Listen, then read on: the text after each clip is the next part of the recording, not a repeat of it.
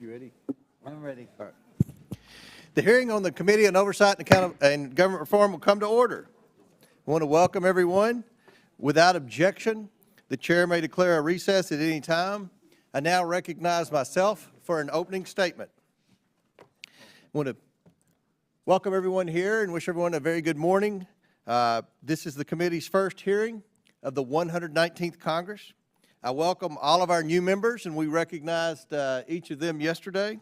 And I welcome the gentleman from Virginia, Mr. Conley, in his new role as ranking member of the full committee. To say I'm excited about you assuming the role of ranking member would be an understatement. I think this is a significant upgrade for the minority, and I'm excited, and I know you're a good man, want to govern.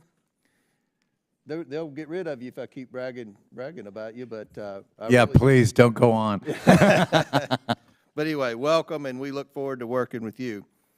In 5 days, President Trump will take the oath of office and become the 47th President of the United States.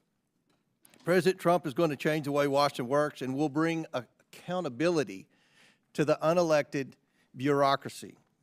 This includes ensuring the federal workforce is held accountable to the American people and ensuring they actually show up for work at the office. When President Trump's team enters federal agency headquarters in and around Washington, D.C., they'll find them to be mostly empty. That's due to the Biden administration's failure to end pandemic-era telework and bring federal employees back to the office. The COVID-19 pandemic is long over. Everyone knows that. It's been over for a long time. And it's been nearly 2 years since the House passed the Show Up Act, our bill to return federal employees' telework to pre-pandemic levels, which only collected dust on Senator Schumer's desk last Congress. Yet we all see the situation in downtown Washington. The Government Accountability Office found that 17 of the largest 24 federal agency headquarters in the D.C. area were less than 25% occupied, some much less than 25% occupied. A separate study by the Public Buildings Reform Board determined occupancy rates were just half that at 12%. 12% occupancy. The federal government is the largest employer and office space occupant in D.C. Taxpayer money is being wasted to lease and maintain all that expensive, empty office space. The resulting lack of foot traffic in the city is also economically devastating for the district, as D.C. Mayor Muriel Bowser has testified. To be clear, since the height of the pandemic, much of the federal workforce has gotten up and gone to work every day. This, for example, includes those working in veterans hospitals, patrolling the border, and performing other law enforcement functions.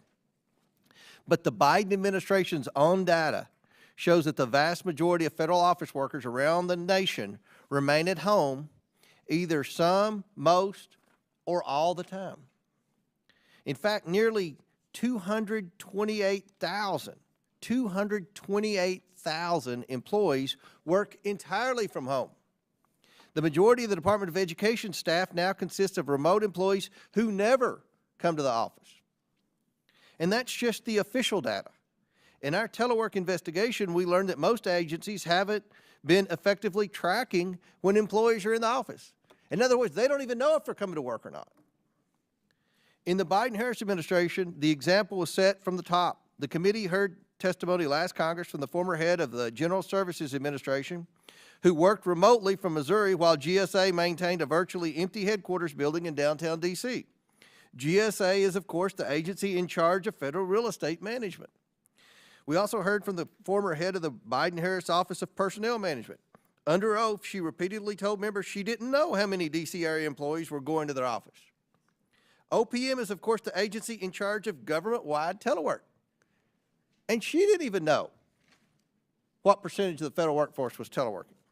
Throughout our investigation of federal telework, and despite repeated hearings at both the full committee as well as the subcommittee level led by Chairman Pete Sessions, Biden-Harris appointees failed to provide requested data about agency telework.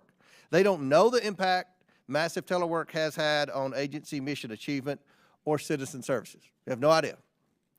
We do know that agencies have been plagued by poor performance.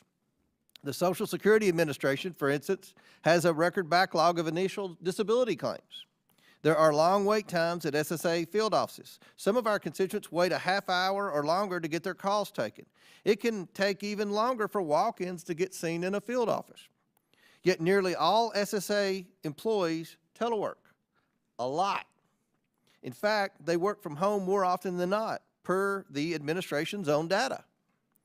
We'll hear today from Martin O'Malley, who left his job at SSA Commissioner late last November. Before doing so, he signed an agreement extending over 40,000 SSA union members' telework arrangement through October 2029.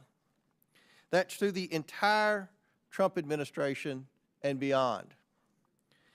And he is not the only agency that inked a long-term telework deal for employees in the past year. How is this good for democracy? The voters just delivered President Trump an electoral mandate to run the executive branch. Should union contracts designed to tie his hands take precedence over the mandate by the people? What adds insult to injury is that the American Federation of Government Employees Union, which fought to make telework an entitlement at Social Security and other agencies, is now recalling its own staff to union headquarters. Based on a conversation with the American Federation of Government Employees Union spokesman, the Washington Post reports the union is returning its own employees to the office, quote, to ensure that the staff is fully prepared to tackle an onslaught of Trump policies targeting the federal workforce, end quote. The union's message couldn't be clearer. For those doing the people's business in a federal job, showing up should be optional. Those charged with blunting the Trump agenda, however, they need to be on their A game. And that requires, guess what? Showing up in person. Well, I, for one, want federal employees to also be on their A game, and so do the American people. Federal workers must show up for them. I look forward to working with the Trump administration and getting federal employees back to work. With that, I will yield to the ranking member for his opening statement, and then we will have two other opening statements by Ms. Green and by Mr. Mfume, I believe. Thank you, Mr. Chairman, and thanks for calling this first hearing of the 119th Congress for our committee. And it's, of course, the first hearing in which I have the privilege of presiding as ranking member of the committee. During my first term in Congress back in 2009, I was proud to co-author the Telework Enhancement Act of 2010 in a testament to what we can accomplish when we work together. That bill promoted a growing and robust federal telework program and had bipartisan support. Telework used to be something we could genuinely call a bipartisan issue, but some have chosen to demagogue the issue to score cheap political points and to carry out the directives of billionaire oligarchs like Elon Musk, who have called for an end to all telework and remote work, no matter who that hurts, no matter including the military and their spouses and people who need workplace accommodations. In all we do in this committee, we should ask ourselves, how can we make the federal government work better for families and hardworking Americans? How can we ensure that we're getting the federal benefits they earned and deserve faster and without headache? When it comes to federal telework, we should be focused on employee performance and the bottom line, not a rigid schedule of 5 days a week, 8 hours a day. There is a difference between universal remote working in a pandemic and a scheduled architecture for telework that is programmed, approved, and overseen. Telework has long been a powerful tool for the federal government to hire, recruit, and retain the best employees. And that's going to be increasingly true with the younger generation of workers. Let's be clear.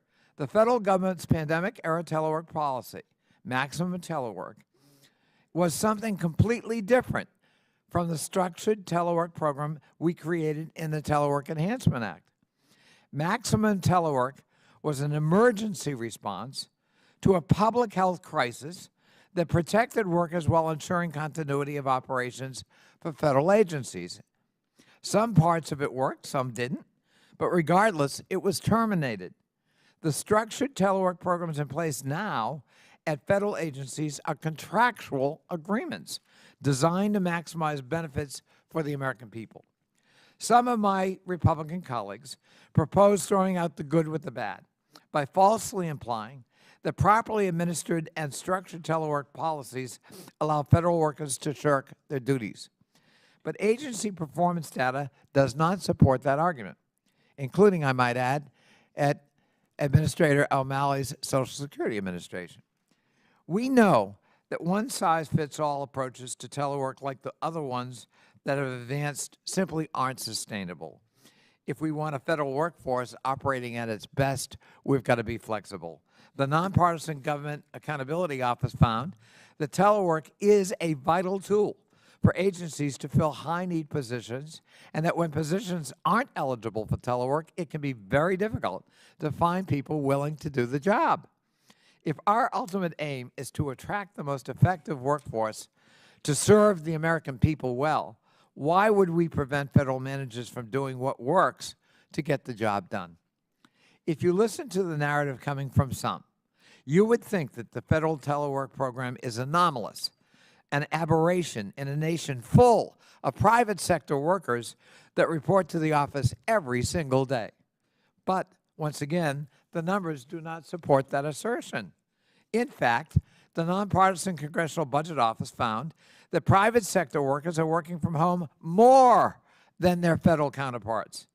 Telework-eligible workers in the federal government tend to be people who have no shortage of options for higher-paying jobs outside of the government. And to put it bluntly, younger workers in the labor market expect and even demand the flexibility that comes from telework, a reality we must face when we look at our aging federal workforce. Workers over 50 make up 42% of the federal workforce today, as compared to just 33% of the private sector labor force. Moreover, about 15% of federal workers are eligible to retire right this moment.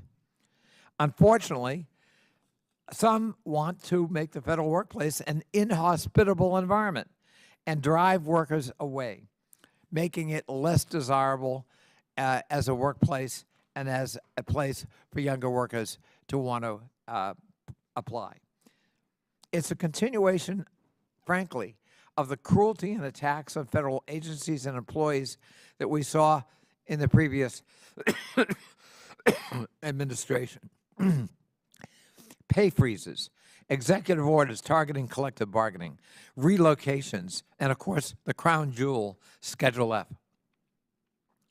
That would replace perhaps as many as 100,000 non-political, merit-based federal workers with partisan lackeys.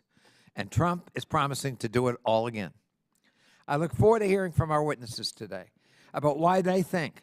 Some have chosen as the very first witness of the new Congress a pro-worker former commissioner of the Social Security Administration, and whether their attacks of Mr. O'Malley are a preview of an anti-worker agenda bent on cutting Social Security benefits, among other proposed ideas coming out of Project 2025 and the so-called DOGE. With that, I yield back, Mr. Chairman.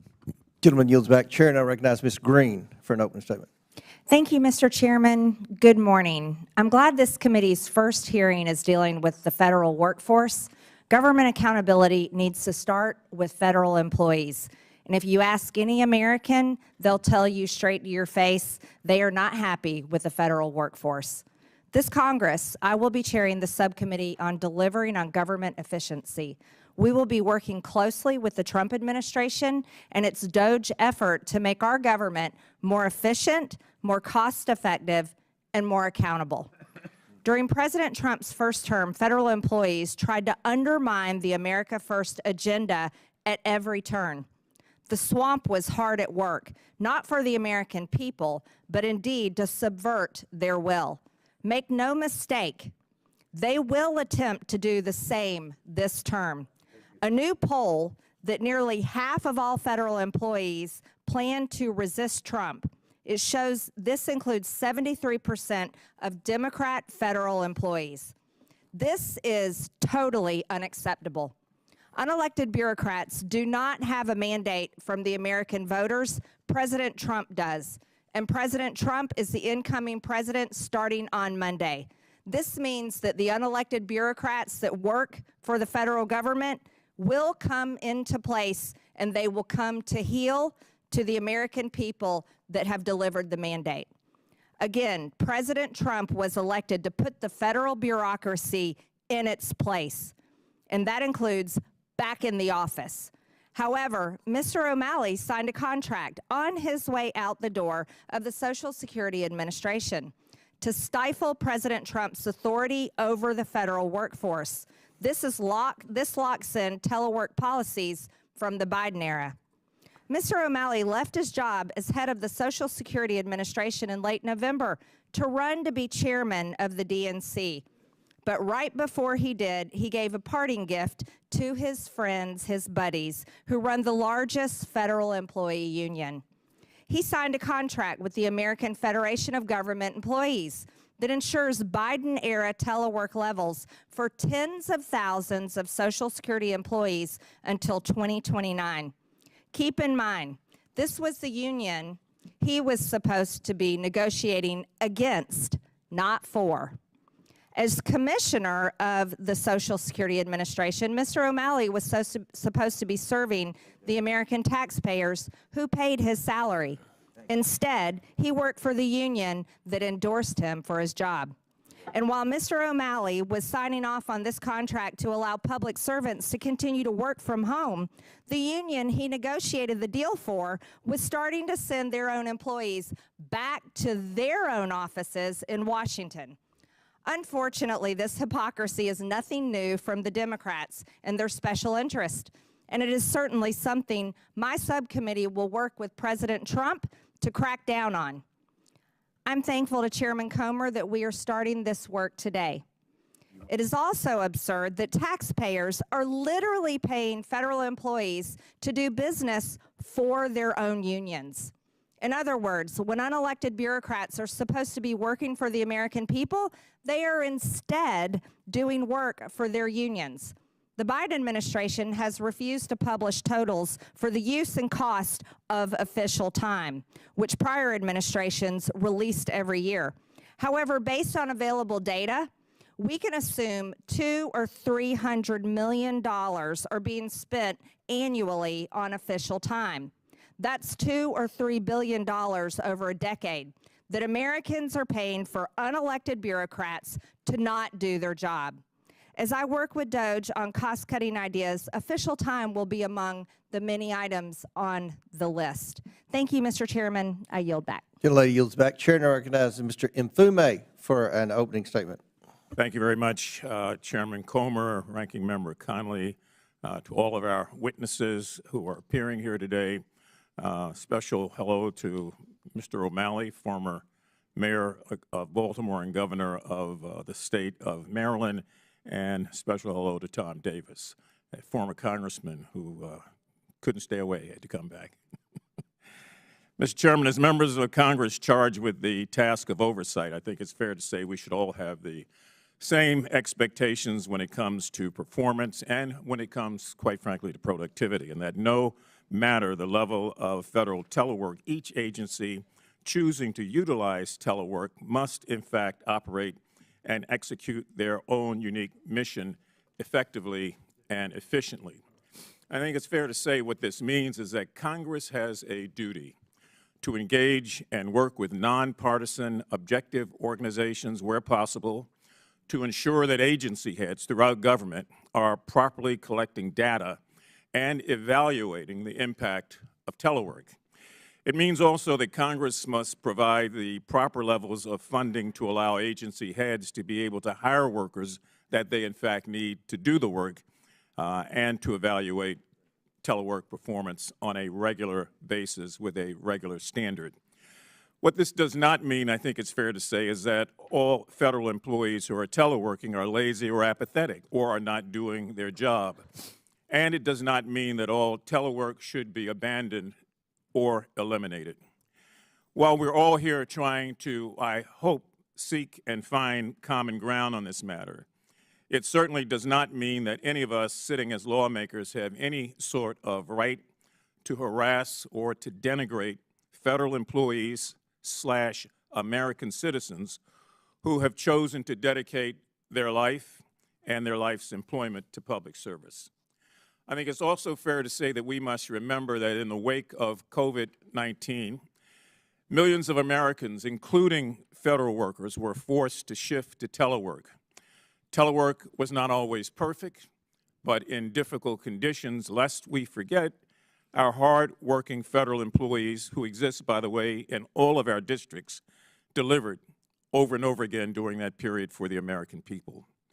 While the pandemic and public health emergencies raged on and ultimately ended, President Biden initiated a return to federal offices in August of 2023. Today, according to the Office of Personnel Management, about half of all federal employees are eligible for telework, eligible, not doing it. And while 10% are fully remote. Currently, across the federal government, telework-eligible employees spend about 61% of their time in the office. These figures mean that we find ourselves in a place where telework has become an integral part of the federal landscape. Evidence borne out shows over and over again the fact that telework with the right safeguards can lead to improved productivity and better attract and retain sorely needed talent. For example, a recent GAO report shared that Veterans Benefits Administration found that telework helped employee engagement as well as employee retention. And the Social Security Administration experienced a 6.2% gain in productivity last year, while I should say in a telework posture. At the end of the day, telework is not a cure-all or a be-all. It is simply a tool.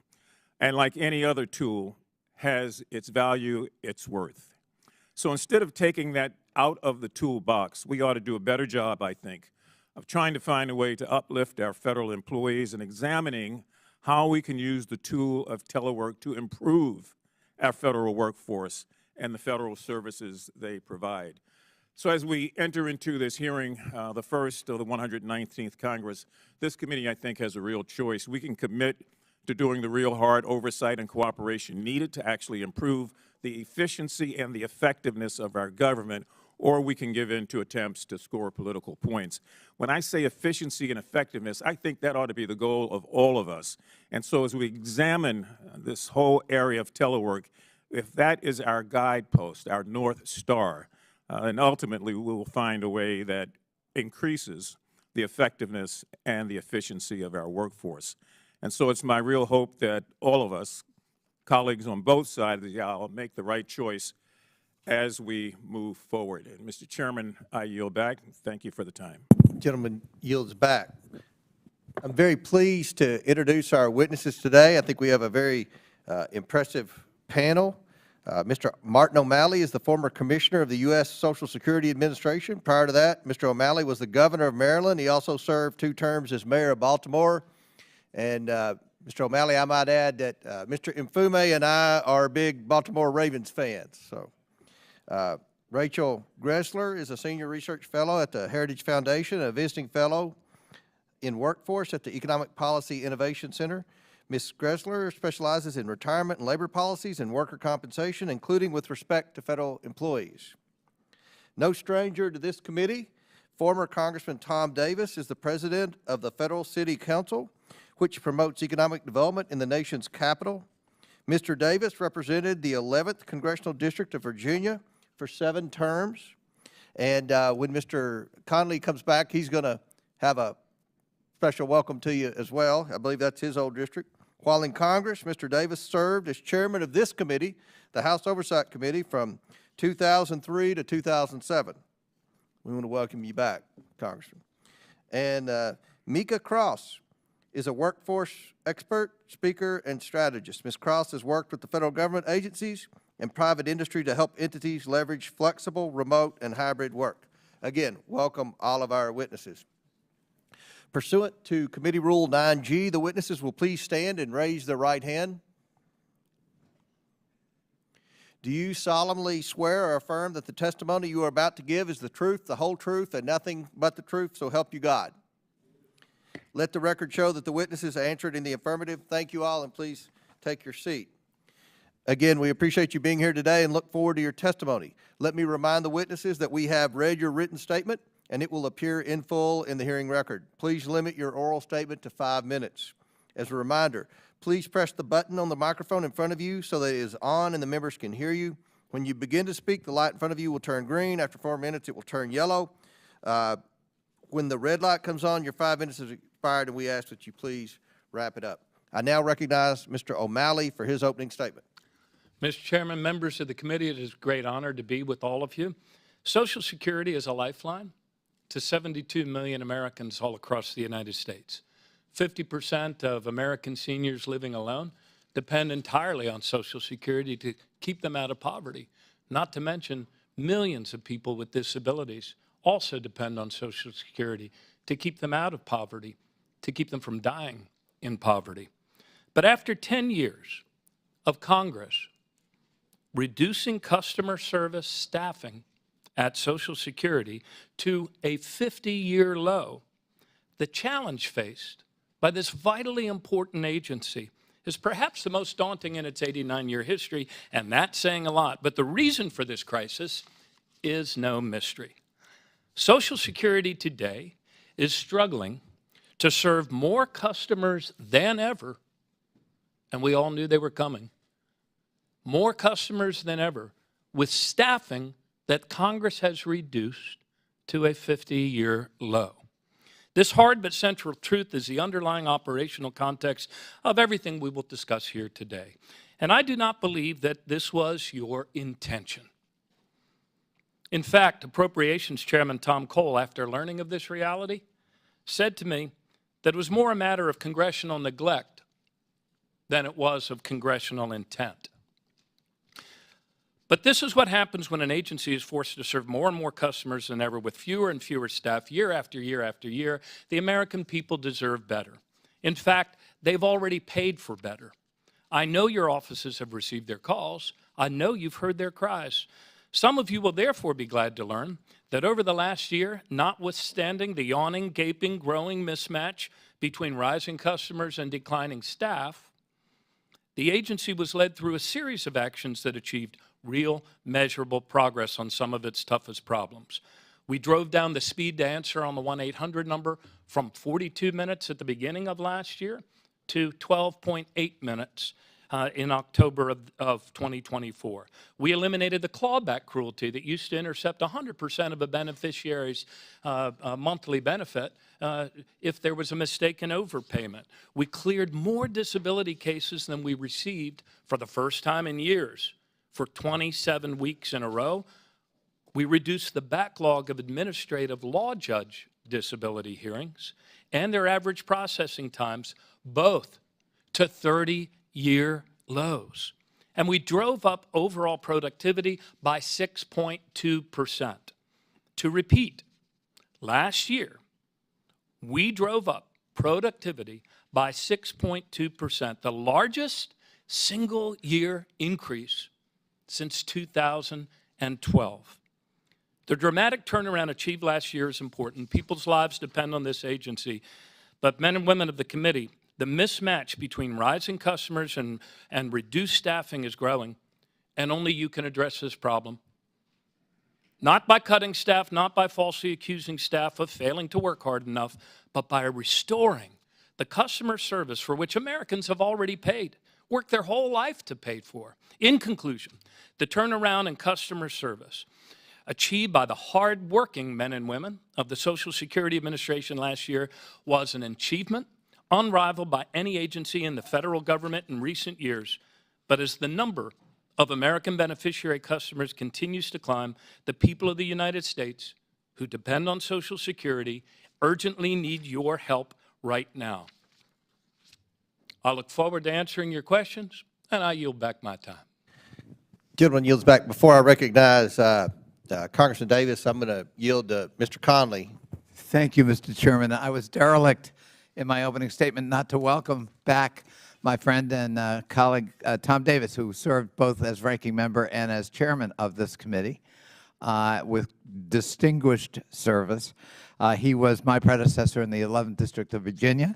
He was my predecessor as chairman of Fairfax County, and he was my predecessor as a member of the board. So our two careers have kind of tracked each other over many years, and it's great to see you. Welcome back, Tom. Thank you, Mr. Chairman. Congressman Davis, I now recognize you for your opening statement. Thank you very much. And Mr. Conley, congratulations on your new role. Just for the record, I left office undefeated and unindicted. I just retired. Chairman Comer, Ranking Member Conley, and members of the committee, I appreciate the opportunity to testify. I am Tom Davis. One of my roles is President of the Federal City Council. This is a civic organization established in 1954. We have over 250 businesses dedicated to the improvement of our nation's capital. We work at the intersection of federal and local Washington to create a more economically and socially vibrant District of Columbia. Washington, D.C. is the epicenter of federal operations, with 374,000 federal employees in the region representing 11.1% of the regional workforce, including 162,000 in the district itself, 44.3% of the district's workforce. When the federal government sneezes, D.C. and the region catch a cold. Today, Washington has the highest work-from-home rate in the country, according to the U.S. Census, with real-time occupancy data from Castle Systems showing a D.C. ranking consistently last among major cities. This unprecedented shift to remote work has devastated our local economy in 4 critical areas. First, the impact on small businesses has been severe. D.C. office activity, as measured by Castle Systems, remains at less than half of its pre-COVID levels. The exodus forced the closure of at least 375 small businesses immediately after COVID, with downtown retail vacancy rates more than doubling from 10% in 2019 to 22% in 2023.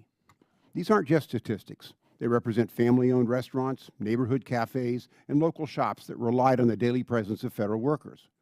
Remote-capable workers typically spend $127 a week near their workplace on food, retail, and services, spending that now has been shifted to other areas. Second, this shift has triggered a fiscal crisis through declining commercial property values and reduced tax revenues. D.C.'s office vacancy rate has reached an unprecedented 21.2%, with vacant office space representing 8.4 million square feet, a staggering 46.2% jump between 2020 and 2023. This vacancy crisis has led to plummeting commercial property values and corresponding tax revenue declines, forcing the district to implement over $500 million in budget cuts affecting essential services. This economic impact extends to Virginia and Maryland, where tax bases are declining as expenditures need to expand, particularly at Metro. Third, our public transit systems are facing an existential threat.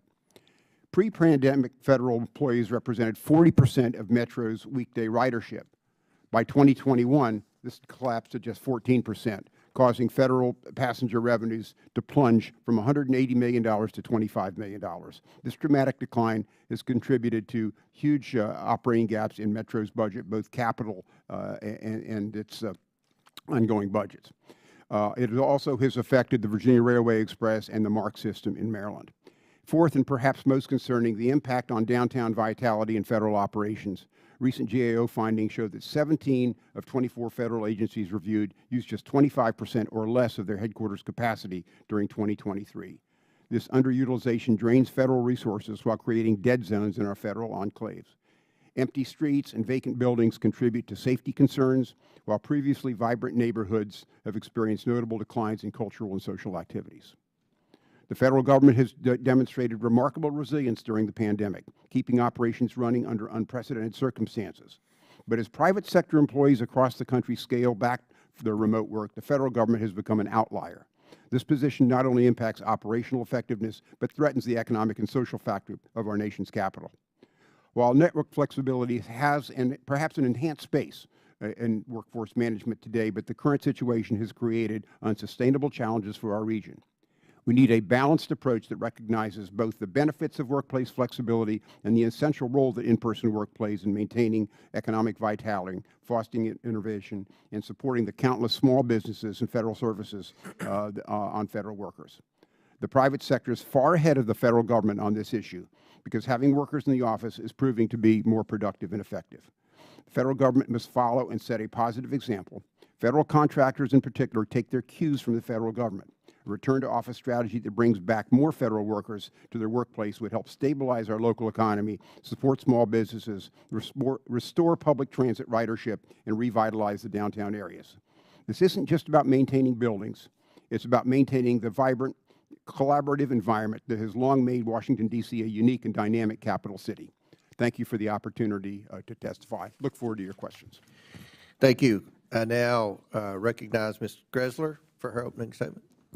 Good morning, and thank you for the opportunity to be here today. My name is Rachel Gressler, and I am a visiting fellow in workforce at the Economic Policy Innovation Center. Today, I'd like to briefly review the state of federal telework, discuss how a lack of accountability hinders effective telework, and offer a few policies to improve it. According to the Office of Personnel Management, 43% of federal employees teleworked in 2023. That's nearly twice the 22% that teleworked in 2019. The Telework Enhancement Act of 2010 requires agencies to have telework policies to determine which positions are eligible for telework and to, quote, ensure that telework does not diminish employee performance or agency operations. It is the President's authority under Article 2. His duties are to supervise executive agencies and faithfully execute the laws, including managing telework policies. The Biden administration rightly noted that the law does not mandate telework or confer a legal right or entitlement to telework. Subsequently, and following a record high 47% of federal employees who teleworked in 2022, the Biden administration directed agencies to aggressively implement a substantial increase in meaningful in-person work, noting that, quote, it was critical for the well-being of our teams and will enable us to deliver better results for the American people. The incoming Trump administration also has the right and duty to pursue its own telework policies. And telework can be very useful if it is flexible, responsive, and employees are held accountable. But that can be hard to accomplish with civil service protections and practices that make it extremely difficult, costly, and time-consuming to effectively discipline or dismiss federal employees. For example, it took years to fire a senior IRS employee who routinely abused his remote arrangement by playing golf during the workday. In the private sector, he would have been fired in a day. When accountability requires so much time and effort by managers, it's not surprising that 32% of federal employees say that steps are not taken in their work unit. Only 32% say that steps are taken in their work unit to deal with a poor performer who cannot or will not improve. A lack of accountability hurts employee morale, it wastes taxpayer dollars, and it enables misuse and abuse of telework. Fortunately, many agencies include provisions in their telework plans that prevent individuals who are on performance improvement plans from being eligible for telework. But some instead specifically maintain the rights of individuals who are on performance improvement plans to telework. Some agencies have also made highly problematic changes to telework provisions in an apparent attempt to thwart the incoming Trump administration.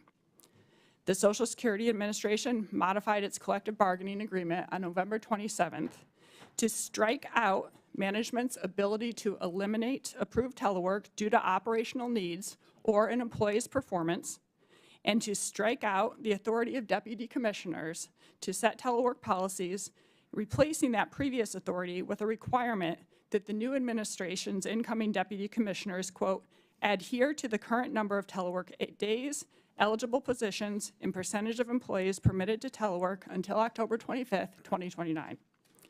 This is especially concerning considering that 98.5% of SSA employees are eligible for telework. That leaves fewer than 900 SSA employees who are not eligible for telework, spread across more than 1,400 SSA offices and serving 73 million people. Another concerning aspect of this and of all collective bargaining agreements is that taxpayers subsidize unions through official time, which means paying federal employees to work for their unions instead of doing their government jobs. That includes things like nurses at the VA spending 100% of their time working for the union instead of treating veterans, and a VA hospital allocating half of its hospital wing primarily for the union's use. The irony of all this official time is that federal employees can't bargain for pay or benefits, so they're often left negotiating for tedious things like the heights of cubicle space, the right to smoke on smoke-free campuses, or the right to wear spandex at work. Telework can be useful, but a lack of accountability contributes to abuse and could lead to blanket restrictions. To promote more responsible and effective telework, policymakers should first maximize telework savings by getting rid of unused office space and ensuring the correct locality-based pay adjustments. Second, they should prevent collective bargaining agreements from obstructing a new president's legal duties, including, if necessary, amending the Federal Service Labor Management Relations Statute. And third, don't pay federal employees to work for their unions instead of the jobs they were hired to perform. Thank you. Thank you. Chair, now recognize Mrs. Cross for her opening statement. Thank you, Mr. Chairman and Ranking Member Connolly and distinguished members of this committee. Thanks for having me. I've served America both in and out of uniform for more than 2 decades. I worked in areas like the United States intelligence community, the Department of Labor, the Office of Personnel Management, I could go on, the United States Department of Agriculture, before jumping over to private industry where I worked for a fully remote company called Flex Jobs. And when I did, I vowed to bring back the best and promising practices to share with government agencies for the purposes of efficiency, accountability, and strengthening the way that we work and serve America. The title of this hearing suggests that telework in the federal government is new, but it's been around for decades and decades, offering cost-efficient operations during emergencies and weather events, even while expanding job opportunities nationwide in areas like my home state of Maine, in Georgia, where I served, and in Mr. Chairman's home state of Kentucky. Before the pandemic, less than 5% of the United States workforce worked from home. During the pandemic, over 60% did, and it's now stabilized at between 30 and 40%, with federal telework mirroring rates as in private industry. Last year, telework saved taxpayers $230 million through reduced office space and lower operating costs. And the 2024 OPM report to Congress shows the lowest federal telework participation rates in 5 years, with only 7% of the federal workers working fully remote and 43% teleworking at least monthly. In contrast, in states like yours, 59% of public servants, state and local government employees, were teleworking in a hybrid environment last year, as compared to the 43% in the federal government. Telework and flexible work have revolutionized productivity and engagement and recruitment in areas like the intelligence community and for law enforcement agencies. During the pandemic, the IC quickly adopted telework and other flexibilities, boosting productivity and engagement scores to more than 76% in 2020, up from 69% in 2019. Today, the IC ranks #1 among large agencies in work-life balance on the best places to work list across the federal government. And a recent GAO report found that frequent teleworkers at USCIS outperformed less frequent teleworkers in accountability and customer responsiveness. And job applicants showed 3 times more interest in remote positions, even over jobs that offered telework, highlighting the critical impacts on recruitment for mission-critical roles. The 2024 National Defense Authorization Act also emphasizes the critical role of remote work in military readiness. Many military families rely on dual incomes and live in rural areas across this country with limited job opportunities. So high unemployment rates among military spouses create financial strain, negatively impacting reenlistment and retention rates. The NDAA mandates GAO to also report on federal telework to ensure that federal remote jobs are accessible for military spouses. And remote and telework is also essential for retaining foreign service officers, which impacts both military readiness and national security. Attracting remote workers and creating more remote jobs can revitalize local communities, breathe new life into downtowns, and support rural communities. The Tulsa Remote Program is a prime example, generating more than $563 million in employment income by attracting more than 2,900 remote workers to live and work there. Imagine the potential if we leverage remote work nationwide to reverse brain drain and bring more jobs to states, support local businesses around the country, and prevent economic decline in both downtown areas and rural communities. 4 years ago, I testified before this committee on the future of federal work to leverage lessons from the pandemic. And since then, work dynamics have continued to change dramatically, posing challenges for all employers in industry and across the government. Despite return to office headlines, the best employers understand that flexible work is here to stay, because enforcing rigid return to office policies can harm performance, productivity, and even profitability. A recent KPMG survey shows that only 1/3 of U.S. CEOs expect a full return to office within the next 3 years. Flexible companies see better financial growth, and they outperform those with strict RTO mandates, which lead to lower engagement and often also lead to the attrition of your top performers, the very ones we want to leave. They're not going to push out the ones that you want to hold accountable. For over 2 decades, I also personally balanced a successful career in government while teleworking and while parenting my 2 kids as a single parent. It allowed me to manage my responsibilities as a single mother, and in today's competitive talent market, offering flexibility is essential for productivity, competitiveness, and long-term success. Thank you. Thank you. We'll now begin the member questions. Chair recognizes Mr. Turner from Ohio. Mr. Chairman, thank you, and thank you for having this hearing on this important issue. Ms. Cross, I just want to point out first off that there's no one on this committee that is opposed to remote work. The members of this committee all work from multiple locations. So we understand that where and when appropriate, remote work is essential. The issue is an absent workforce, and when and where is too much. And I want to thank you for your service to your country.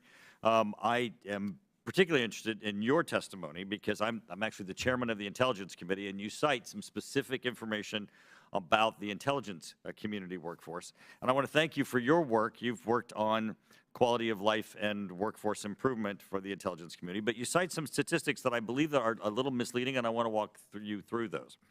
In your opening statement, you claim that the U.S. intelligence community is a top place to work in the federal government. I agree. And you credit it to telework.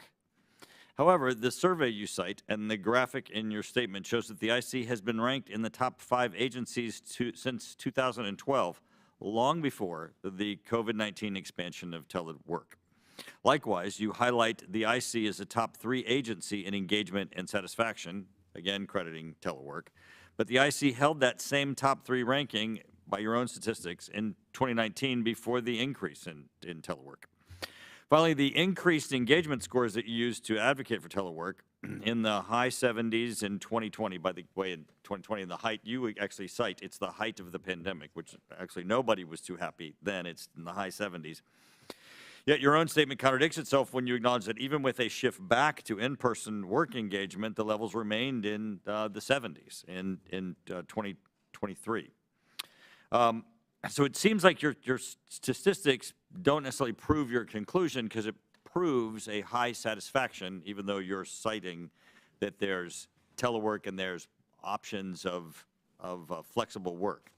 So I want to give you an opportunity to at least discuss the fact that your statistics show that the intelligence community, even without telework or remote work options, remains a very high satisfactory place to work. Thank you. Yes, I'm happy to address that. And those are great points because I didn't mean to convey that telework and remote work were the only factors that drove engagement.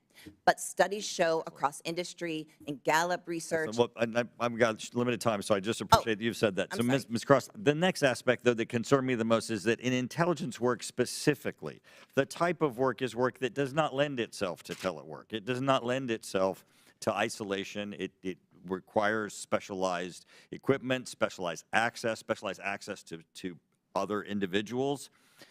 It certainly is specialized locations. So it does concern me that you cite it as, you know, an interest of increasing telework in the intelligence community, because in fact, by its nature, it's going to be the opposite. People are going to have to be in special locations with specialized equipment and with a specialized workforce. Would it not? Yes, absolutely. And I think that your question is really important to differentiate. Let me explain. Telework is not just work done from home. Telework is an improved, authorized official work site. What that means is that telework, for instance, in the intelligence community could be done in different locations like SCIF satellite organizations. For instance, the Joint Reserve Intelligence Centers that are around the country can be done remotely, but through geographic I appreciate that you've made that point because it's important for people to understand that you're not comparing people who are at home in the intelligence community. If they're doing remote work, they're not commuting from home. They're not an absent workforce because they're still at the workforce in government A installations facility. doing work. Thank you. I want to turn to Tom Davis now. Tom, the whole concept of having urban environments is a concentration of individuals and density of both capital and people. It brings together consumer spending and is a concentration. When we disperse it, we weaken our urban cores and our urban centers. Speak for a moment again about what we're seeing in what we're doing to Washington, D.C. as we're allowing people to take what is our investment of federal government jobs and allow them to take them home. Vastly underutilized federal buildings where we are paying rent and maintenance costs. We've seen a 20% plus office vacancy rate in the city, which has lowered the city's tax base and their ability to do things. And the metro system, where the federal government's heavily invested, is all of a sudden running huge deficits because the number of riders coming in and out each day has decreased markedly just over the last few years. Thank you, Mr. Chairman. Thank you. Chair recognizes Mr. Conley. Thank you, Mr. Chairman. And before I begin, if you'll hold the clock, I have a unanimous consent request to enter into the record a statement by AFGE and a statement from the Partnership for Public Service regarding this hearing. Without objections, ordered. I thank the chair. Congressman Davis, you certainly were a champion of telework when you were chairman and ranking member of this committee. And I take your testimony because you said we need a balanced approach, that you're not debunking the value of telework. What you are distinguishing, though, is sort of inchoate remote working that isn't structured from, say, the structured telework program Ms. Cross just referenced that existed prior to the pandemic. Well, and as you know, I'm on the board of some private companies that have gotten return to work, but we find a balance in each case in terms of how you recruit people, how you maintain things. The point I would make in my testimony, though, is that the district and the federal workforce are way out of balance with what we see in other areas. But you need both. Right, exactly. And but what the delta, though, is the pandemic, because we had a telework program in place prior to the pandemic, and we weren't hearing these kinds of reports of the business impact in the District of Columbia. And I just think that's an important distinction to be made. That's correct. Yeah. Also, the advancements in Zoom, Microsoft Teams, you see their growth and the way they're utilized throughout industry, I think, has also been a game changer. Right. I assume, Congressman Davis, that, I mean, you're looking at cumulative aggregate impacts on retail, on office leasing, and on the broader economy downtown Washington, D.C., and the impact universal remote working has had. I would assume that you would take exception to proposals to relocate mass numbers of federal employees to other parts of the country, given the fact that were that to happen, the very impacts you're decrying would be magnified in the retail sector, office leasing sector, and macroeconomy of the District of Columbia. Is that not correct? Well, it's certainly true for my organization. Right. And it would be true for me, who's grown up and lived his life here, and like you, has spent 29 years of his political life in the region as well. Right. I just think that's an important point, that if we're going to be concerned about one, we've got to be concerned about the other, and both could have equal or even worse impacts on the macroeconomy we're concerned about. Governor O'Malley, walk us through. So the agreement that some of my colleagues on the other side of the aisle seem to be decrying that you negotiated, that was a brand new agreement. We've never had an agreement with the AFGE or other federal employees before. You made it up out of whole cloth to pander to a union, and there was no precedent and there was no antecedent. And in fact, you did not inherit such an agreement that you extended, that agreement being negotiated previously in the Trump administration. Would that be a fair statement? How guilty are you? Let me unpack all of that, or succinctly. Do it quickly. I got 1 minute and 46 seconds. Hey, thank you. No. The duration of this contract was actually something that preceded my time at Social Security. In fact, there are 3 bargaining units. 2 of them already had within their contract the telework balance. And were they negotiated during the Trump administration? I believe so, yes, sir. Thank you. Keep going. Oh, and then the third one, with AFGE was actually something, we had terms in their contract about when we had an opportunity. We had 2 opportunities every year. I want to say that part was negotiated before me. Every 6 months to review the telework balance and the on-site work balance in order to do our very best to improve customer service, even with the staffing reductions that Congress has imposed on this agency. And I did, in fact, change that on-site work at the headquarters components, at the regional headquarters, and also in the area components. And for myself and my staff in the commissioner's office, my immediate command staff, we were 5 days a week. And the commissioner's office overall was 4 days and 1 day of telework. I thank you for clarifying the record, because I think there's a lot of disinformation about what in fact occurred at Social Security and its antecedent, which preceded the Biden administration. I yield back. Gentleman yields back. I'll recognize myself for questions. Mr. O'Malley, what concessions did you extract from the Social Security Administration union in exchange for this very generous telework entitlement? What did they agree to pay the taxpayers in return? Because they work for the taxpayers, not for you. Yes, sir. Thank you. Well, they gave up $10 to $20 million in potential exposure to the agency because of 7 to 9 years of grievances that were ongoing that we had been unable to resolve. And if they had gone to trial, there was a risk that the agency could have been exposed for 10 or 20. In fact, before I came into the agency, there was a settlement of $22 million on a similar sort of case. Would that encourage more grievances to be filed if they feel like they could be rewarded for a massive number of grievances? I mean, I'm just curious. No, let me answer the call to your question. Everything I did at Social Security for that urgent year that the president dispatched me there was about improving customer service. Yeah. And sir, And it's been brought to my attention that the grievances were a subset of telework. So, Ms. Gressler, is it No, there were healthy most- for collective no, sir, bargaining to be weaponized in this manner, where it's used primarily to bind the hands of the incoming president, where this agreement was mandated or whatever through the entire next administration? Yes, and I think that's an important point. There was an agreement that was in place in 2019, and changes were made to that agreement last minute to bake into the cake to make that telework an entitlement. And all that's doing is giving justification to future union grievances. Absolutely. Because now it's an entitlement, whereas before it would have been negotiated. Now Absolutely. you just can't do it. How can we not prevent true. this type of abuse? Well, I think that it already should be clear that this shouldn't be allowed because the president has the duties to faithfully carry out the law, which includes ensuring that telework does not diminish employee or agency performance.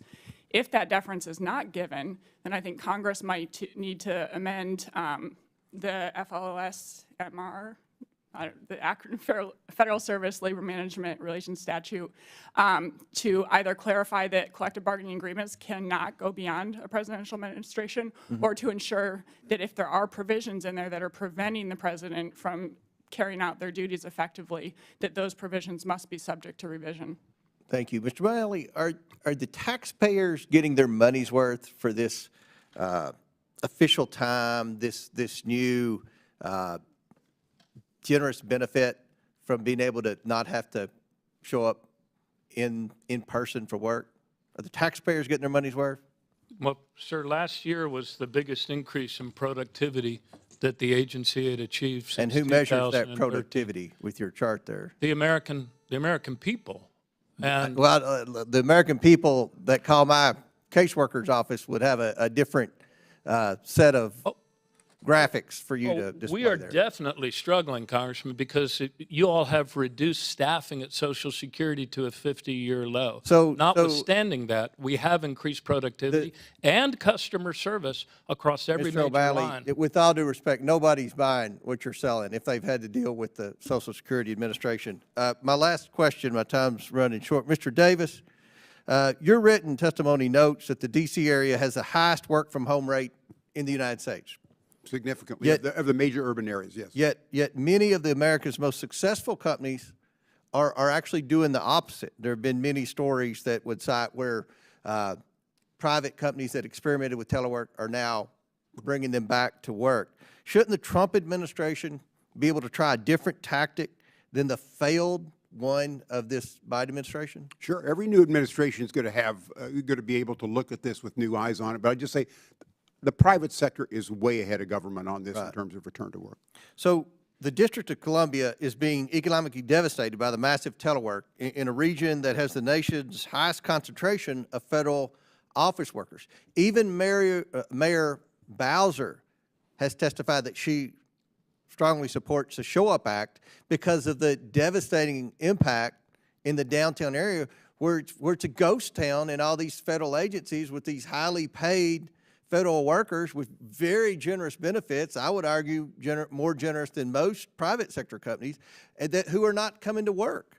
So what can be done about, what does this say about the District of Columbia and the economic devastation from these policies? Well, it's caused irreparable harm in terms of what their budget does, but more importantly, on a regional basis, and even as far as the federal government goes concerned, what it's done to the metro system is it's reduced ridership significantly. So you have the same infrastructure built to carry a lot more people into work, and they're just not coming. And the biggest drop has been among the federal workforce, which just aren't using metro to come to work because they're not coming into work. And that's a federal problem. That's not just a D.C. problem. All right, thank you.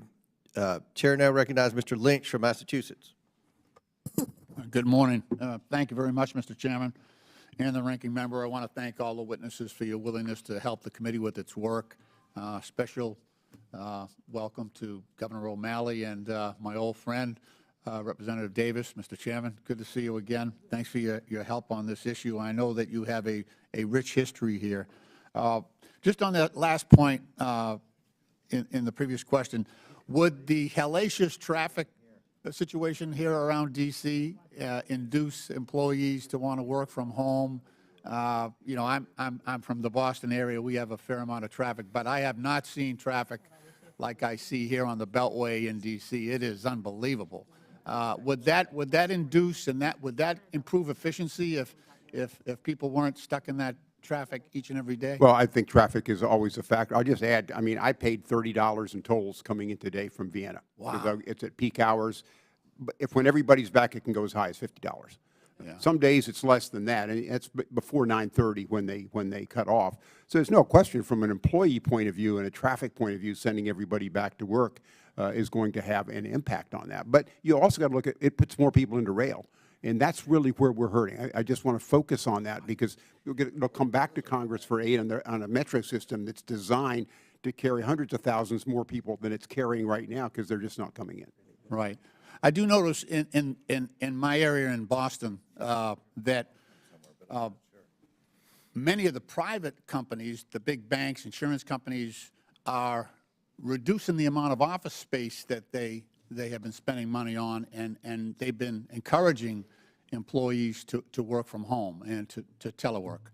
I mean, there's efficiency that they see in that. Would that not be the same case for some of these government agencies? I know that, for example, some of our postal offices and other government buildings are rented out in very high-cost areas, and there might be a reduction in cost to the taxpayer if we were to adopt that same practice. Look, there is no question that with the addition of Zoom, Microsoft Teams, and some of these areas, the world has changed. You can be more efficient in some ways, as one of our previous testimony here goes. Some of this is from the workplace itself and being able to have multiple people participate in this kind of thing. My point here, though, is it's way out of balance. The federal government is way out of balance with where the private sector has moved post-COVID at this point. It's having a huge economic impact on the region, and it's a question of what's the right balance. But okay, reclaiming my time, Mr. Chairman. I do want to point out, though, that so with the federal government, we have much different responsibilities than the private sector in many cases. 71% of the federal workforce is in Homeland Security and Defense, right there. And so those are unique, and they aren't necessarily conducive to remote work. The civilian employees who are supporting our warfighters need to be there. They do not have jobs that are conducive to remote work. Our postal employees that sort and deliver the mail each and every single day, there's no way to do that remotely. They're stepping up. The Office of Management and Budget is saying, oh, maybe it's OPM, Office of Personnel Management, has said that 80% of the hours worked by federal employees are in person. 80% of those hours are in person. And obviously, because TSA screeners, that the whole, border security piece, that's all got to be done in person. So it's a dwindling area. Also, 30% of our federal employees are veterans.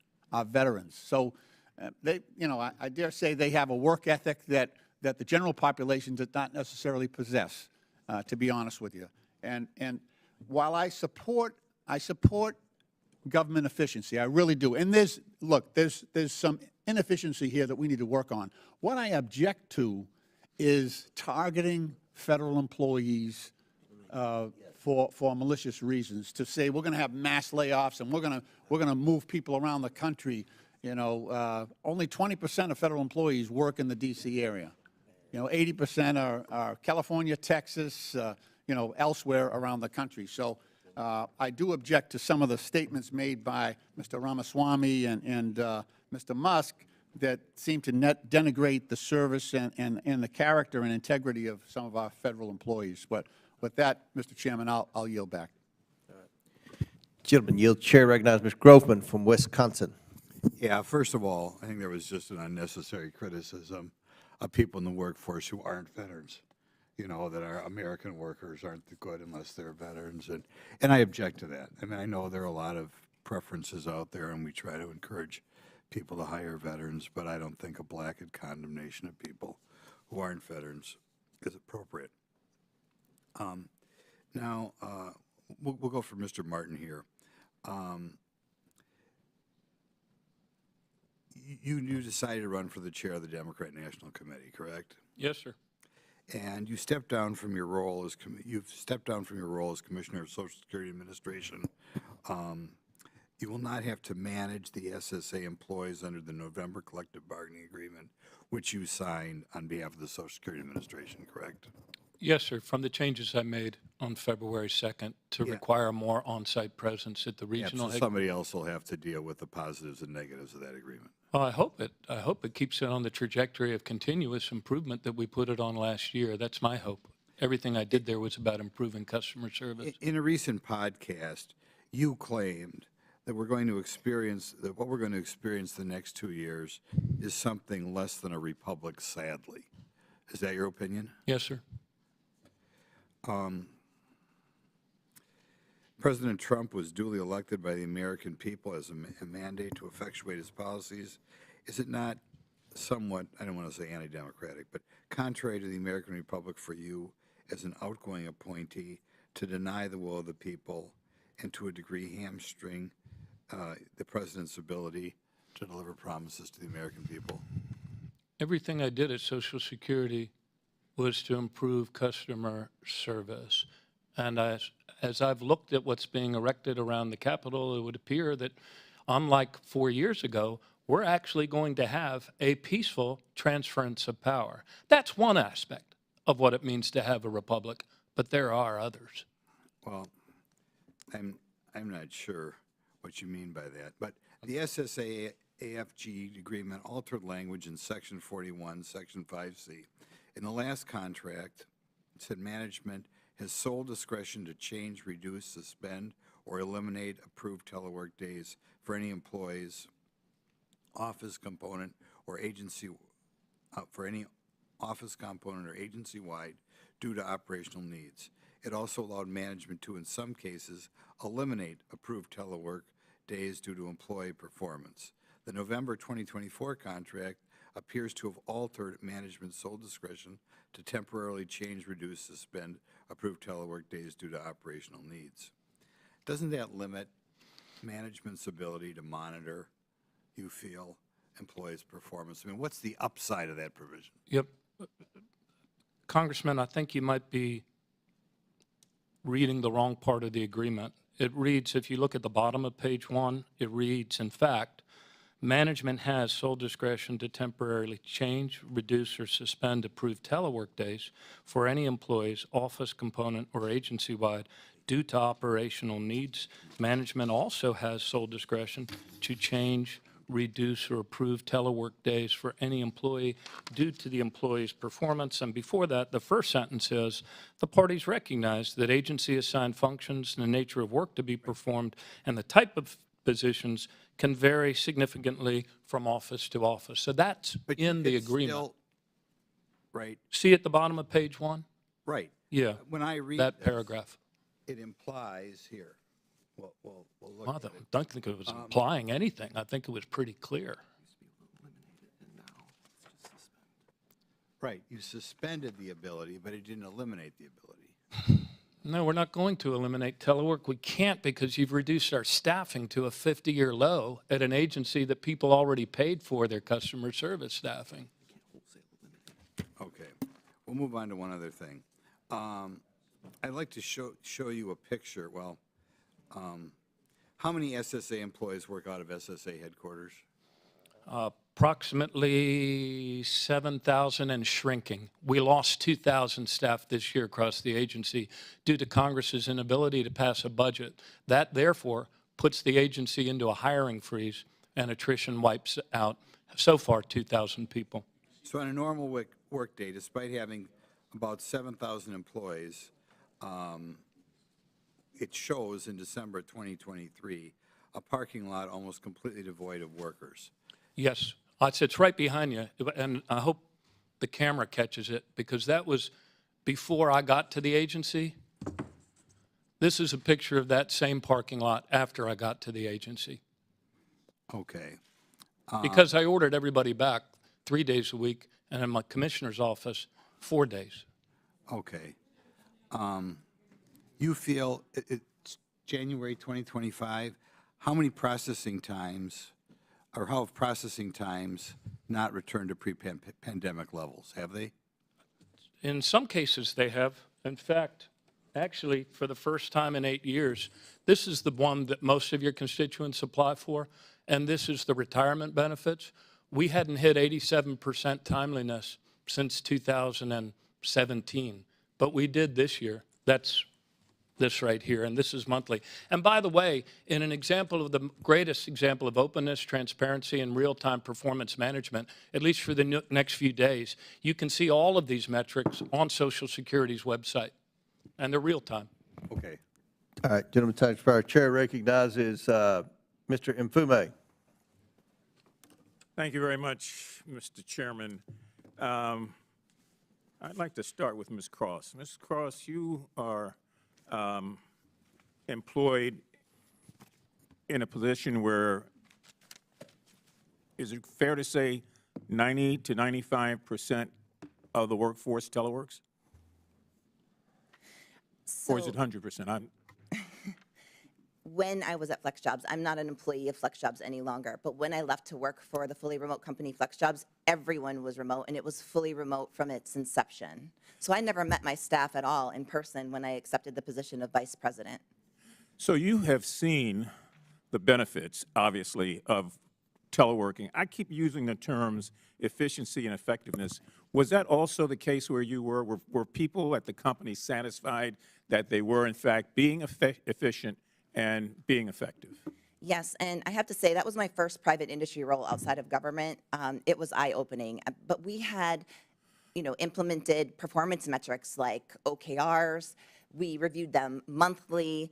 We understood where the company's goals and objectives were. We were measured against that, but not by hours and not by location, but rather results, profitability, customer satisfaction, those kinds of metrics that really created an understanding of how our work was affecting the bottom line, not necessarily how, when and where. And like was said earlier, we certainly appreciate all the work and service you've done for this country in a number of different roles. I just want you to take a quick shot at trying to give me what your best thinking is if we potentially abolish or severely limit telework in the federal workforce, what would you say that would look like? I can't imagine that we could do that entirely. But if we did do that, here's a few implications. You know, we just had a snow day. The Global Workplace Analytics team has this wonderful telework savings calculator, which estimated that the federal government saved about $630-ish million a day on being able to continue and operate its mission and deliver services on behalf of the American public because they didn't have to shut down and stop working and pay people to sit at home and not work when weather is inclement weather that could affect people's lives and livelihood. That's one example. Another example is what I talked about with military spouses. And the other thing is that the federal government is the nation's largest employer. We need to keep pace with industry trends in order to create a country that inspires innovation and competitiveness and make sure that we have our market share operating well. To do that, we need the right kind of people as well. And so jobs are changing with technology. We need to evolve to that knowledge-based economy. Things are getting digitized, we're leveraging AI and technology, and that therefore people's jobs are requiring less of them to be done in a physical location and more to be portable, like right in front of me and using your brain, which is attached to your. Thank you. I want to reclaim my time, but thank you very much. Congressman Davis, I'm trying to find a way, how do we balance the fact that there is a consensus that we are not doing enough in terms of telework with the juxtaposition of your point that office space is increasing, that the long-term leases that are in place that the federal government has signed on to must in fact be paid, that Metro has gone from $185 to $25 million, and that it's not just Metro, but it's the system MARC that affects Maryland and the system that affects North Virginia. So where's the balance there? Is there a way to do both? That's what I'm trying to find. Of course. I mean, I think, as I said before, I think with some of these technological changes, telecommuting is going to be a part of our future. We're seeing it in the private sector. My point here is it's just been way out of balance here in terms of the government lagging where the private sector is, where other urban areas is. Hard to say what the right balance is. I think reasonable people can sit across the table, but the point is we're way out of balance right now. It's having severe economic consequences on the city. Yeah, and I would agree. I think the term reasonable people is significant here because if we're going to get to a reasonable solution, it really does mean not just having a lot of outside voices that have not looked at this situation, suggesting that we throw the baby out with the bathwater, but rather how do we find a way to make sure that we protect and enhance telework, particularly for so many employees in the defense industry and others. And how do we find a way also to balance the needs of local governments, in this case, the District of Columbia, with respect to its infrastructure, its rail system, and everything else. Thank you, Mr. Chairman. I yield back. My time has expired. Gentleman yields back. Chair recognizes the Chairman of the Government Operations Subcommittee, Mr. Sessions from Texas. Mr. Chairman, thank you very much, and thank you for having this hearing. I think our four witnesses display amazing fact basis, and I appreciate them.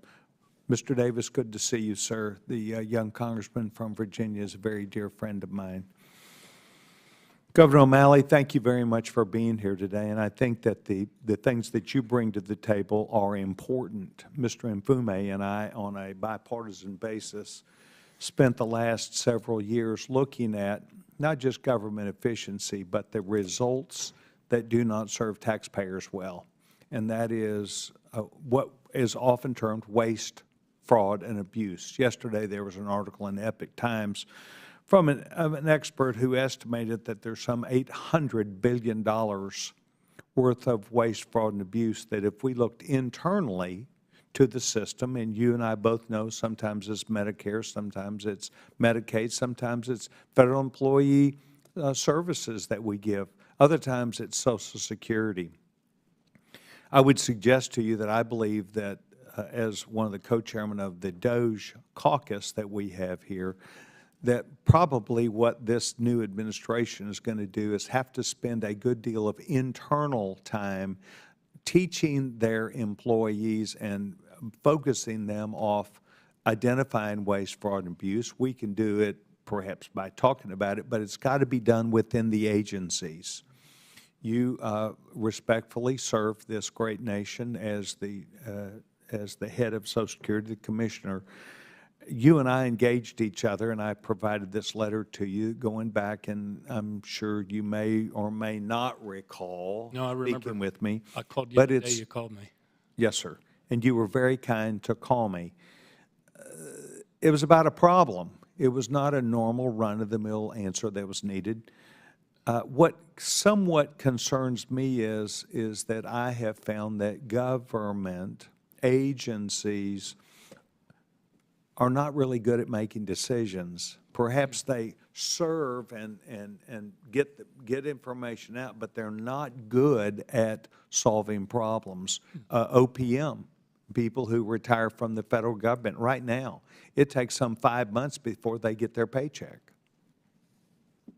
Those are the kinds of stories that need to be told instead of how efficient we are. It is solving problems that people have to make the systems run efficiently. Yes, sir. I will tell you, I sent you a letter not knowing you had left the agency. I sent you a letter. This is dated October 30th. And you and I spoke, and you were out in the field. But I said, I am interested in a decision on this case following our phone call. It is now about January 15th. I still have not gotten an answer back of something that was very specific that came directly to the commissioner. Yes, sir. And the commissioner, from the letter that I sent last week, I said, I still have heard zero from the agency, zero. And I do admit you were not there. My point might be, we're tending to focus on how efficient an agency is, but we're not really focusing on the work that they need to do on two parts. Number one, making decisions about things that might not be easy for the regular workforce to perform, and secondly, the $800 billion that goes against the American taxpayer that creates some real problems. So I just want you to know, I think you provided me, I will be, it's not been announced, but I expect to be chairman again of the government operations workforce, and it would be my thinking on a bipartisan basis, and I hope I expressed to Mr. Mamfume yesterday, I hope we get to work together again. Thank you. We need to turn our attention to the inefficiencies, to the things that are causing a bleed of not just taxpayer money, but the reason why it was intended that way. So I would like to let you know, I'd like to get back and to vet you. I know I was given 5 minutes, but I wanted to make my point here. I think that we do have to come back to leaders like you who expressed today, look, I did sign a contract, but you can make any decision that's in the best interest of the business, and I will count on that because you helped sign that, and that was the spirit in which you did it. But we need to look within about solving problems and looking at this $800 billion waste, fraud, and abuse. Sir, thank you. I hope that I offered a fair analysis. Thank you. And I hope that we will get in touch with each other when this is over with. Mr. Chairman, I want to thank you for this hearing, and I yield back my time. Mr. Chairman, any chance I could have 30 seconds to respond to both of those? Go ahead. Thank you. Congressman, we got right on that right away. I called you that same day. This is one of those troublesome things in SSI, lots of regulations. The lady in question owned multiple cemetery plots. We suggested a workaround for that she was not amenable to that. Mr. Clota, who's still at the agency, is here, and he should be able to run that to ground. You did on that phone call with me give me a number of your staff, and that failed. Obviously, we didn't communicate and make sure it got back to you. Secondly, every 2 weeks, Mr. Chairman, we looked at fraud as part of the security stat process. While all of them were open and live streamed to the entire, actually your oversight committees of both parties and the SES, fraud was closed, but we had the Office of Inspector General there, and we have greatly upped our game because of an agile every 2 weeks approach. And I think you'd be interested in that. Thank you. Well, hopefully the person that took the message wasn't working from home and didn't get it to you. But Chair recognizes Ms. Brown from Ohio. Thank you, Mr. Chairman. First, I would like to welcome our new colleagues to the committee. In the last Congress, this committee was marked by division, dysfunction, and dishonesty. I was hopeful this would change with the new Congress. Sadly, I can't say I'm surprised to see the same petty partisanship returning again. Let's be clear, there is important work to be done in this committee. We could be focusing on ways to improve the lives of the American people, like bringing down grocery prices, improving access to health care, or making housing more affordable. Instead, our very first hearing is a political assault on the federal workforce. The irony could not be more glaring. We are sitting here in front of former Commissioner O'Malley just days after President Biden signed the Social Security Fairness Act into law. The new law removed unfair penalties that were reducing the Social Security benefits of teachers, postal workers, law enforcement officers, and other public servants for decades. This bipartisan legislation was a big win for the constituents we serve, and timely implementation of the law is critical to the 200,000 Ohioans who will see their monthly benefits increase by hundreds of dollars. Yet instead of discussing this monumental win with Mr. O'Malley, my colleagues on the other side of the aisle have called him to discuss telework. So before I get into the topic of this hearing, Mr. O'Malley, I want to give you the opportunity to discuss the Social Security Fairness Act and what it means for former public servants. This has been a long, lingering problem that many of you in Congress have been working on, and then the legislation was finally passed in a bipartisan way. In essence, to explain it as plainly as I can, there were a number of public employees that were allowed on the option of their employers, the county, cities, states, to essentially opt out of paying into Social Security during the time that they worked as public employees, public servants, law enforcement officers, firefighters, because on the rationale that they already had a pension, a government pension. And in 1982, periodically, Congress looks at the 75-year projection of Social Security, makes adjustments so it can continue on. In 1982, one of the proposals in that compromise was to offset the pension benefit, which, as some of you know, is, has a progressive formula, to offset the benefit by an amount that they had earned in their other pension, their public pension, not Social Security. And so this bill went into the trust fund to the tune of $222 billion, if memory serves me correctly. And in order to address that, that also created a huge workload for the agency without another dime put to processing it. So they are going to have 3 million underpayment cases to process. But the good news is the firefighters, the teachers, and many of those others aren't going to face the shock when they're not able to put as much together for their retirement as they thought they would, because a lot of times they were unaware until they apply for their benefits. So it was a very good thing, but the agency will struggle to get that workload out given the reduction in staffing to a 50-year low. Thank you. Before returning to telework, I'd like to make a few points. On Monday, a new president will be sworn in, a president who openly pledged to purge thousands of hardworking federal employees and politicize the justice system, a president known for self-dealing, abusing power, and trampling on civil rights, and a president who obstructed Congress, incited violence, and sought to undermine the peaceful transfer of power. We are the Oversight Committee, and we should be working to block and expose such dangerous abuses. Instead, we are holding a hearing today that advances the incoming president's political crusade against the federal workforce. I will continue to defend the hardworking servants who keep the federal government running and serving the American people. The federal workforce has become more resilient, diverse, and productive over the last decade. This progress is largely due to the expansion of telework flexibilities, which have empowered employees to adapt to changing demands while maintaining high levels of performance.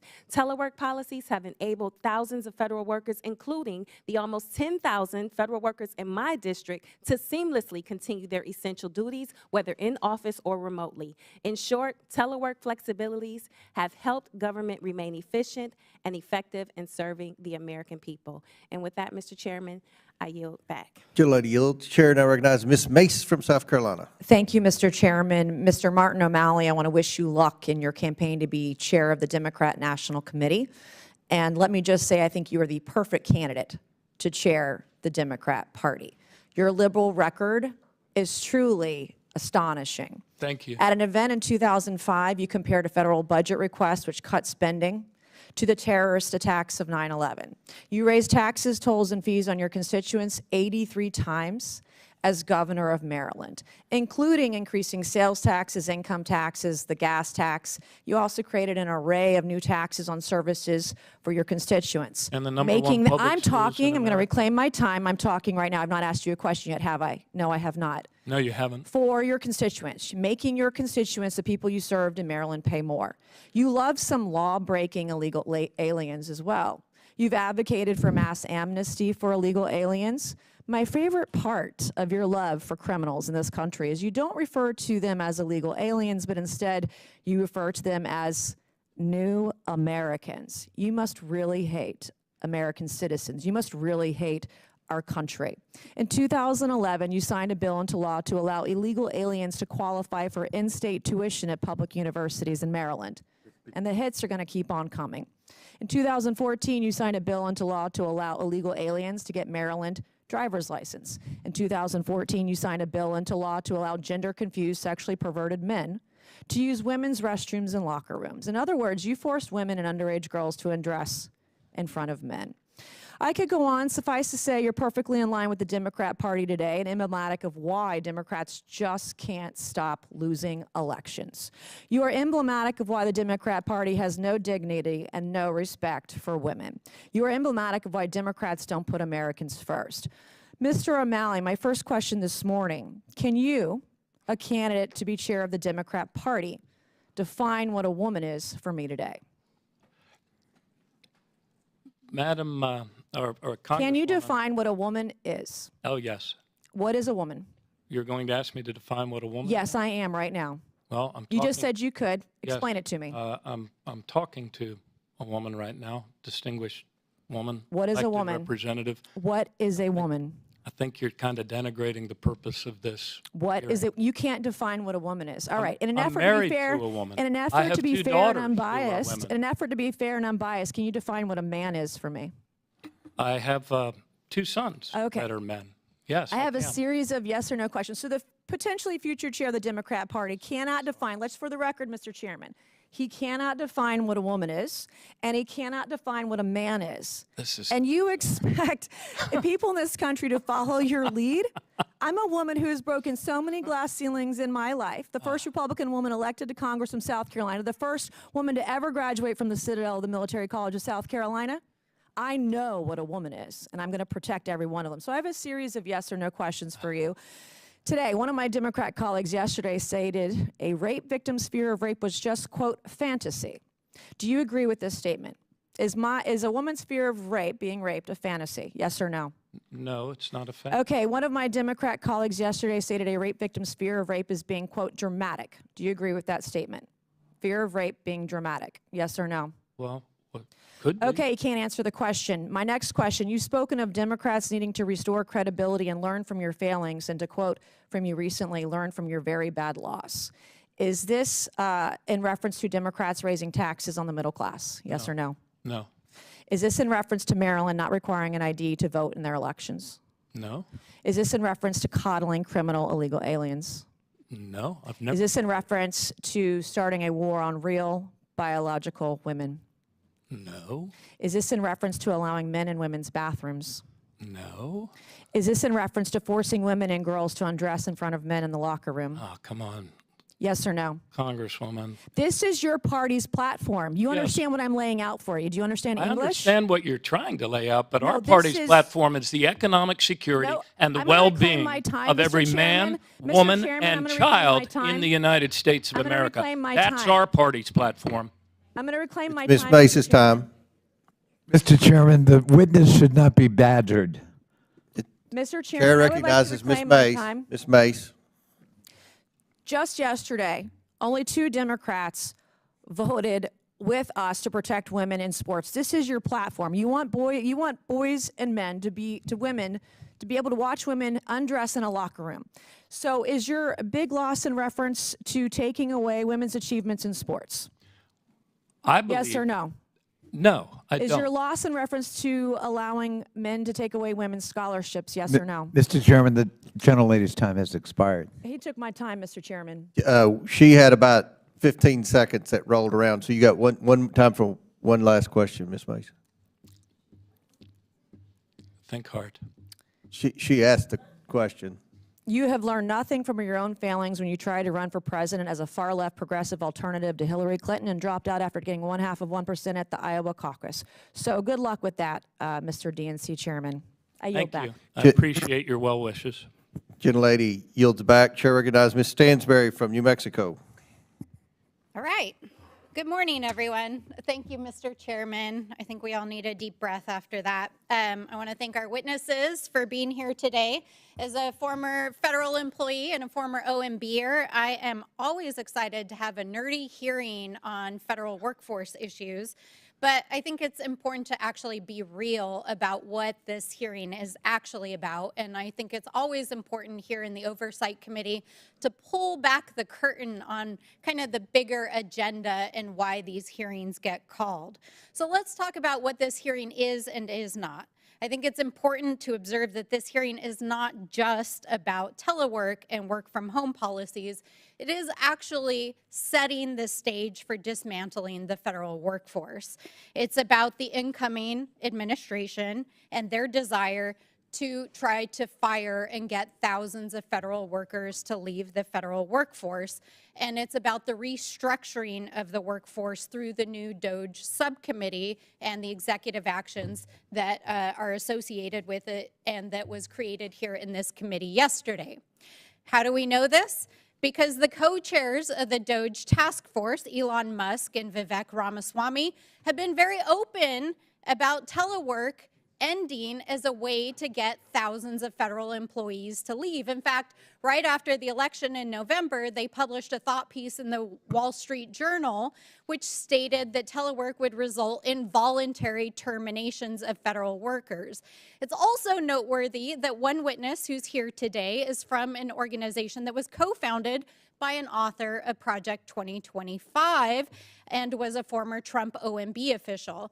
It's also noteworthy that the majority here in the Oversight Committee actually tweeted from their own account this week that they were plotting to take down the deep state. And here we are. They're not even hiding it anymore. It's also noteworthy that this isn't just happening here in this room, but as we speak here in this room, Russell Vought, who is literally one of the architects of Project 2025, is preparing for his confirmation hearing in the Senate this afternoon. Now, Mr. Vought is one of the former leaders of OMB. He is, by his own description, called his own think tank the Death Star. And has made it very clear that his intentions upon becoming the OMB director is to eviscerate and dismantle the federal workforce. But I think it's also worth noting to Mr. Vought and to other Star Wars fans that the Death Star actually had 1.7 million military personnel and almost 500,000 droids and civilians working there, because even Commander Tarkin and Darth Vader understood that it takes a workforce to get stuff done. So, not unlike the Death Star, we have to be clear that there is a nefarious intention behind this hearing and what we know is coming And Donald Trump has been very clear that he plans to sign an executive order in the coming weeks, possibly even next week, that will end work from home.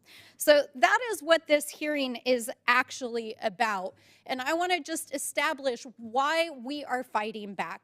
It's not only essential to make sure that our federal agencies, our military, our security is protected, that our workers can do their jobs, but it also is fundamental to our economy, as Mr. Davis has pointed out. In fact, in New Mexico, we have one of the largest federal workforces in active duty military in the country. 22,000 New Mexicans work for the federal government, for our national laboratories, our military, our Social Security Administration. These are the hardworking people that come to work every day to proudly serve the American people, to make sure that you get your Social Security check, to make sure that you get your disability, to make sure that our national security is protected, to make sure that our public lands are protected, and to make sure that our roads are paved and you can get to work, put food on the table, a roof over your head, and keep this great country going. That is what our federal workforce does every day in this country. And we are going to fight to protect our federal workforce every step of the way, to reveal the nefarious plans that our friends across the aisle have in dismantling the federal workforce, and to protect Social Security, because we know that it is fundamental to making sure, especially, that our seniors can live with dignity for the rest of their lives. And with that, I yield back. Gentlelady yields back. Chair now recognizes Dr. Fox. But before I do, I think we all want to congratulate you, Dr. Fox, upon your recent appointment as Chair of the Rules Committee. All right, you recognize. You know, I'm sitting here thinking like an average American, and I cannot understand how the other side thinks you're serving the American people by not having people come to work every day. The American people don't understand that. They go to work every day. Why is it that the federal workforce is not required to go to their office and do their jobs? And for them to defend that is really mind-boggling. Mr. O'Malley, you're an ambitious man with a long career in elected and appointed positions. I need one-word answers from you. In those positions, who were you accountable to? The people. Constituents, taxpayers, the president, the American people? The American people, or the people of Baltimore, or the people of Maryland. It's a republic. Well, that's what we want you to continue to do. But in November, the November 2024 agreement between SSA and the American Federation of Government Employees that you signed allows 98% of SSA employees to telework. Can you explain how you justified signing the agreement that will result in not even meeting the low bar of 50% that President Biden set out for people to come to work? The eligibility of telework greatly preceded my arrival at the agency, Congresswoman. In fact, in the second term of President Obama's administration, he asked the agency to become leaders in the federal government in portable workloads. And I think we should all be grateful, because otherwise, in the pandemic, those checks would have stopped. What my agreement did was to put into the agreement actually a dialing up of on-site presence. But I you increased it greatly. never even met the 50% threshold that President Biden put in place. You never met that. Well, and I think that is such a low bar. I just don't think that this agreement that you signed serves the best interests of the taxpayers who pay for the Social Security Administration, or the American people who expect their government to show up and be able to provide good service. So this, I think it's an abomination that you would sign an agreement to let 98% of the people in the administration stay at home and work. That's not what I did, Congresswoman.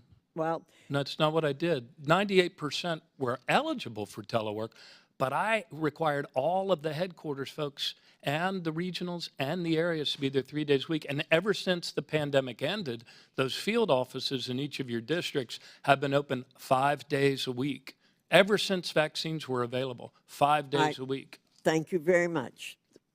Ms. Gressler, the federal government's the largest employer in the United States with about 2.2 million civilian employees. Out of this number, how many employees have a telework arrangement and how many are remote workers? We know that 43% are teleworking. I believe the eligibility is in the high 50s. In the high 50s. So on a typical day, about what percentage of civilian federal employees show up in their in-person workplace? That we really don't know because the way that they're classified and the agencies have been measured. So we have no way of tracking how many employees are teleworking or working in their offices. Is that correct? Correct. That's not true. Okay.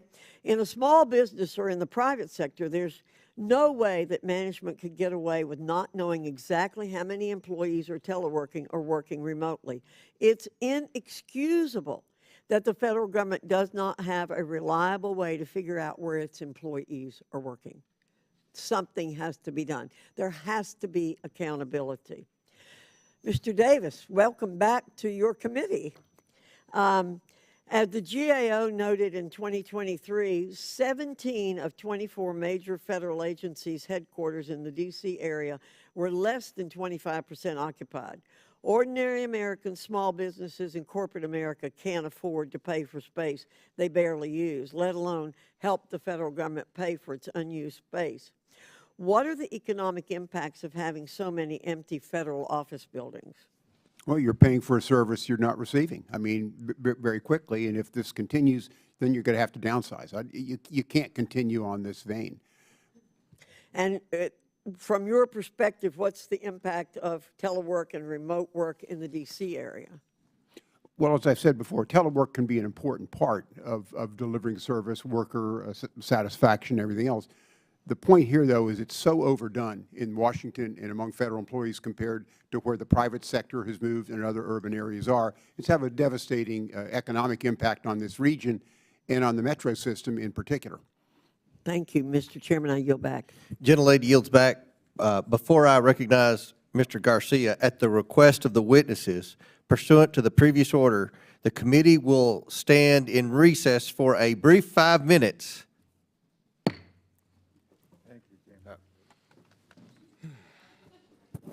Real 5 minutes. Real 5 minutes.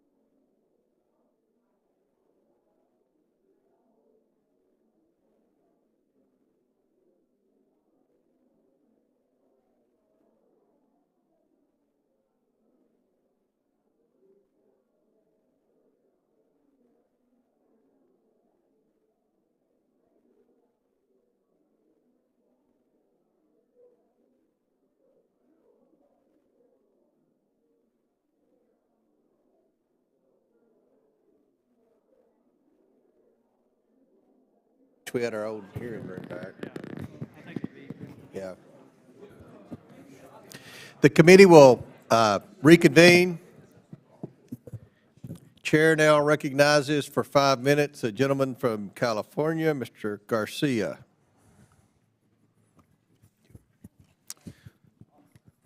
Thank you, Mr. Chairman, and thank you again to our witnesses for being here. I want to just start, I know we're talking a lot about the federal workforce.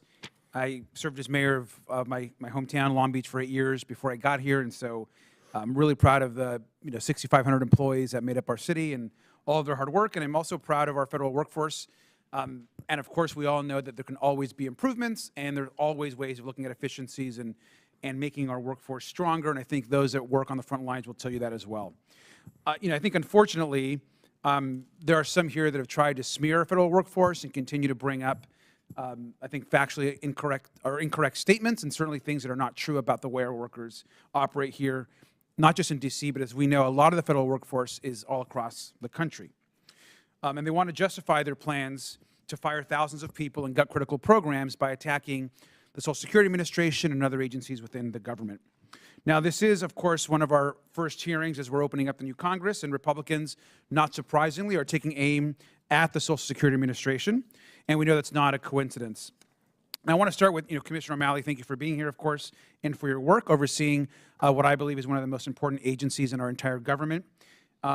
Just briefly, Americans have earned their Social Security benefits, isn't that correct? Yes, sir. Thank you. And exactly as you know, this program has been the backbone of our society. Absolutely. Gives millions of people the ability to live with dignity and security. And make no mistake, you know it, we know it, there are right-wing extremists, some in Congress, that want to privatize and cut Social Security. Now, Commissioner O'Malley, we know that Elon Musk, who at this point I believe is essentially the co-president, has called for cutting at least $2 trillion to federal spending. And actually more recently, he's actually said, well, no, it's more like $1 trillion that I want to cut of federal spending. Now, do you believe it's possible to reduce federal spending by $1 trillion without cutting Social Security, Medicare, and Medicaid? No, sir, I don't believe that's mathematically possible. I agree with you. And if you add up the entire discretionary federal budget, which is everything from Head Start to protecting our borders, our military, firefighting, federal infrastructure, you actually only get to about $1.7 trillion. So even if you eliminated the Department of Education, Transportation, HUD, the FBI, all science funding, you would still need to cut Social Security, Medicare, or Medicaid to reach that $2 trillion in spending cuts. I think it's important for everyone to understand that the real agenda here is quite dangerous, not just for the federal workforce, not just for the Social Security Administration, but to the entire country. And that Elon Musk, through his, I think, insane ideas, is really calling much of the shots. So I want to show you something to the administrator and to our panelists here. These are some of the programs that we have that essentially are waiting for reauthorization from the federal government. Republicans are often vague about their cuts because obviously they don't want the American people to know what they really want to do. The real plan, of course, they say, is to make sure the federal government is perceived as broken. Federal government workers are all lazy. We have to break it. We have to eliminate it. And now in November, Elon Musk outlined his actual plan to the Wall Street Journal to cut about $500 billion of programs that need to get reauthorized. So here are those programs right from his interview with the Wall Street Journal. We're looking at essentially the single largest program that would actually get cut, according to Elon Musk's plan, would be veterans health care. It's not just veterans health care at 119 there, if you're looking at all this. You're talking about opioid treatment, the State Department, housing assistance. We're in a huge housing crisis. You're looking at NASA, cutting essentially the entire Department of Education. And these are billions of dollars for programs that are needed for people to survive. And so I think it's really important as we talk about efficiency, which is what Republicans want to talk about in this hearing and others, that it's Elon Musk and his directive is to essentially cut programs and departments that would harm, whether they say the word Social Security or not, the amount of money they want to cut from the federal government would lead to drastic cuts to Social Security and Medicare, period. Those are just the facts. And so I think it's important that we talk about efficiency in the way that is honest and direct with the American people. I also want to just say in conclusion, I think we owe a great deal of respect and admiration to those men and women that are on the front lines working across the country to help American people access their benefits, take care of our military families, and provide care to veterans in our hospitals. And we should not let billionaires attack our federal employees or the Social Security Administration, but we should instead be standing up for them. And with that, I yield back, Mr. Chairman. Gentleman yields back. Chair recognizes Mr. Cloud from Texas. Thank you, Mr. Chair. Certainly we need a federal workforce, but our job as the Oversight Committee and certainly of any official working in the administration should be to make sure that we're returning a good ROI to the American taxpayer. I do have some concerns with what seems to be underlying principles in some of these arguments, in that there's an absurdity in that it seems some have the view that the American people exist to support the federal workforce, as opposed to any of us serving in the public sector exist to serve the American people. And so I can tell you firsthand from the casework that we do that we've certainly seen a slowdown in responsiveness from us working cases for veterans, for Social Security, passports, and the like. Indeed, during COVID, there's a warehouse where federal employees were paid to digitize records that are physically in a warehouse, and understandably, during COVID, they were not there. But when we went to re-up the payment of that, Republicans tried to say, well, you're going to actually have to show up in the warehouse, and Democrats on this committee pushed back against our provision in a physical warehouse to ban teleworking. It was a job that could not be done at home, and we saw that. More notably, as we enter into a second Trump administration, I'm concerned about a federal bureaucracy that has outgrown its authority, that often slow walks policies that they don't like, and has, in my view, become an unconstitutional fourth branch of government. Indeed, during the Trump administration, and I'll submit a Bloomberg article, Washington bureaucrats are quietly working to undermine Trump's agenda, in which that article found that career staff had found ways to obstruct, slow down, simply ignore their new leader, the president. A Washington Post article, Resistance from Within, the federal workforce is rushed against the Trump agenda. They see the bureaucrats using time to their advantage, and so they would slow walk different things. I am very concerned about this, especially as we've seen the recent contracting that has come from Mr. O'Malley on his way out as he's posturing for a slot in the DNC, specifically with AFG. Ms. Gressler, you mentioned how taxpayer-funded lobbying happens on the clock. Is that true in your opening statement? Yes, federal employees can take official time to not do their jobs, but to instead work for their unions, which can include lobbying Congress. Right, and I'm reading from the union's page right now that says AFG runs one of the largest, best political programs in AFG history. This is their article talking about the work they did during the last presidential election. And when I look at their endorsements from the last few elections, I see Harris, Biden, Clinton, Obama, Kerry, Gore. I'm noting a trend. I don't know if anyone else is. But so we have taxpayer-funded political organizing going on the clock. And this is very concerning to me, and I think should be for anyone looking for a good ROI from their taxpayer. I want to turn, though, because there's a lot of discussion about private and public when it comes to teleworking, and there's a little bit of a difference in that, although I think there's lessons to be learned that could cross that. But in the private sector, you have immediate accountability, and so there's earning statements that aren't met, there's productivity goals that aren't met, and those who are managing have the ability to immediately fire, make course corrections, and the like, to get rid of bad actors, poor performers, and the like. There was an OPM study that said 8% of civil service managers who had poor performing employees, only 8% of them tried to correct them. Why is that? Because 78% of those who tried were effective at bringing discipline or firing bad actors. So that's less than 2%, barely over 1% of bad actors we were able to get fired. The ability for us to deal with bad actors, which includes those abusing telework, is very difficult. Could you speak to the process of what it takes to get rid of bad actors in our federal government? Yes, it's already incredibly difficult and time-consuming and costly, and that's why we see that federal managers try it a couple times and then they just give up on it. Even things like not giving an employee a performance-based pay increase requires setting up a performance improvement plan. It takes a year and a half to actually go through the process of trying to fire an employee and get rid of them. In fact, telework is supposed to be something that is left to management's discretion. And I think that everybody here would agree that we're not going for 100% remote and that you can have productive telework. But the problem is when you put in place policies that get rid of the ability of management to effectively manage those telework policies, and that's precisely what this new contract agreement does. It literally crosses out each deputy commissioner will determine the number of scheduled telework days, if any, eligible positions, and percentage of employees permitted to work. And now it just says whatever's in place, and as of now, until 2029. And so you're stripping the ability of management to do what they need to do to make those telework policies. We can submit this into the record. Go for it. It's literally crossed out. Please, we just read a big passage of it. Yeah, thank you very much. My time's expired, but I'd like to submit for the record a report from Senator Joni Ernst, out of office bureaucrats on the beach and in bubble baths, but not in office buildings.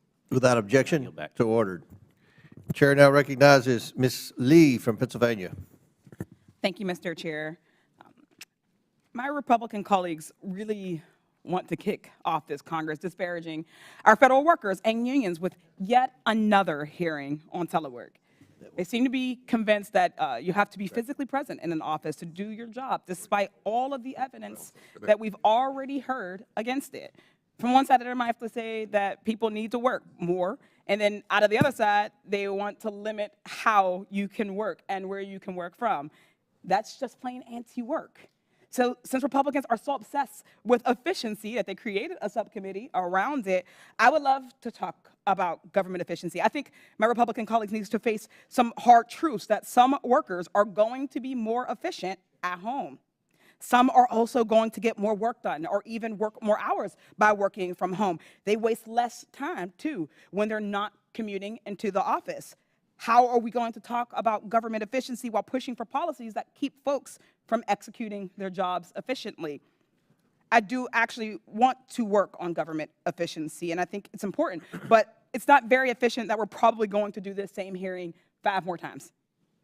These attacks on these federal workers are repetitive and nothing more than grandstanding. You have a trifecta.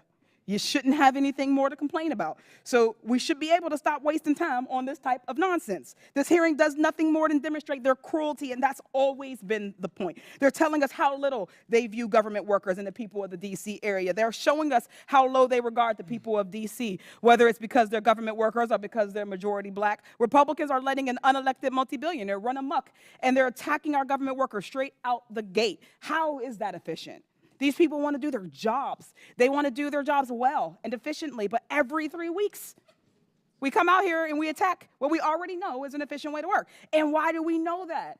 Because we've heard the testimony throughout all of the last Congress in this very committee, testimony that told us how work-from-home policies don't impact efficiency, how allowing telework attracts diverse, higher quality candidates and talent, how it makes it easier for our veterans and our military spouses and mothers and those with disabilities to work. We have already determined over and over and over and over again that these policies are better, not worse, more efficient, not less wasteful. I honestly don't have any questions today because we've already heard them all. We've already had them all answered a dozen times over throughout the hearings of the 118th Congress. So we might as well just refer this hearing straight to the DOJ subcommittee, I agree, so that we can take this up 4 more times. I hope that you will join us in each of those endeavors.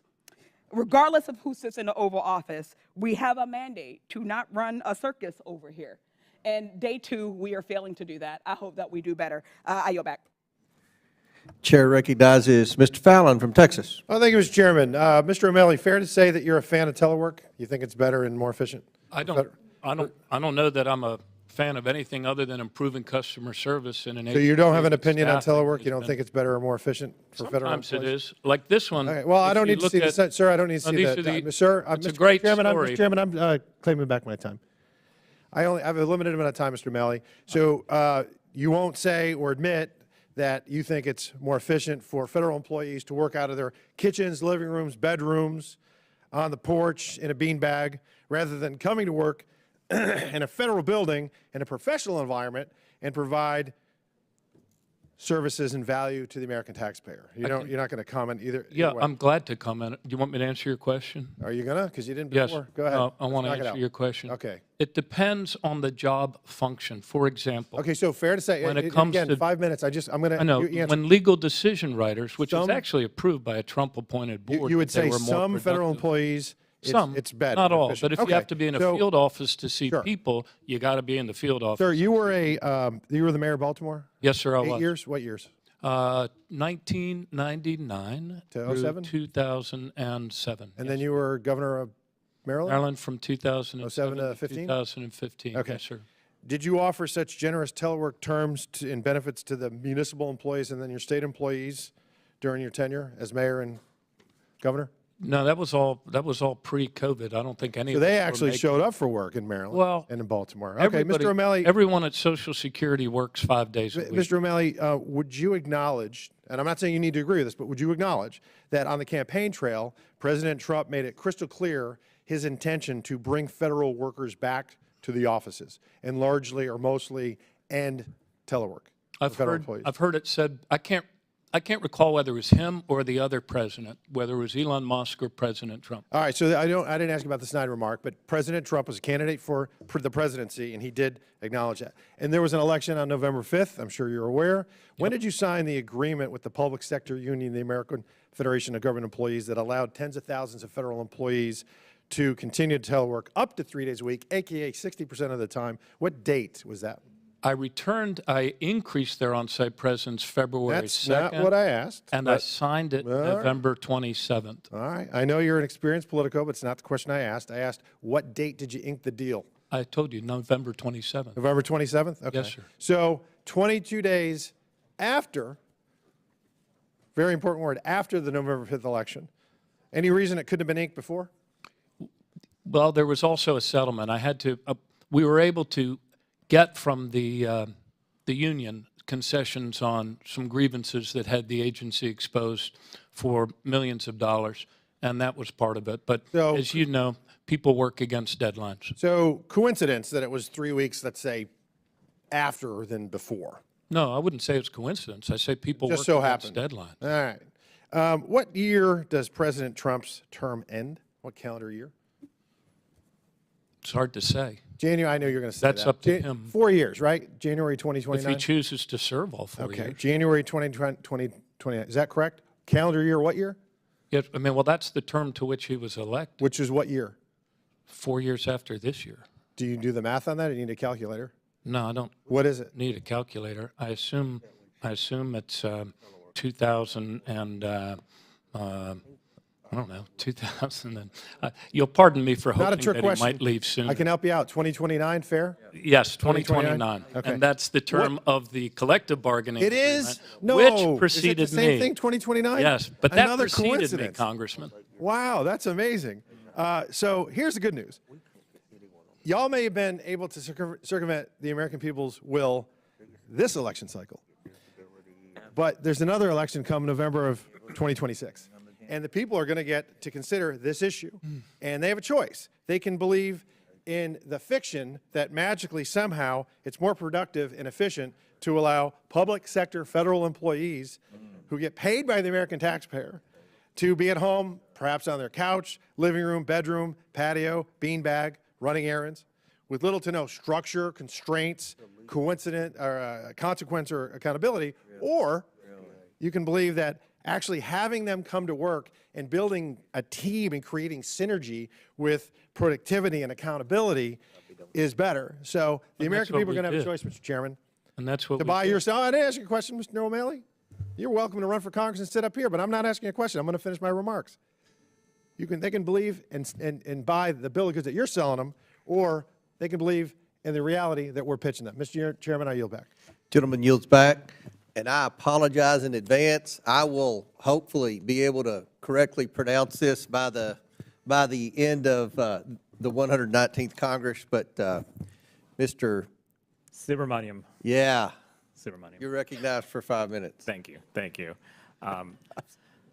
Hello. To reiterate what many of my colleagues have already said, as someone who represents 34,000 federal workers, many of whom are my friends and neighbors, I can promise you that these federal workers are smart and dedicated professionals who would probably get paid more working in the private sector, but choose to serve their country. And so I think if you want to attract and retain great people in our military, at our agencies, and get more for our tax dollars, I don't think vilifying them is going to help us attract and retain great talent in our federal workforce. And some of the rhetoric I'm hearing today, there's this assumption that teleworking federal employees are not working at all. That's simply not true. And I know many of them in my community who sometimes they work 3 days a week in person. But I make that commute myself, actually, every day. It's about 45 minutes. I paid $35 in tolls this morning. And many of them have to pay that same amount. So it's expensive to come in. It's actually very difficult. It's a lot of time on the road that they could be spending working instead. And so I would ask Governor O'Malley, when you've had telework policies in place, is there any evidence of a significant drop-off in employee performance based on the administration's adoption of it? No. In fact, Congressman, we actually increased productivity this year by more on a year-over-year basis than we have at any time since 2012. And may I just show you this quick map? I don't mean to bite into your time, but the ALJ level hearings are where people with disabilities go in front of a judge. It's an on-the-record approach. Before COVID, all of this was in person. After COVID and the changes we had to make, we now have bandwidth on dockets all over the country. And you can see on the right-hand side, that's where we began the year. Anything in dark green was 270 days. We haven't been at 270 days to process an ALJ hearing in 30 long years. In just 1 year, you see the dark green on that map.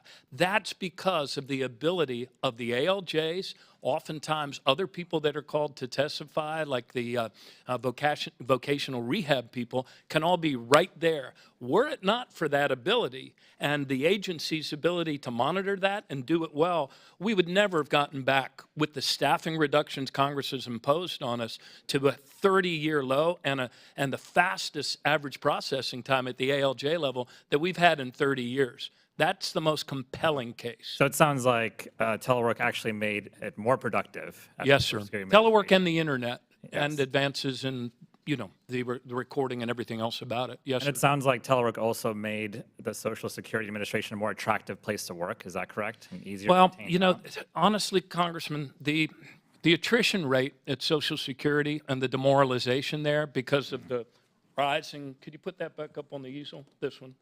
Because of the rising workloads, the attrition rate was about the worst in the agency when I was asked to go there. Okay. In fact, in the teleservice centers that answer the 800 number, it was a 22% attrition rate. I can tell you, though, Congressman, I am deeply concerned that some would like to break this fragile agency, and that would be really, really bad for the 72 million Americans, seniors, people with disabilities, people on SSI. We turned it around in a much better direction, thanks to the good people there. But you could very well break Social Security. And I heard a lot about the D.C. and Northern Virginia economy. I'm so glad to hear that. I'm glad everyone on both sides of the aisle cares about it, so that when there's an effort to move agencies out later on, I'll hold you to it. But I would ask Congressman, Mr. Chairman Davis, if we were to remove or fire federal workers in this region, you mentioned devastating our economy. Would that devastate our economy? It depends how many you're talking about, where you're going. I mean, massive firings is going to, whether it's the private sector or public sector, is going to have an effect. Do you think moving agencies away from our region, as proposed by the incoming administration, would be good for our local economy? Well, I don't know what they've proposed. Even moving the FBI out of Washington, D.C. has gotten a lot of controversy within the region between Maryland and Virginia and D.C. So anytime you move anything, it's going to have economic consequences. I think moving away agencies from our region would be a self-imposed recession. And I think firing federal workers en masse would be a self-imposed recession for Northern Virginia. So I love the concern for Metro. I love the concern for businesses in our region. I'm looking forward to having that discussion and solving that. But the rhetoric coming from the administration is really bad for our local economy. I yield my time.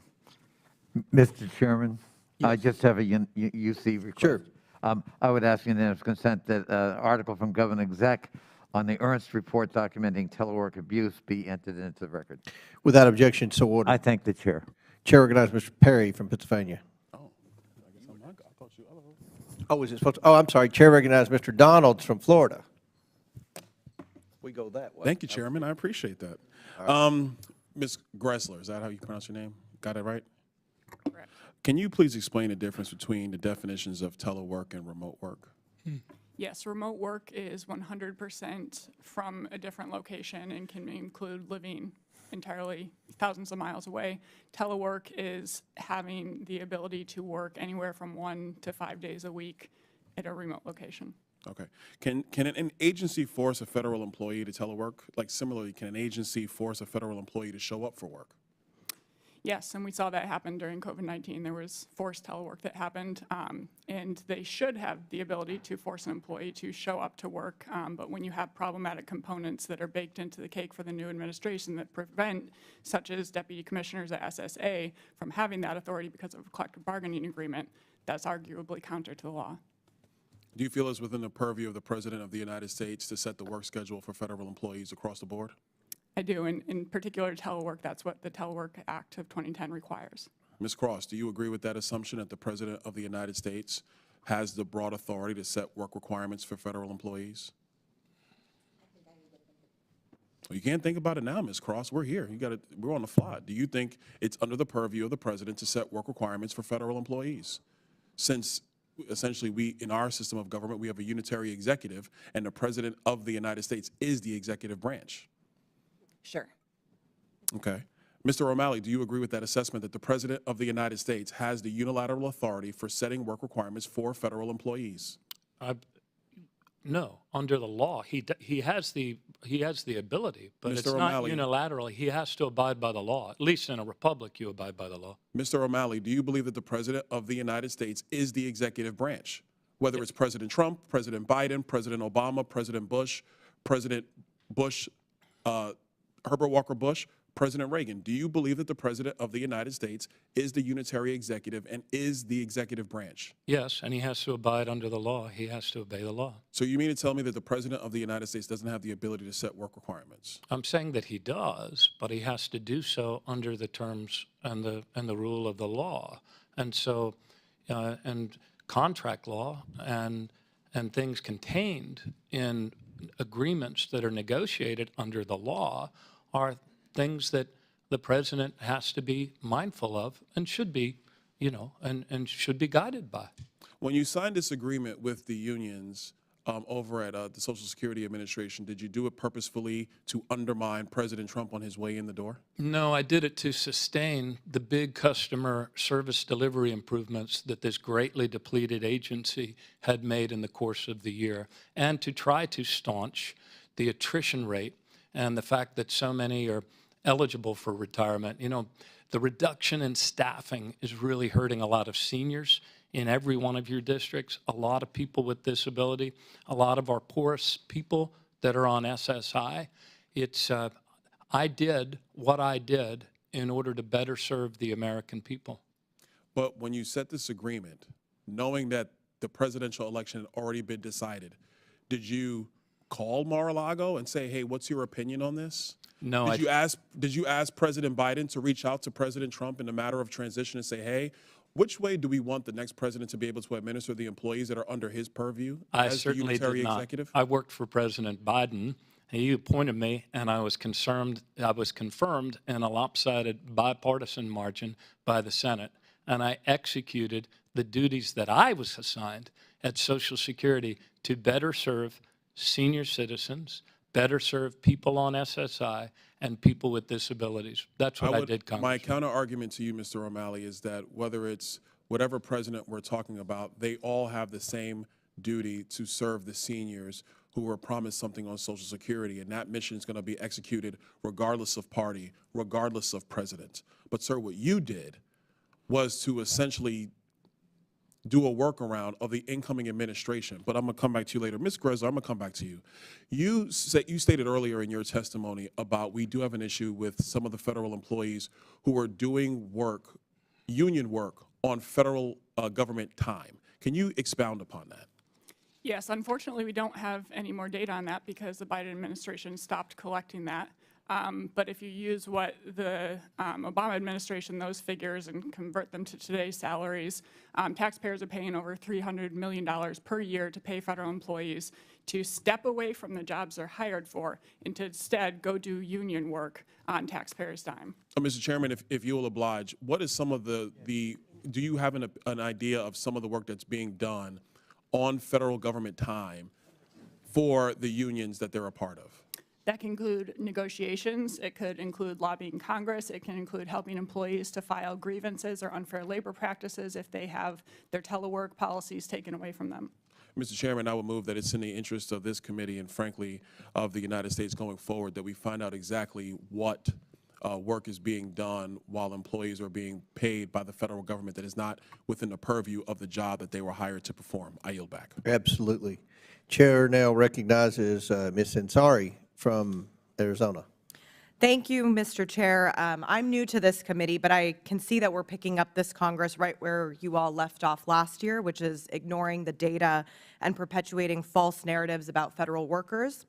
It's obvious that this hearing is no more than a politically driven attempt to peddle a myth about the Social Security Administration just to serve the incoming Trump administration's billionaire-led assault on the very federal agencies that are designed and working to serve the American people.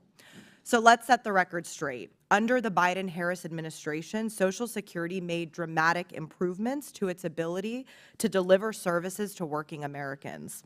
And incredibly, it accomplished that despite House Republicans' hell-bent refusal to give the Social Security Administration the funding that it needs to succeed. One notable success was the Social Security Administration's launch last year of its Security Stat initiative. Governor O'Malley, could you tell us how Security Stat works and how it has improved customer service at SSA? Congresswoman, thank you. It was one of the leading examples of the greatest use of performance management, openness, and transparency that the federal government has ever achieved. So imagine, if you will, we gathered on a regular repeating basis, not annually like a lot of governments work, but every 2 weeks, every 2 weeks, every 2 weeks in an agile approach where we set 2-week deadlines and we ran plays in between. So at the headquarters, we would gather all of the deputy commissioners, the most relevant ones, not all of them, around the table, and we would look for one blessed hour at a thorny problem, like solving the problem of the huge wait time on the 1-800 number. What are the things we can do to reduce calls on the front end? What are the things we can do for first call resolution on the back end? At the end of that hour, and all of this was based on data on the map, all of which, again, if you go to the Social Security website, at least for the next few days, you'll be able to see. I suggest you screenshot it. And then after 1 hour, we would reassemble in 10 minutes across the hall in a room that had the big letters on it, follow-up room.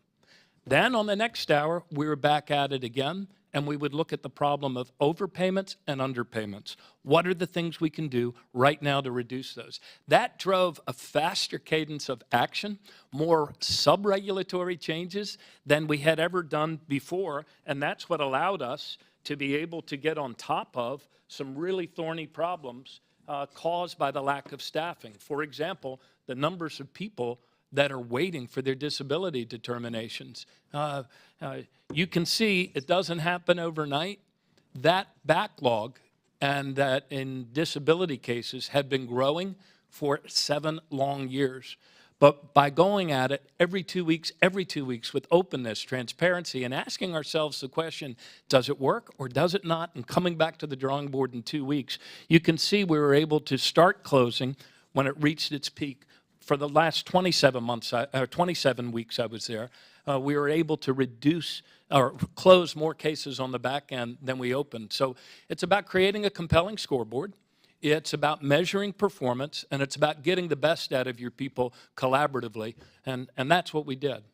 And Governor O'Malley, the SSA has also dramatically reduced those wait times. I understand it's 50%. Is that correct? Yes, it was at 42.5 minutes speed to answer, at the beginning of last calendar year. Through a number of steps every 2 weeks, and then a big cutover, which happened. It was probably the largest telecom IT cutover in federal history, given the volume that we handle of 8 million calls a month.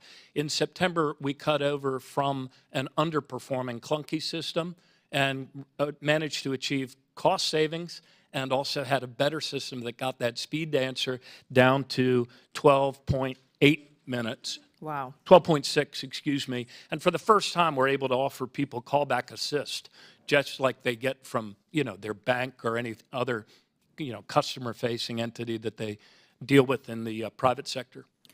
Governor O'Malley, that is a remarkable improvement. How did SSA accomplish this? Did you hire thousands of more workers to get this done? No, it was with fewer workers. We did bring on some expert telecom people in order to manage that cutover, but they were on a contractual basis for a short period of time.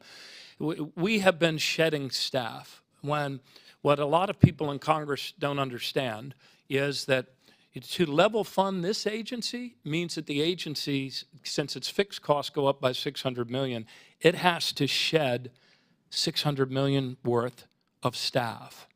So that's why we've been reduced to a 50-year low. It used to be, we were talking about efficiency earlier, until the staff reductions of the last 10 years, Social Security operated on 1.2% overhead for benefits paid. And we operated at a high level of customer service. At that 1.2%, if you compare that to Allstate operates at 19% overhead for benefits paid.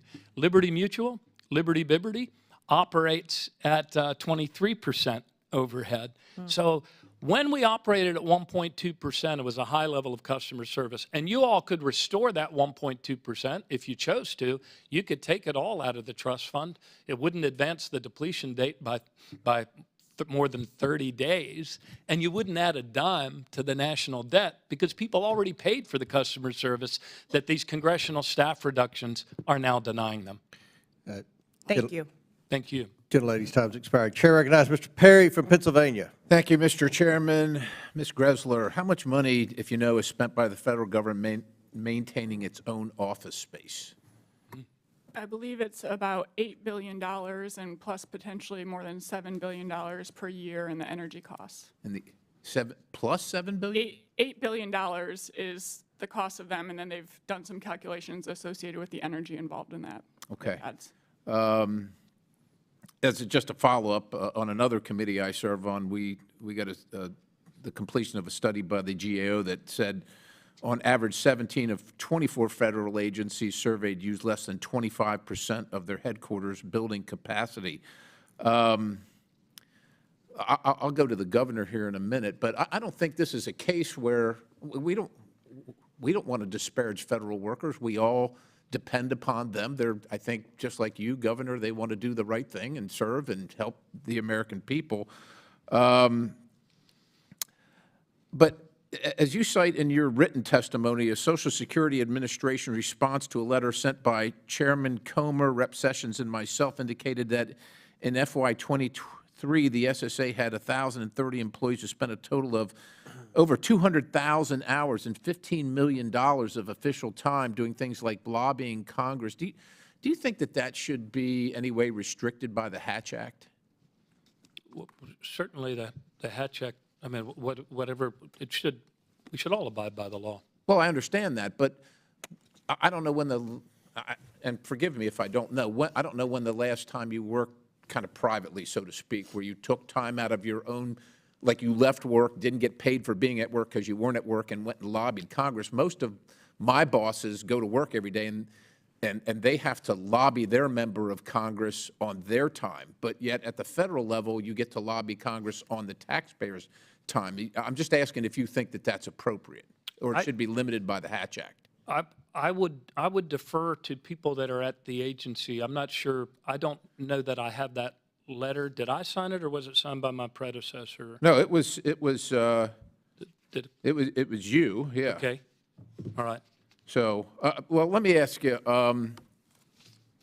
Does the collective bargaining agreement that you signed in the end of November of last year, do you think that that limits the president's ability to change any of what he might change for efficiency? You know, not trying to disparage federal employees or whatever, but I would say this, sir. In the office that I represent, the folks that work for us, for my bosses, we do a lot of work because people can't get answers from Social Security. I know you got a chart and so on. They can't get answers, so we end up doing that work. And the president might want to make that more efficient. Does the bargaining agreement that you signed preclude him from making any changes in that regard? And I'm not here to disparage telework. Maybe it's more efficient, maybe it's not. But does that preclude that? Yeah, it's no, it does not. And I hope that we give the incoming president's appointee, a chance to actually get into Social Security and to understand the operations there and the interplay between on-site and telework. Ms. Gressler, do you know if there's any standardized metric on or regular reporting across agencies to measure the efficiency of telework? We have them. No, standardized across all agencies. Oh. Like one standard so that we can compare. Do you? No. No, you don't know of one, or there isn't one? There's no standard. There is no standard. So if you don't know where you're starting from, do you say it's a good practice to expand a practice that you don't know whether it's working or not? It may be working, but you don't know, right? Because there's no standard by which to evaluate that. Is that a fair statement? I would say it's not appropriate to expand it or to lock into place any current policies. Okay. Governor. Yes, sir. The GAO analysis of the first quarter of 2023, arguably you were not there yet, showed a space utilization rate at the headquarters in Maryland of Social Security at 7%. What was it by quarter during your time there? I don't have that, but the agency probably does. I can tell you that I increased on-site presence at that headquarters. Well, okay, but 7%, like I don't know about you, that's a pretty low number, right? Well, you saw the parking lot. Doesn't take much. You saw the parking lot picture. I know you. When was that picture taken? That was taken before I got there. That was taken in December. Okay, well, so that's potentially it's a 7% rate. Yes, sir. So let me ask you this in the remaining time. Whether it's 7% or 20%. And that was the one at the higher rate. I get it, but it wasn't. It could be during this 7% time. You said argue it was before you got there. Yeah, that one. At what point do you think it's appropriate for the federal government to sell off property unutilized? We have 7%, 10%, 20%. What percent? We have been greatly reducing, or the agency has been greatly reducing square footage and trying to get out of and trying to right size what the agency should be. I haven't seen that at all. They hang on like it's the end of the world to any. Yeah. So the you agency ran has the those agency. numbers. What percent utilization rate do you say we got to sell stuff? What percent?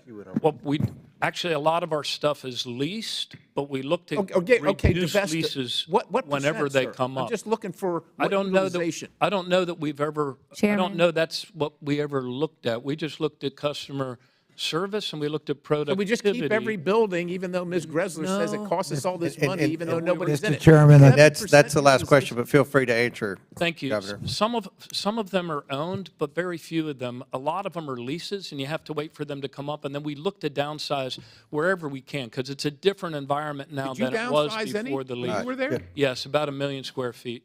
Thank you, Mr. Chairman. Now you. Gentleman's time's expired, and Ms. Crockett, Ms. Ansari went over about 1 minute and 20 seconds too, so it balanced out. Okay. Chair, I try to keep it fair, and Mr. Conley is always elbowing me to make sure it's right. So, Chair recognizes Mr. Bell from Missouri. Thank you, Mr. Chair.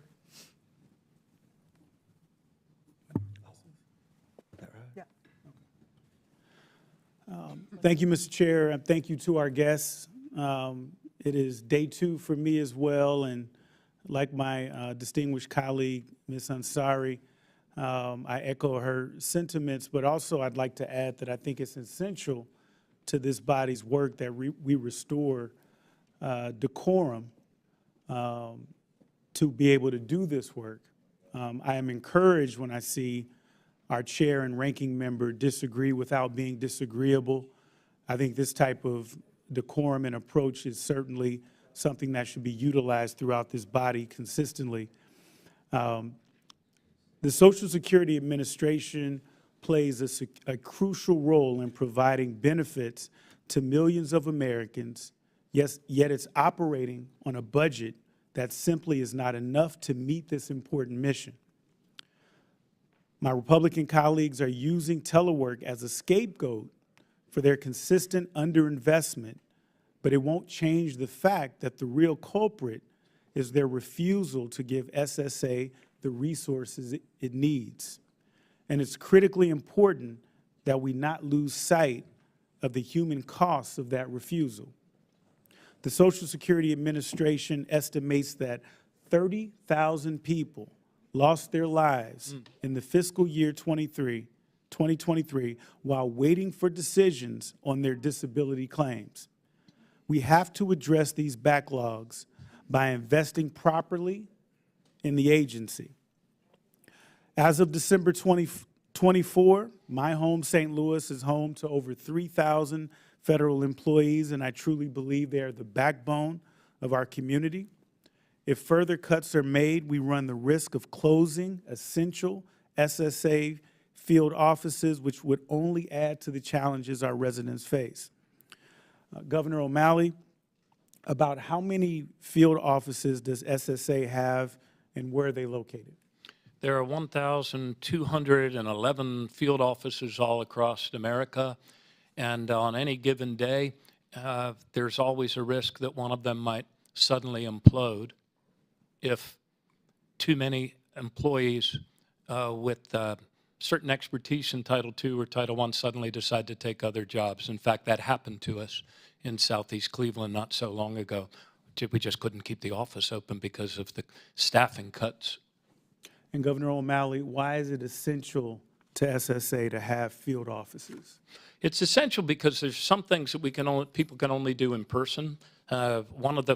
We talked a little earlier about fraud. Sometimes people have to come into the office to prove who they are because their bank accounts have been hit or hacked. Some people just need that in-person service in order to apply, especially for some complex programs like disability. So we strive to get everybody in within 28 days if they're making a disability application, because we've learned that the sooner you get people in, the more that speeds up the process once it starts going through the process and going to all of the state disability determinations offices. Okay. Governor O'Malley, why has SSA faced the need or potential need to close field offices? Congressman, it's staffing. It's all staffing. I mean, if you look at that chart, you will see that because of the baby boomers, the number of beneficiaries has been climbing, and is going to continue to go up. But that red line represents the staffing, which ever since Congress started so-called level funding the agency's lost $600 million in staff anytime that it's been level funded. So what used to be a very efficient provision of customer service when we were funded at 1.2% of benefits has now, I mean, nobody's happy with where it is right now. We've gotten a lot better on many things, but I don't think any of us should be happy. We are funded now on less than 1%. And you can see it's the reduction of staffing to a 50-year low, while the number of beneficiaries has doubled since what it was back when in around 2000.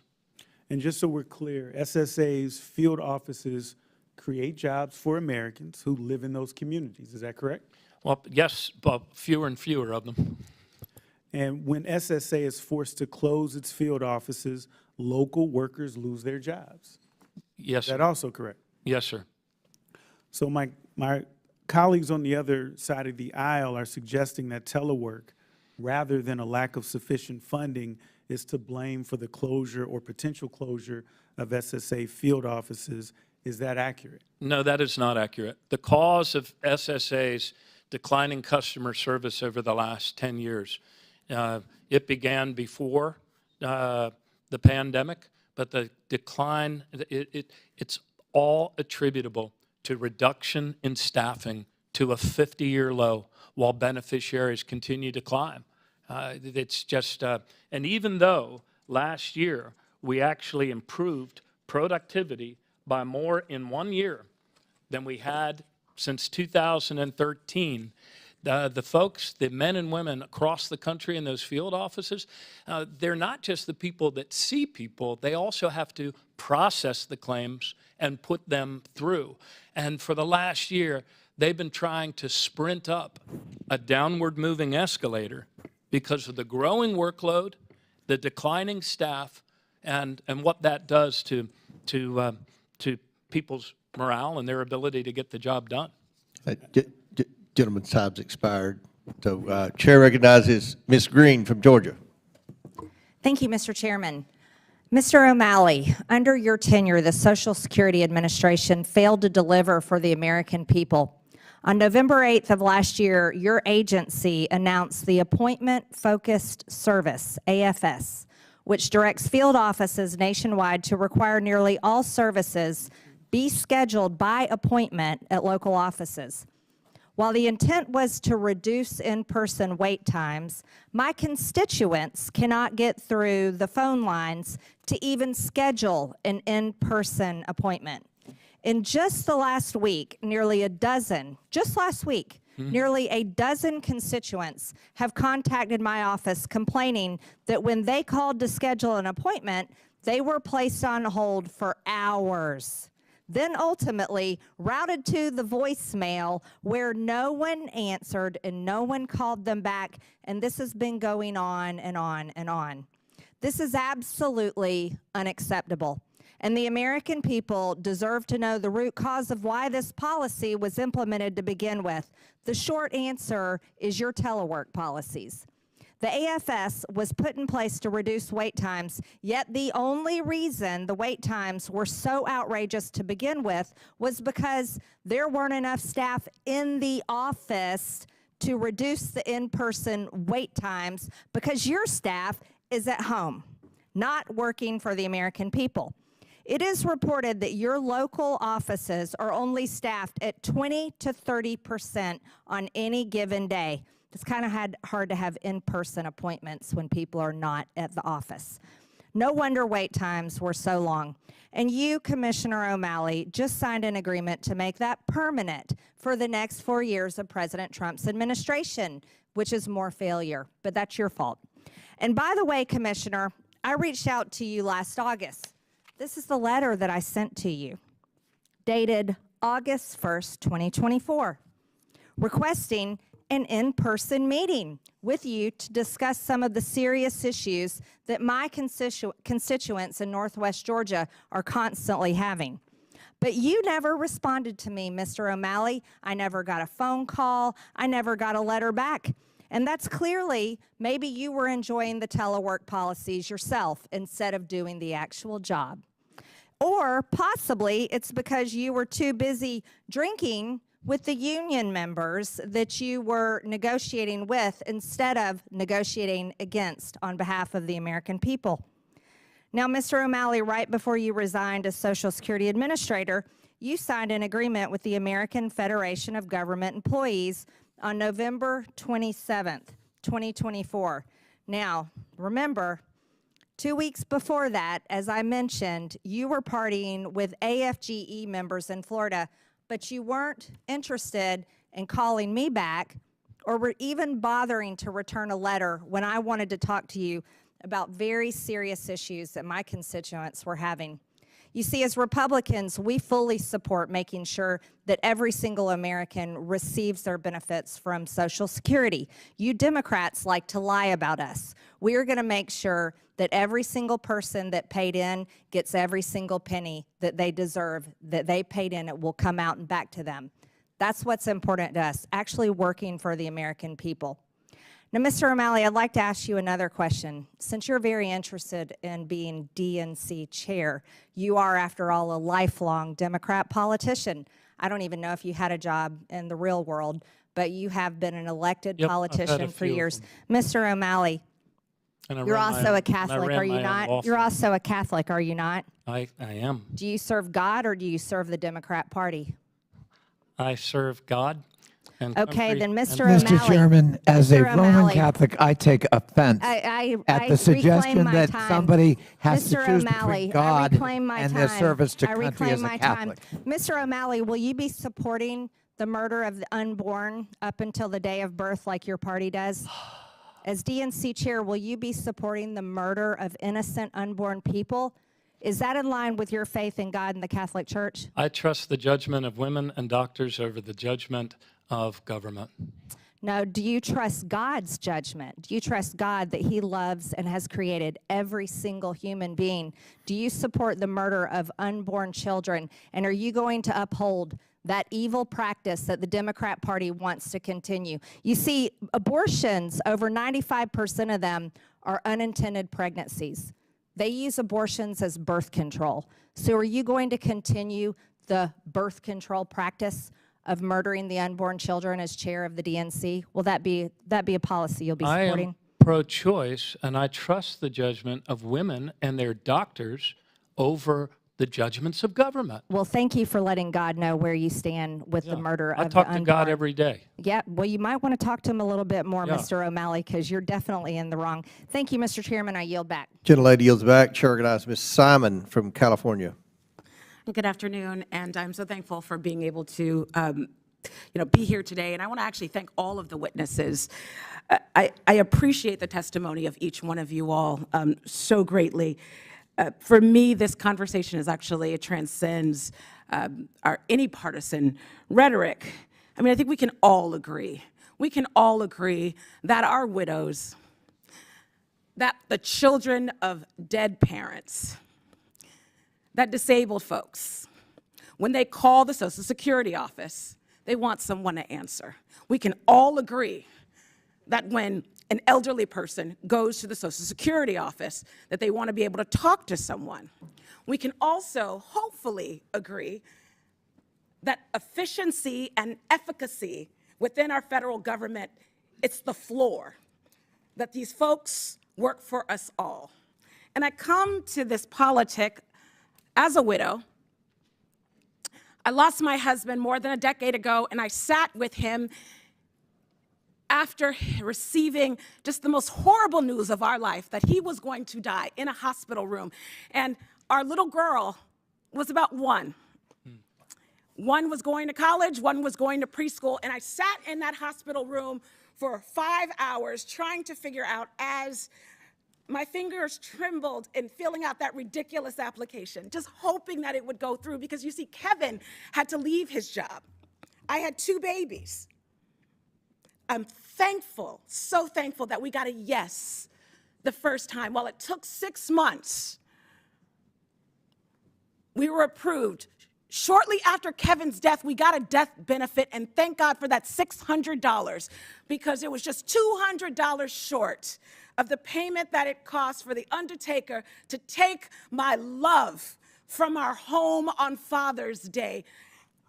Only 2 weeks after, I had to sit in the Social Security office by myself, weeping with tissues, and I waited 3 hours for a wonderful woman to come greet me as I asked and begged for a death benefit for Layla, who's now 13.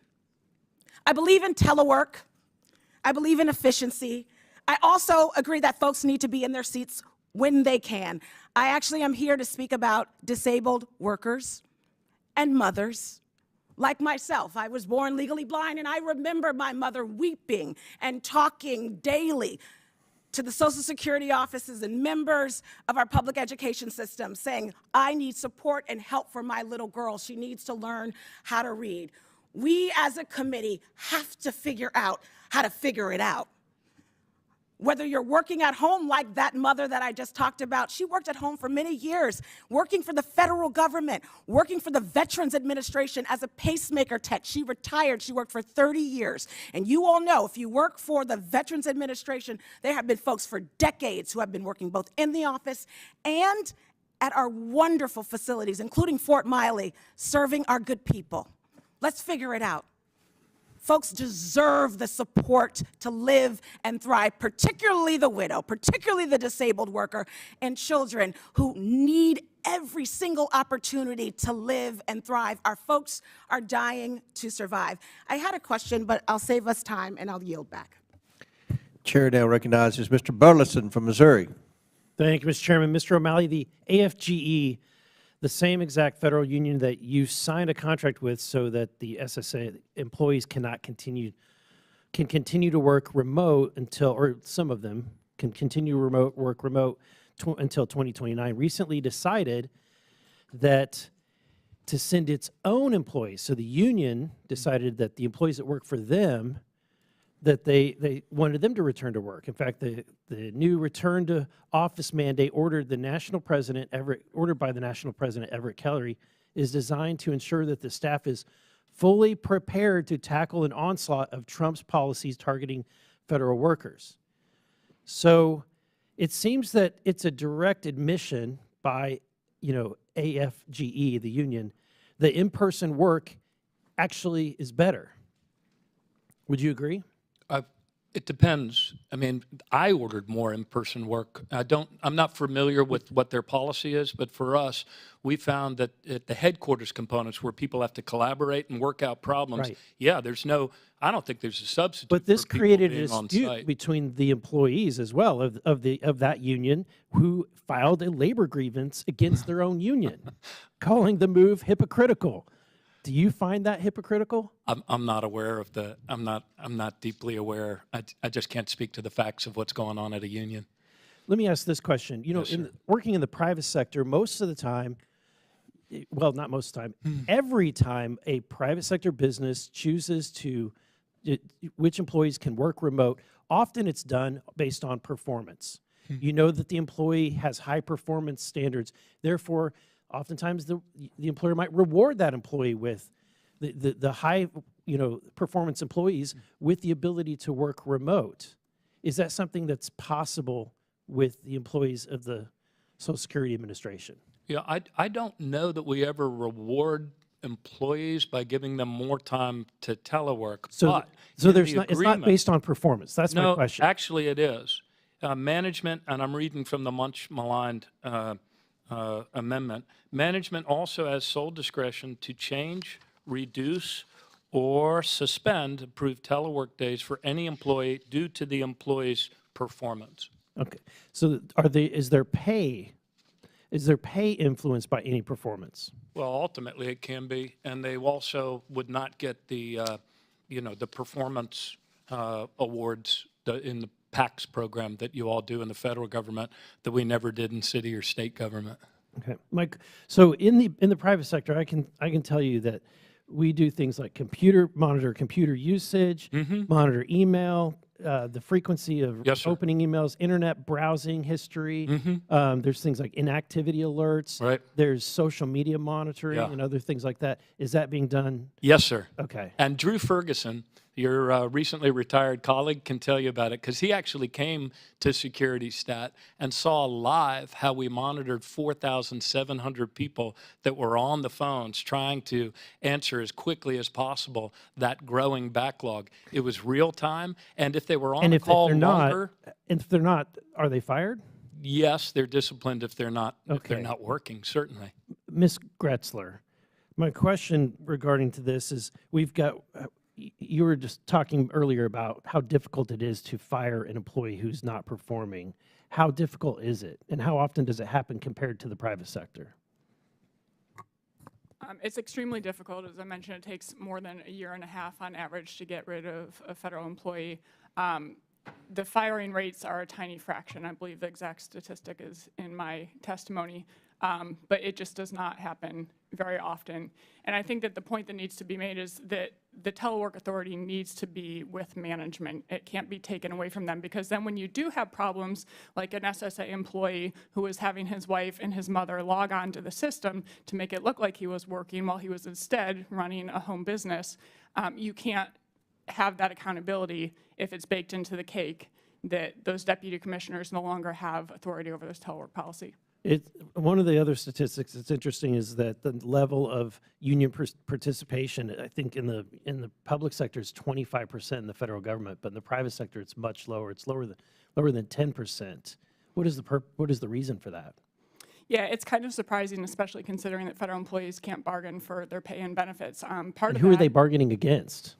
well, and that's the irony here, and it's one of the reasons that FDR opposed federal employees even belonging to union, less yet being able to use that official time, because both sides of the table are being paid by taxpayers.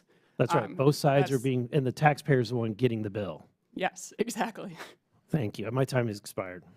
Gentleman's time's expired. Chair recognizes, Ben's not here. Frost, Mr. Frost. No. Oh, I'm sorry, Miss Norton from Washington, D.C. Thank you, Mr. Chairman. I welcome former Chair Tom Davis back to the committee. Tom has always been a good friend of the District of Columbia and to me. I welcome you back, sir. This hearing is designed to denigrate federal employees and to lay the predicate to gut the federal workforce and to convert a significant portion of the remaining federal civil service into political appointees. Federal employees deserve praise for their expertise, dedication, and service, not derision. In the first 2 weeks of this Congress alone, at least 4 bills have been introduced to gut the federal workforce. For example, Senator Joni Ernst introduced the Drain the Swamp Act, which aims to relocate at least 30% of the employees assigned to an agency headquarters in the National Capital Region outside the National Capital Region. Her Swamp Act would relocate non-security federal headquarters outside of the National Capital Region. Congresswoman Claudia Tenney and Senator Marsha Blackburn have introduced bills to create a federal commission to study the relocation of federal agencies outside the National Capital Region. Let me be clear what these bills and this hearing are about. They are about getting experts to quit the federal workforce. These bills would deprive the federal government of expertise and experience. This will harm the services the federal government provides to all Americans. Each Congress, I introduce a resolution praising federal employees and highlighting their critical work on behalf of the American people.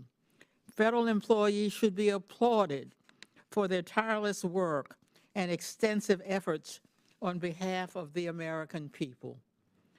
Thousands of civil federal servants have given their lives in the line of duty to their country. Republicans have made it clear they want to gut the federal workforce and the civil service system, which ensures a nonpartisan, merit-based professional workforce, and turn it into a patronage system. Instead of attacking federal employees, this committee should be considering bills to support the federal workforce, such as my bill to combat federal pay compression. This committee can do better for the American people. I yield back. Gentlelady yields back. Chair recognizes Mr. Jack from Georgia. Thank you, Mr. Chairman. And first, I'd like to thank each witness for testifying before this committee today. And I'd like to specifically acknowledge and thank former Representative Davis for testifying. He chaired this committee during the 108th and 109th Congresses. And rest assured, I'm not going to ask you on the record if you like this committee room better than the original. By my count, I'm roughly the 30th member of Congress to ask questions of each of you, and I'm grateful for your attention. Governor O'Malley, let's start with you. For the record, were you elected to the Baltimore City Council in 1991 and re-elected in 1995? Yes, sir. And were you elected mayor of Baltimore in 1999 and re-elected mayor of Baltimore in 2004? Yes, sir. And during your first term as mayor of Baltimore, did you initiate a government program called CityStat? Yes, sir. And would you mind elaborating on that program for just a moment?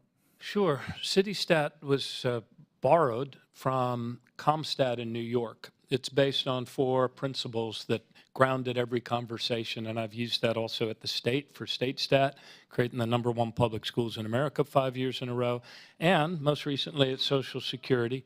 The tenets are timely, accurate information shared by all, rapid deployment of resources, effective tactics and strategies, and relentless follow-up. Thank you. When you campaigned for governor in 2006, you campaigned on CityStat's success. When you campaigned for re-election in 2010, you campaigned on CityStat's success. And when you campaigned for president in 2016, CityStat was one of the core programs you cited as a model for governmental success. It was one of the proudest political achievements you had. But what I find interesting is that CityStat mandated in-person agency meetings and interdepartmental collaboration in person with members of your cabinet and yourself. And in order for CityStat to be successful, you needed in-person meetings because that's how humans have worked together for millennia. True. And that's what we did at Social Security, too. I'm one of the few members of this committee who actually served as a federal employee. I proudly worked as an employee in the Executive Office of the President from the very first day of President Trump's administration to the very last day of his administration. And at no point during those 4 years did I telework. At no point during those 4 years did my colleagues across the White House campus telework.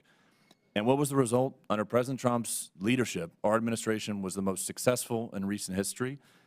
And it was affirmed by the American people last November when they gave a landslide victory to President Trump and House Republicans, enabling us to have this committee hearing today. So I guess my question to you is, if the model program throughout your political career that you've cited as one of the things that we should strive for governmental success mandated and required in-person meetings, which is how humans have worked together for millennia, why did you sign an agreement in November of last year that's in direct conflict with the core tenets of that program?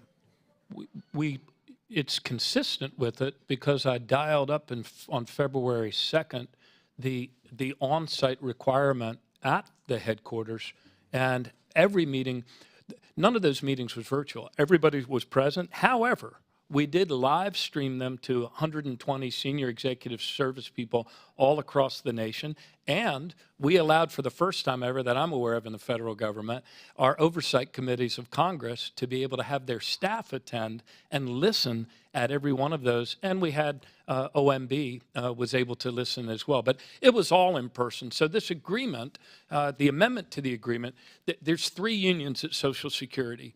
The other 2 unions already had the telework balance, which they had achieved. One of them are the people that write decisions like legal cases, and they were actually found to be far more productive not coming on site than they were when they came on site. And that was actually, I think, found by a court. The remaining one that hadn't had it incorporated into their agreement was AFGE. And once we saw the record increase in productivity this year, we incorporated that at the end of this year, before I left, into the agreement. But it does say that management has the discretion to temporarily change, reduce, or suspend approved telework for any employee, office, component, or agency-wide due to an operational need. And I know my colleague, Representative Green, covered the timeline, but there is some semblance of suspect timing. I mean, as I understand it, you attended a conference hosted by AFGE between November 12th and 15th.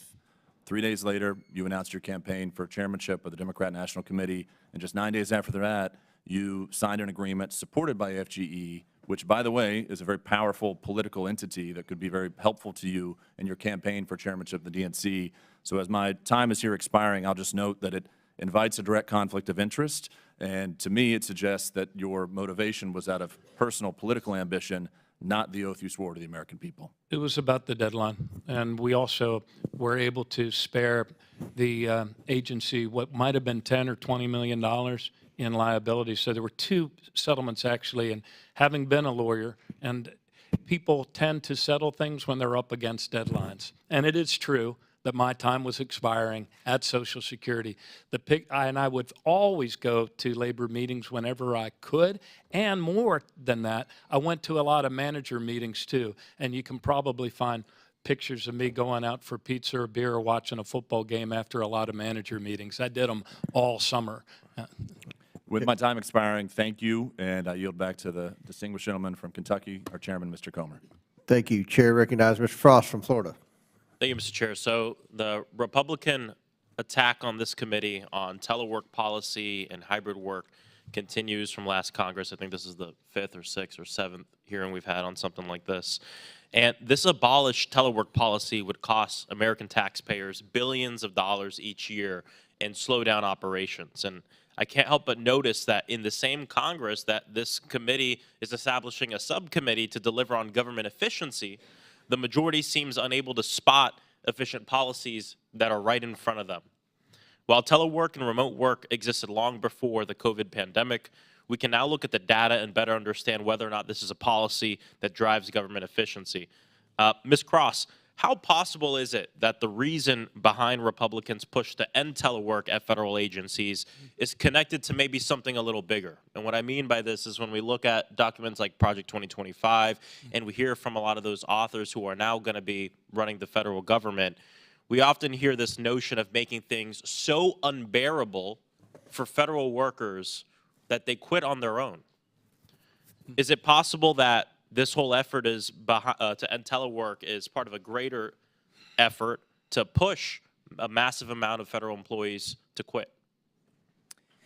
Thank you for your question. Yes, it is possible. In fact, in private industry, companies that force strict return to office mandates, it's widely recognized that those are often regarded as soft layoffs. So it's easier for you to be able to say, we're going to make it as untenable as possible. So as you mentioned, our workers leave. The challenge with that is often your best high performers are the ones that walk out the door because they're the ones that can more easily do it. So there are significant implications to performance and productivity when you do. And what kind of damage does this do to government operations, like responding to wildfires, sending out Social Security checks, renewing passports, or any other examples? Yeah, well, initially, telework, mobile work, we used to call it flexi-place, it's gone through a lot of iterations, was a component of continuity of government, continuity of operations, and emergency preparedness. In fact, every year, OPM collects data from federal agencies to ensure that there are goals set, metrics set, and that they're tracking it against the ability to perform operations in unplanned events, weather storms, emergencies, potential things that we can't predict like global pandemics. So for one, it will disrupt operations. For two, it'll cost a lot of money. By the way, industry data says that office level occupancy rates were hovering between 50 and 60% well before the pandemic because of the mobile nature of our jobs anyway. We've looked into this a little ourselves, and the evidence is pretty obvious. For example, DHS massively reduced the amount of real estate it had to rent between 2018 and 2023. This saved taxpayers $1.4 billion. DHS even said that, quote, the goal of fewer buildings and better buildings is good for the workforce, good for DHS and the mission, and good for the taxpayer, end quote. GSA, they said that it reduced its rent bill by $50 million in FY22, all while increasing productivity. And the Consumer Financial Protection Bureau said that they spent over $35,000 per month on helping employees to get to and from work, and now it's down to about $700 a month.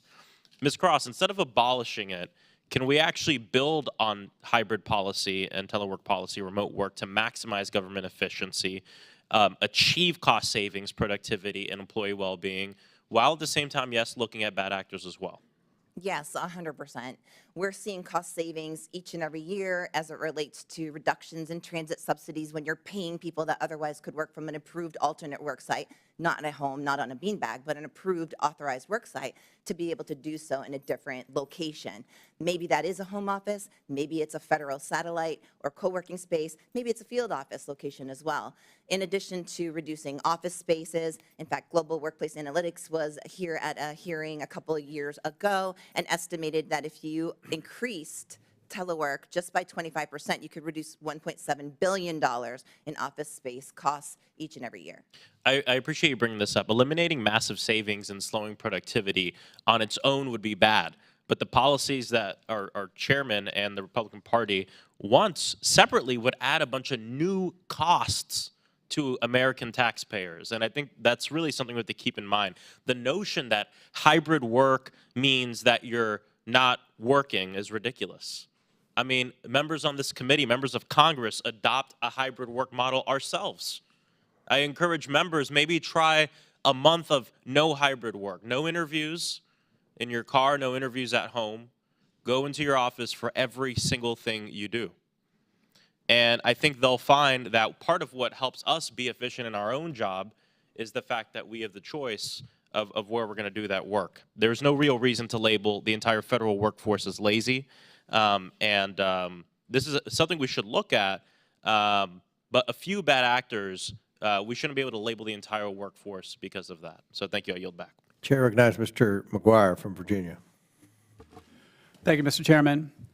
We live in the greatest country in history where our rights come from God. We're born with these inalienable rights that are enshrined in the Constitution. But our nation is a nation in decline. But through the grace of God, we have President Trump back in the White House. We have a majority in the U.S. Senate. And we have a slim majority, but we have a majority in Congress. President Trump, and I think all of us, we love all American people. And I got to tell you, as a veteran, if you saved my life on the battlefield, I wouldn't care if you call yourself a Democrat, Republican, Independent, male or female, whatever. We're all Americans and we're all people. But it seems like our country is committing suicide with policies that we're making. You know, if you had heart surgery, would you want someone who was the best doctor in the country to perform that surgery? Or would you want somebody, I like the way they look, or it's their turn, or they have a different agenda? And I bring that up because it seems like our friends on the other side are making decisions that are America last. $36 trillion in debt is egregious, and they testified yesterday in Oversight that we spend more money every day than we bring in every day. That is not sustainable. Now, if the government was to build you a car, you would never buy it. It would cost you $1 million. The free market has just created more opportunities and innovation than any country in history. And Elon Musk, since you guys talked about Elon Musk, you probably saw how he launched that rocket and landed it precisely. American ingenuity for a fraction of what it cost the government to send a vehicle into space. And if the civilian world is going back to in office and the largest workforce in our country, the government is saying, no, no, no, you can stay at home. We heard earlier in testimony that a gentleman, it took him 3 years to fire him. He kept playing golf instead of doing his job. I heard a testimony about a woman who stood up in a Zoom call and was only wearing her top. You cannot build relationships and be effective, and you should listen to the cues of Elon Musk, who's a very successful businessman. But if you don't listen to Elon Musk, listen to the direction of the private workforce. They're going back into the office. And also, when President Trump got elected, they started getting rid of those ridiculous America last, the opposite of meritocracy DEI policies. Now, I know we're going to do oversight. I hope we'll do oversight on what happened in Los Angeles. But you hear stories where they had these meetings about how diverse they are, rather than how do we make sure we have enough prevention, enough water in our tanks and things like that. So my first question is for the Honorable Mr. O'Malley. Isn't it great? We live in a country where a man or a woman can work hard and achieve just about anything. Do you agree with that statement? Yes, sir. And so these policies that we see coming from the left, where you get a job based on things other than meritocracy, make no sense. And when the other side wants to make policy for President Trump before he even gets sworn into office that go to the end of his administration, it's an example of poor leadership. You know, a party that wants to put men and girls sports Trump has a mandate. He got the popular vote and he won the Electoral College. And these ideas that criminals are good, police are bad, and nobody cares about the victims. There's just a whole pattern, just like this idea that we don't want government employees to go back to work. It's a list of the many examples of poor decisions coming from the left. And my next question would be— That wasn't a question. Well, you answered the question. I said, do you agree with that statement? You said you do. The next question would be for Ms. Gressler. Congressman, I buried 10 police officers in the line of duty. Please don't accuse me of not having respect for police officers. Nobody said that. I said that the policies in my district, we talk about Lake and Riley, preventable. In my district, Campbell County, a 33-year-old illegal alien was released from prison 4 times because criminals are good and police are bad. No one cares about victims, and he raped a 14-year-old girl.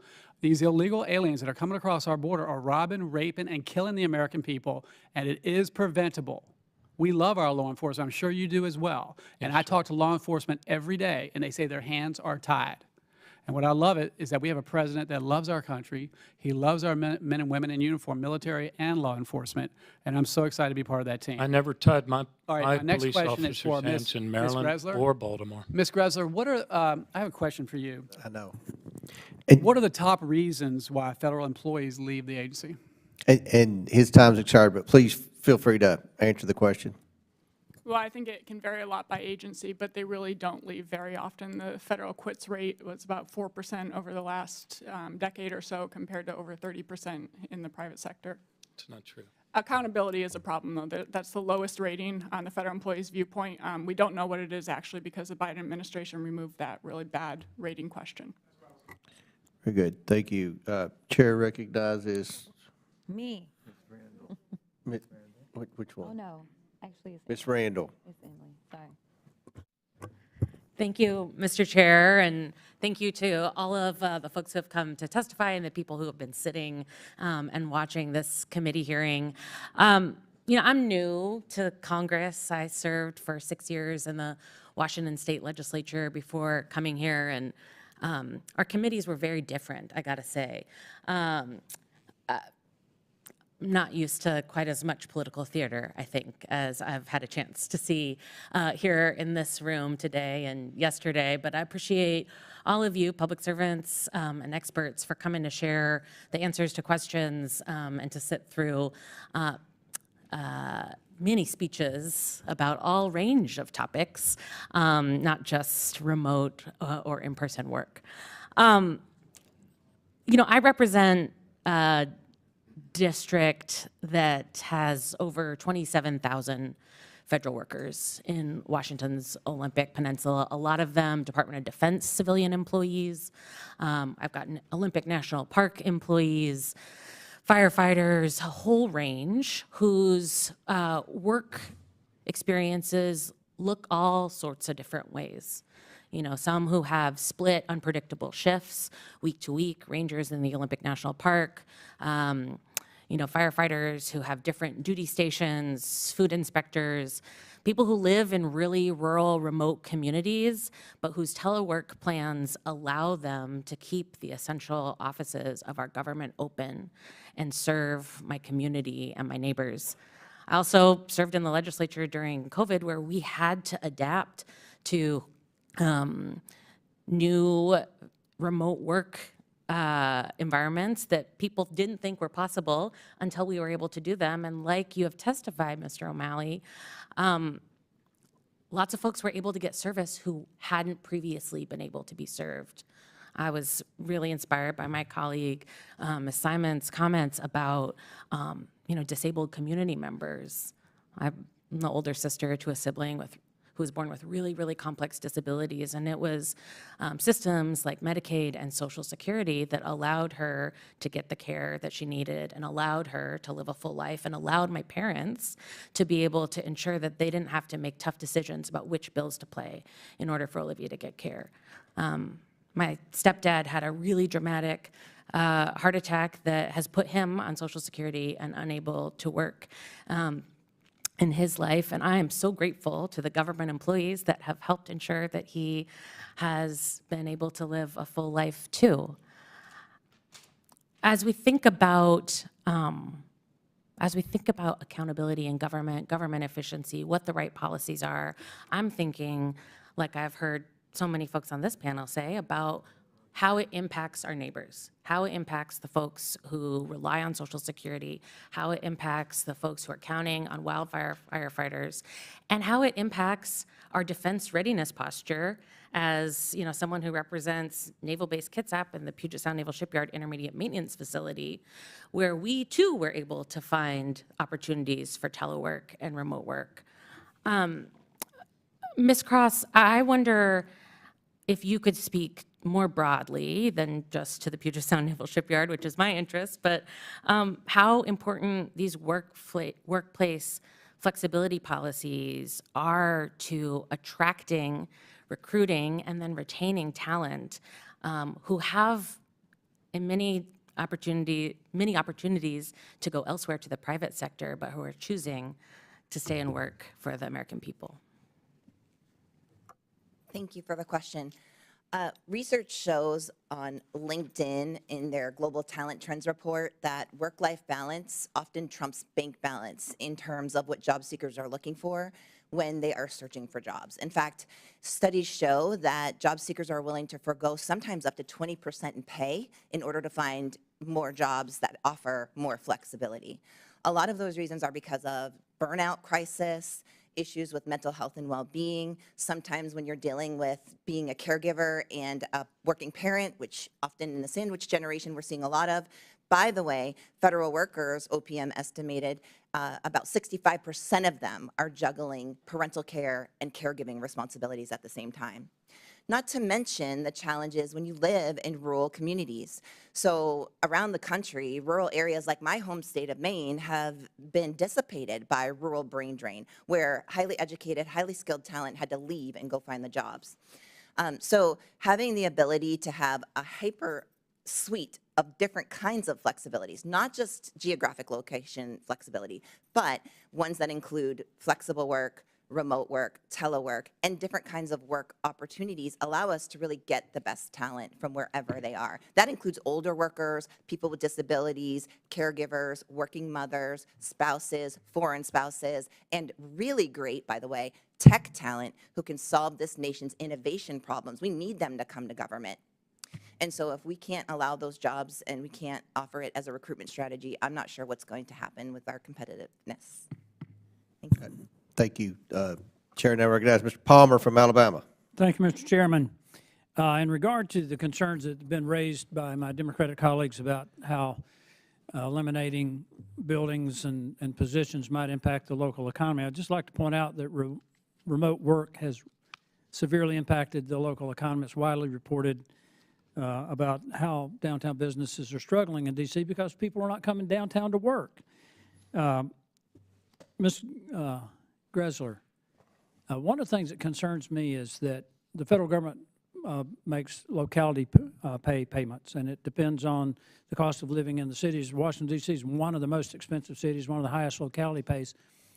Have you looked into whether or not people who are working remotely now are getting the same locality pay that they were coming downtown?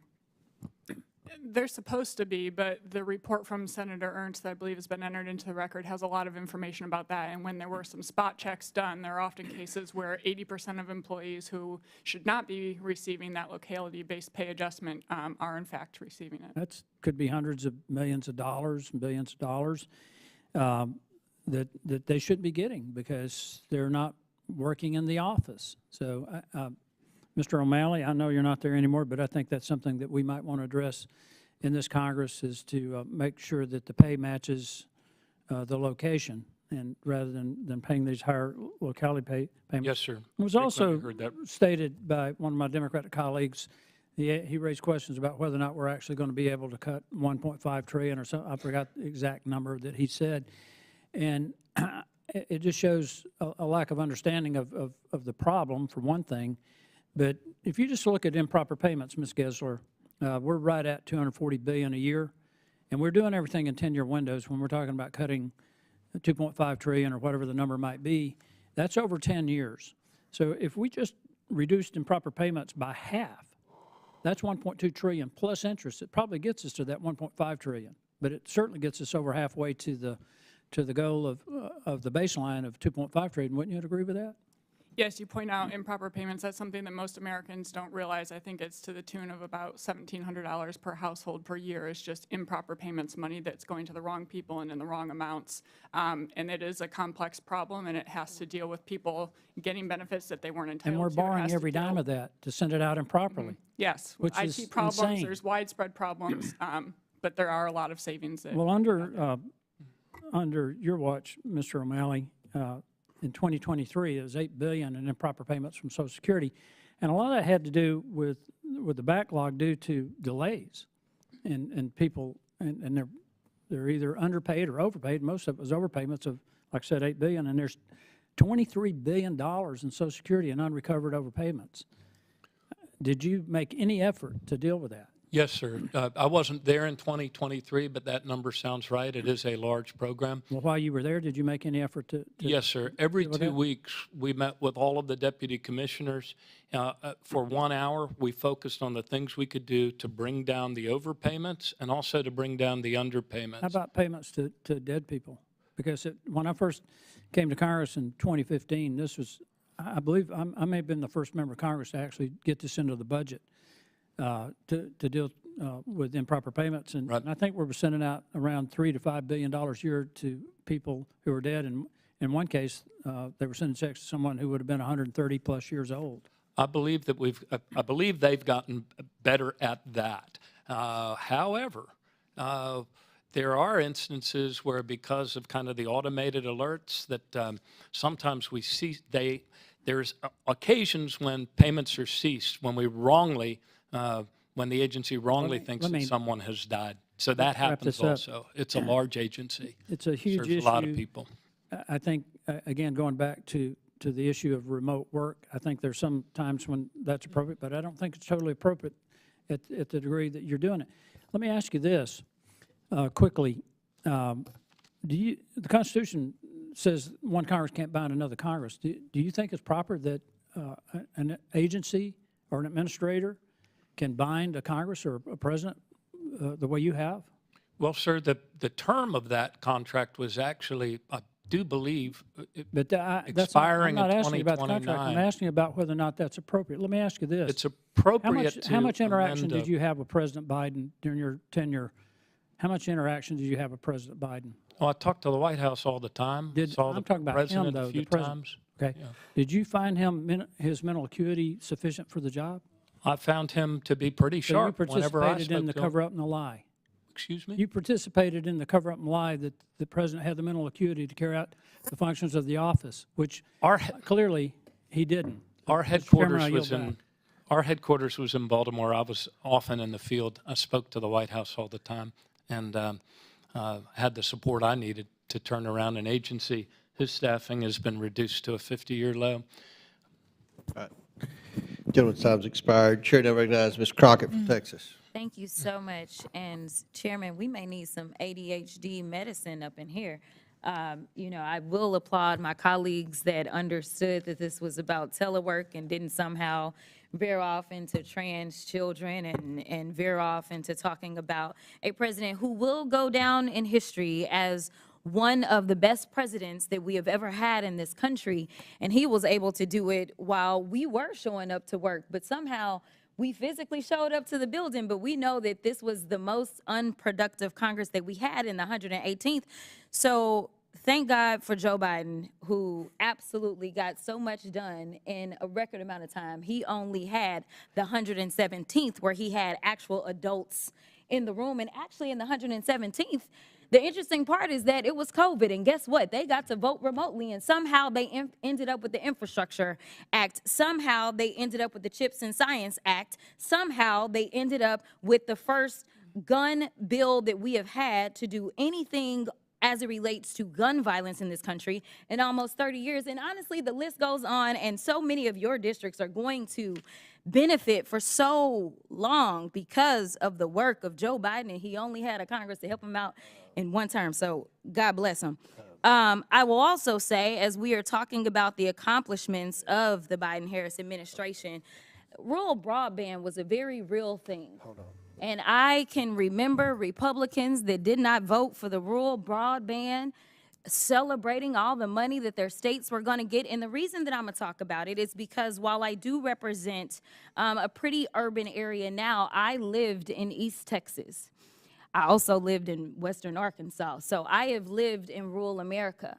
And one of the interesting things about rural America, and I want rural America to listen up because most Democrats are not representing very rural areas. But let me tell you, whether I represent a rural area or not, I believe that as a U.S. representative, I should do what makes sense for U.S. citizens. And the right thing was to make sure that we did expand broadband. You know what that meant? That meant that people in rural America who tend to end up in towns like the one that I lived in Texarkana, where they rely on, say, the paper mill, or they rely on the tire plant, they rely on these businesses or the chicken plant. If for some reason one of those shuts down, it shuts down the entire economy. But by making sure that broadband was a reality there as well as everywhere else, guess what? They can actually participate and get some of these jobs. But let's talk about the reality of the struggles that we have when it comes to the federal government, because Lord knows if I got out of the federal government, I would make more money too. We are missing out on a lot of talent by not trying to make sure that we are offering a competitive environment. And when we miss out on that talent, unfortunately, it's not a theoretical person that struggles. It is the real American citizen that struggles. In fact, I think the American people are going to recognize that they don't necessarily have the best talented people that are about to run this country, and instead we have a lot of trivial trolls. But I'm going to move on to make sure that I can clear up something. Republicans have done a lot to perpetrate the narrative that Mr. O'Malley gave away the farm when he reached an agreement with the unions at the Social Security Administration in November 2024 to amend the existing bargaining agreement. We know that's false. Ranking Member Connolly showed that Mr. O'Malley's shrewd bargaining tactics ceded very little in exchange for averting potentially billions in legal liability to SSA. But let's talk about a time right when departing officials actually did give away the farm and sell out the American people for political gain. Ms. Gressler, do you recall when then President Trump's acting Department of Homeland Security Deputy Secretary Ken Cuccinelli struck an 8-year agreement with the union at Immigration and Customs Enforcement on January 19, 2021, one day before President Biden was sworn into office? I was not aware of that. Okay. All right, well, let me tell you about it.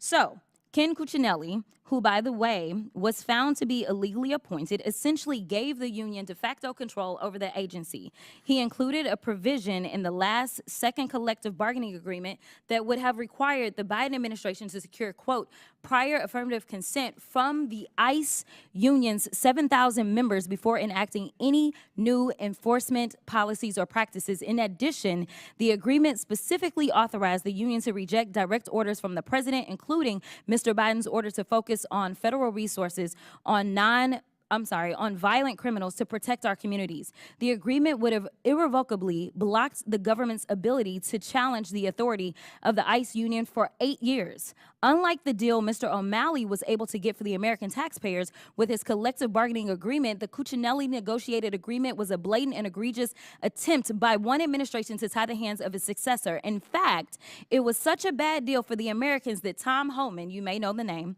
Trump's current pick for the top border security role, which is border czar, and former acting director of ICE, proclaimed it, quote, not good for the agency. I don't recall the outrage on the other side of the aisle in this committee, though, about that agreement. Mr. Davis or Ms. Gressler, do you remember any of our Republican members expressing concerns about Mr. Cuccinelli's CBA? And then your time's expired, but feel free to answer Ms. Crockett's question. I don't know anything about it. I'm not aware of it either, but I would note that they probably did not follow those rules given the mess that happened at the border. Okay. The last thing that I'll do. Gentlelady's time's expired. No, you complained when somebody, we got a UC request? Yes. Okay, okay. I'm asking for unanimous consent to enter into the record a March 2021 New York Times article entitled Trump's Official Last Day Deal with ICE Union Ties Biden's Hands. Without objection, so ordered. Chair recognizes Mr. Burchett from Tennessee. Thank you, Mr. Chairman. I'd remind the members that the much celebrated transportation bill was done in about a 16-hour committee meeting done by telework, and then that bill, after it was passed, was probably something we could all live with, hold our nose maybe. It was then taken, I believe, to the Speaker's office, rewritten with the help of some lobbyists, and that bill, 85% of it was what we would say was not traditional transportation, and the rules were suspended, and we were not allowed to amend it on the floor. I always think it's good to put things in perspective. Mr. O'Malley, I am the 435th most powerful member of Congress, so when I ask my questions, everybody's already asked all the good ones. So I would expect you to either act disgusted or puzzled at every one of my questions, all right? And be mad at me like you would at somebody way back, if that's possible. Is it true that 230,000 federal employees work remotely? I don't know about that, but I know at Social Security, we have one of the smaller percentages, only 1% work remote. As a result of this, I feel like many federal buildings are left vacant and work output is negatively impacted. Would you say that's fair to the American taxpayer? I know that in our instance, we drove up productivity by a record amount, and we also required more people to show up for more days of on-site. I'd like to see that at some point. If somebody, I really would like to see that in writing somewhere. Would you say it's accurate that you all tried to Trump-proof the Social Security Administration before leaving it to join the Democrat National Committee? Well, I haven't joined the committee yet. I am, but we did everything that we could to improve customer service during my time there. And I ordered more people back on site in February, and we did incorporate that. As my time there was expiring, coming to an end, we were able to get an agreement from the one union that didn't have it in their contract. And how the many term unions? of that contract actually was something negotiated before my time. How many different unions do you deal with? I know our post office, I think, deals with maybe 7 or 8. We have 3. 3, okay. Yes. Let me ask you this. It's been asked, but I need to know. Why did you sign an agreement with the Federal Workers Union that locks in telework through 2029 for SSA employees? 2 reasons. To improve customer service and to continue its improvement, even with the stunning reduction of staff. We are been reduced by congressional cuts to a 50-year low in staffing, even as our beneficiaries continue to rise. The second reason was the union agreed to give up certain grievances that stretched over a 7 to 9 year period of time that had the agency in jeopardy. And that was something we were trying to get before. So it did not go backwards on the increased on-site presence that I implemented there. That also helped contribute to the record high in productivity. And that's that chart. That's the highest, and this is audited and has long been audited.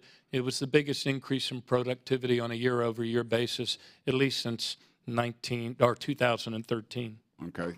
Your agreement protects telework for Social Security employees through 2029. According to the Biden-Harris administration, 58,875 Social Security employees are telework eligible. Of those employees, only 46.9% of them spend their time in the office. Why did you guarantee most Social Security employees the ability to show up less than half that time? Well, they all work 5 days a week. They are producing for the American people, even though their staffing's been reduced to a 50-year low.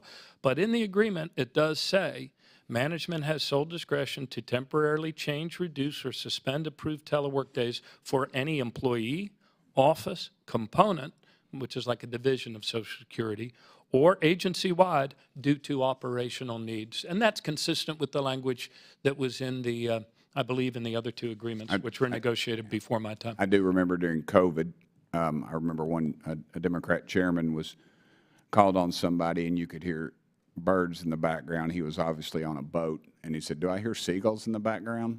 And then another one was, I remember, in his boxer shorts. He did have a tie on, though, so he had a shirt and tie, but when he stood up, they saw his boxer shorts. So I always thought that showed that I felt like telework was not as productive as we once said it was. Mr. Davis, can you explain how the large-scale telework posture of the federal workforce has affected your mission to make D.C. a better place?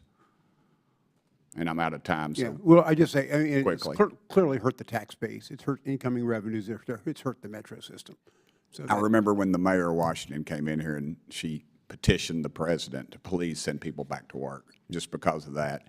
And I will say, I say we handle more constituent service, or we have the best constituent service in the country. I would stack my folks against anybody. And just when you're dealing with the IRS or any of these other agencies, Social Security, it just takes too dadgum long. You know, we're waiting 6 months to get responses from the IRS. We're waiting, Social Security is just continuation of continuation of continuation, and it's not working. Thank you, Mr. Chairman. Thank you. Chair recognizes Mr. Gill. Thank you, Chairman Comer. Thanks for holding this hearing today. I'm excited to serve on the Oversight and Reform Committee to help eliminate fraud, waste, and abuse within the federal government.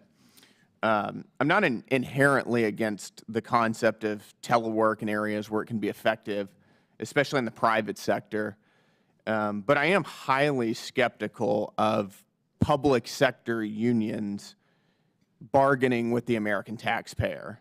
Unlike private sector unions, of course, and the public sector unions don't have to worry about undermining the economic viability of any business or entity. In other words, there's not really a limiting principle to what they can ask for, whereas private sector unions can only bargain so much before they run their employer out of business. Public sector unions can milk working class American taxpayers limitlessly. I think that's a serious problem, and that appears to be exactly what happened here. In the federal government, telework has proven to be a really sweet deal for union bosses, with working class Americans picking up the tab. The Government Accountability Office released a report in November 2024 finding the federal government could not effectively track telework or its effects. For instance, the report found that teleworking could be contributing to the IRS correspondence backlog. And I can say nothing infuriates me more than knowing that a woke and weaponized IRS is taking forever to respond to my constituents back in Texas 26 because they've got employees who are relaxing at home.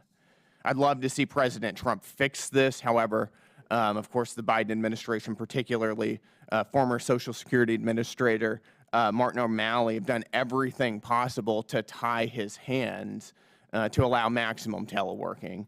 Former Commissioner O'Malley gave the American Federation of Government Employees a sweet deal courtesy of the taxpayer that locks in maximum teleworking until 2029, despite the fact that President Trump won in a landslide and our party, the Republican Party, has a very clear mandate to fix the chaos that the Democrats created, including in the federal government, like right here.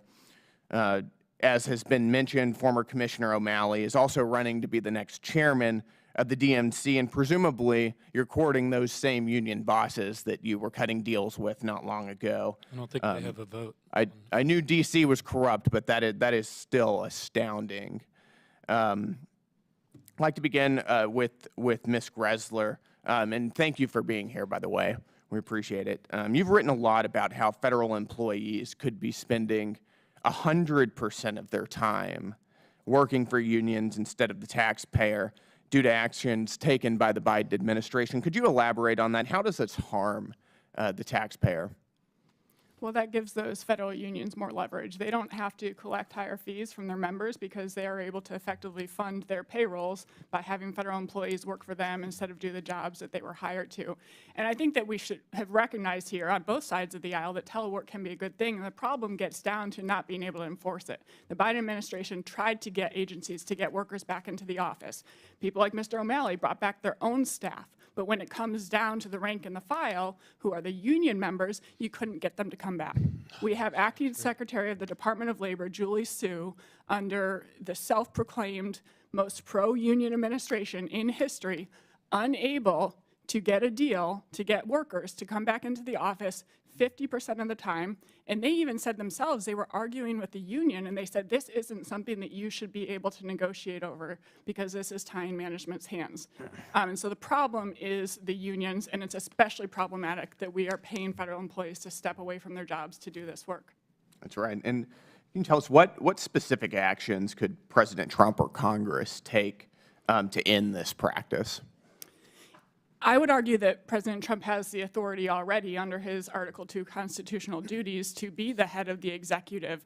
But if the unions refuse to comply and to follow orders, then Congress might need to amend the statute to specify that either no CBA authorized under a prior administration can bind his hands, or at least to open it up to the problematic components. Got it. And you pointed out that the Biden administration removed the Office of Personnel Management's webpage documenting federal employees' use of official time. My Democrat colleagues love to talk about how the Biden administration is an ethical administration. And I'll end with this, just yes or no. Do you think that this action increased transparency and ethics in government or not?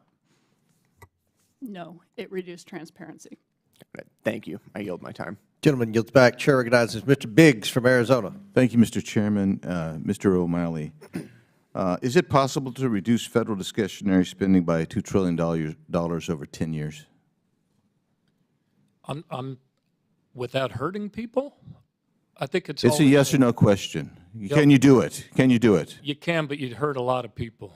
So previously you said no, you can't do it. That was a question, answer to a question over there. Yeah. But I wanted to clarify over 10 years. Yeah, thank you. Yes, and thanks for answering that could, question. but So it would hurt a my lot of next people. question for you is, can you tell me what the 2024 limitation on administrative expenses amount is that you're operating under? Which not you now, but right. but the agency. SSA is operating under now because of the CR, et cetera. Yeah, it was in the neighborhood of $14 billion. 14.226 billion. Sound Yes, right? sir. Sounds right. Yeah, and that is up over fiscal year 2023, but flat because of the CRs for 2024. Is that right? It's mostly been flat for 10 years. Well, actually, that's not so. It's gone up in some years as high as. Well, that's true. There was one year before I got there where you all did allow them to hire some more people. If you look through it, that number has gone up every year. In fact, if you look at the but not as much as their expenses. If you look at the administrative expenses as a percentage of total cost, and please don't interrupt me. Yes, sir. If you look at that, you will see that even though percentage-wise it's gone down in the last few years, and Yes, again, I just don't understand why you have to interrupt. You don't have to interrupt. I'm asking the question or making a statement, then asking a question, and then I'll let you talk. Then, okay? That'd be great. Yeah. So in 2023, it was overall for old age and disability. That was about 1.8%, but nominally it went up. It went up by $500 billion, right? Not 500. Excuse me, not billion, but 500 million. I'm sorry, 500 But their million. expenses went up by 600 million. So from 2022 to 2023, that number went from 6.746 billion to 7.206 billion, right? I don't have the historical data in front of me. You do. Okay, all right, that's fine. What I can tell you, though. So the next question is this: what's when we look at the percentage of hours spent by your employees remotely, that's below. Do you know what the number is? No, I know that we only have 1% that work remotely. But I'm no longer at the agency. if you look at all of those people who are working remotely, it's fewer than half are working their hours. Fewer than half of the hours are being worked in person. No, we only have 1%. That is according to the OMB.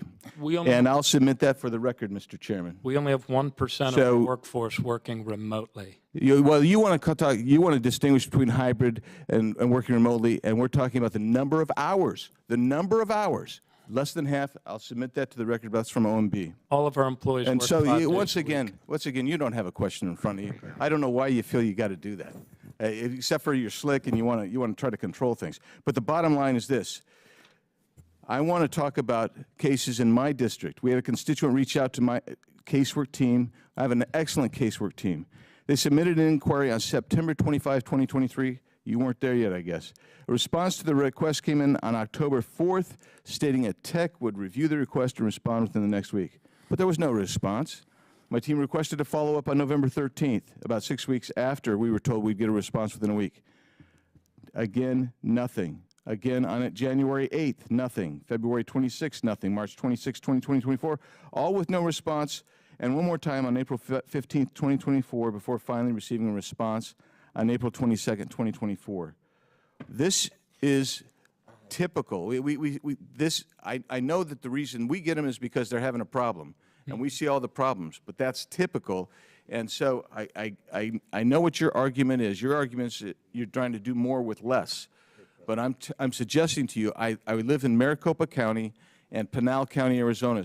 So I was trying to see on your little map where you're telling us how great things have gotten, and I was looking, and I don't have your before and after picture, but what I got is a picture that we're still way, way longer than we should be. We can put that. So now I want you to deal with that. Shoot, I'm out of time, but I thought I was going to get to answer a question. now you did answer some questions, plus you got to interrupt a few times as well. So I'll yield back to Mr. Chairman. Gentleman yields back, and without objection, we're going to enter into the record the data that you requested. So two other UC requests, Mr. Chairman. The CRS SSA table on limitations of administrative expenses and the document that they have supporting that, and also a news article from just the news called Stay-at-Home Bureaucrats. Without objection, so ordered. Chair now recognizes Mr. Higgins from Louisiana. Mr. Chairman, I acknowledge that the service levels are not what they could and should be. Okay, we'll reset the clock and recognize Mr. Higgins from Louisiana. Thank you, Mr. Chairman.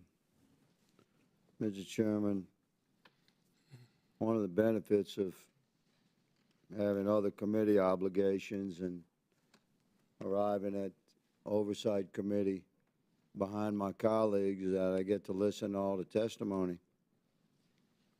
Mr. Chairman, this is Social Security. For 1 hour, 28 minutes, 25 seconds. Phone number 800-772-1213. It's a number for Social Security. This is what our elders have to listen to. These are our elders, my man. Yes, sir. The reason they're calling, when I have a question for you, I'll ask it. That's the way this works. The reason our elders call for help is because they need help. Not because they want to listen to elevator music. They want to talk to a human being. The first 5 minutes of this on hold for an hour and a half, Mr. Chairman, was instructions to get to various websites, which our elders have difficulty doing. I have difficulty doing it. Our elders frequently confused and alone, scared. They don't have like laptops and apps and things. They have a telephone. They want to talk to a human being. But wait, they have a local Social Security office they could go to, right? That's a historical model. No. I give you Exhibit B. This is from your website, or was, before you ran for DNC and retired in November after negotiating this deal that you think ties the hands of the incoming executive. But we're going to defeat that in Article 3. I'll go and get into that in a minute. But from the website, listen to this, America. Pay attention to what's happening to our elders. If you need in-person help, you must first make an appointment. Now you make the appointment on the telephone. You know who answers the phone? Nobody. This is a greatly efficient Social Security Administration. All of our offices, we struggle and work so hard to care for our elders, and the number one complaint is that they can't get any answers or even anybody on the phone at Social Security. So I want you to know, Governor O'Malley, that I completely support your run for DNC chair. You have a certain air of elitist superiority that perfectly reflects your party. And I completely support your run. I hope you get it. Earlier in your testimony, you stated that the contract you signed that presumes to commit the executive branch and the federal government through 2029 to a union agreement. In fact, they hail it in CNN as a Social Security union secures telework deal. And it said the deal will secure telework for SSA employees through 2029. That's a union guy to CNN. You said it doesn't tie the hands of the incoming administration. I happen to agree with you, Governor, but that's because the founders were wise enough to divide the powers of our government. And we're going to defeat the contract you signed in Article 3. Watch us do it. But in the terms of the contract, it states, in that language in Article 41, Section 3, strikes the words that the Commissioner will determine the number of scheduled telework days, if any, eligible positions, and percentages of employees permitted to telework, and replaces it with the Commissioner will adhere to the current number of telework days, eligible positions, and percentages of employees permitted to work telework as of the date of this agreement until October 25th, 2029. But by some measure, you say, yeah, that doesn't tie the hands of the incoming administration. That was your testimony about an hour and a half ago before I got on hold with Social Security. That never answered. So let me just say that, man to man, brother, I respect you. You're standing your ground. You're here today under fire. You know it. And I appreciate that. So man to man, you and I can probably get along pretty good. But it's a mischaracterization of our position, Mr. Chairman, Mr. Ranking Member, to say that we have that Republican conservatives and fiscal hawks like me have a problem with the federal employees. We have a problem with federal employees failing to perform. And we associate the failure to perform with realities that we face. You want to talk to us in person, get an appointment. You want to get an appointment, make a phone call, we don't answer the phone. That failure to perform is the issue, Mr. Chairman, Mr. Ranking Member. That's our issue with the federal government employees. And we associate it with not showing up for work through telework. So let me say that those federal employees that do not show up for work, they're going to get fired. Mr. Chairman, I would I yield. Chair, gentleman's time has expired. Chair recognizes Mr. Crane from Arizona. Thank you, Mr. Chairman. Thank you to everybody on the panel for showing up today and holding this hearing. We're obviously here to conduct critical oversight about the inefficiencies within the federal government surrounding telework policy. Most Americans are aware of this practice, but for those who aren't, it's basically when employees are allowed not to come into the office and they're allowed to work from home. One of the troubling parts of the data in front of us is how even after the COVID pandemic, federal employees were not forced to come back to work under the Biden administration. We may have. Another troubling thing that we've learned about is that Mr. O'Malley, who sits in front of us today and is the former head of Social Security, signed a contract with the labor union right before resigning.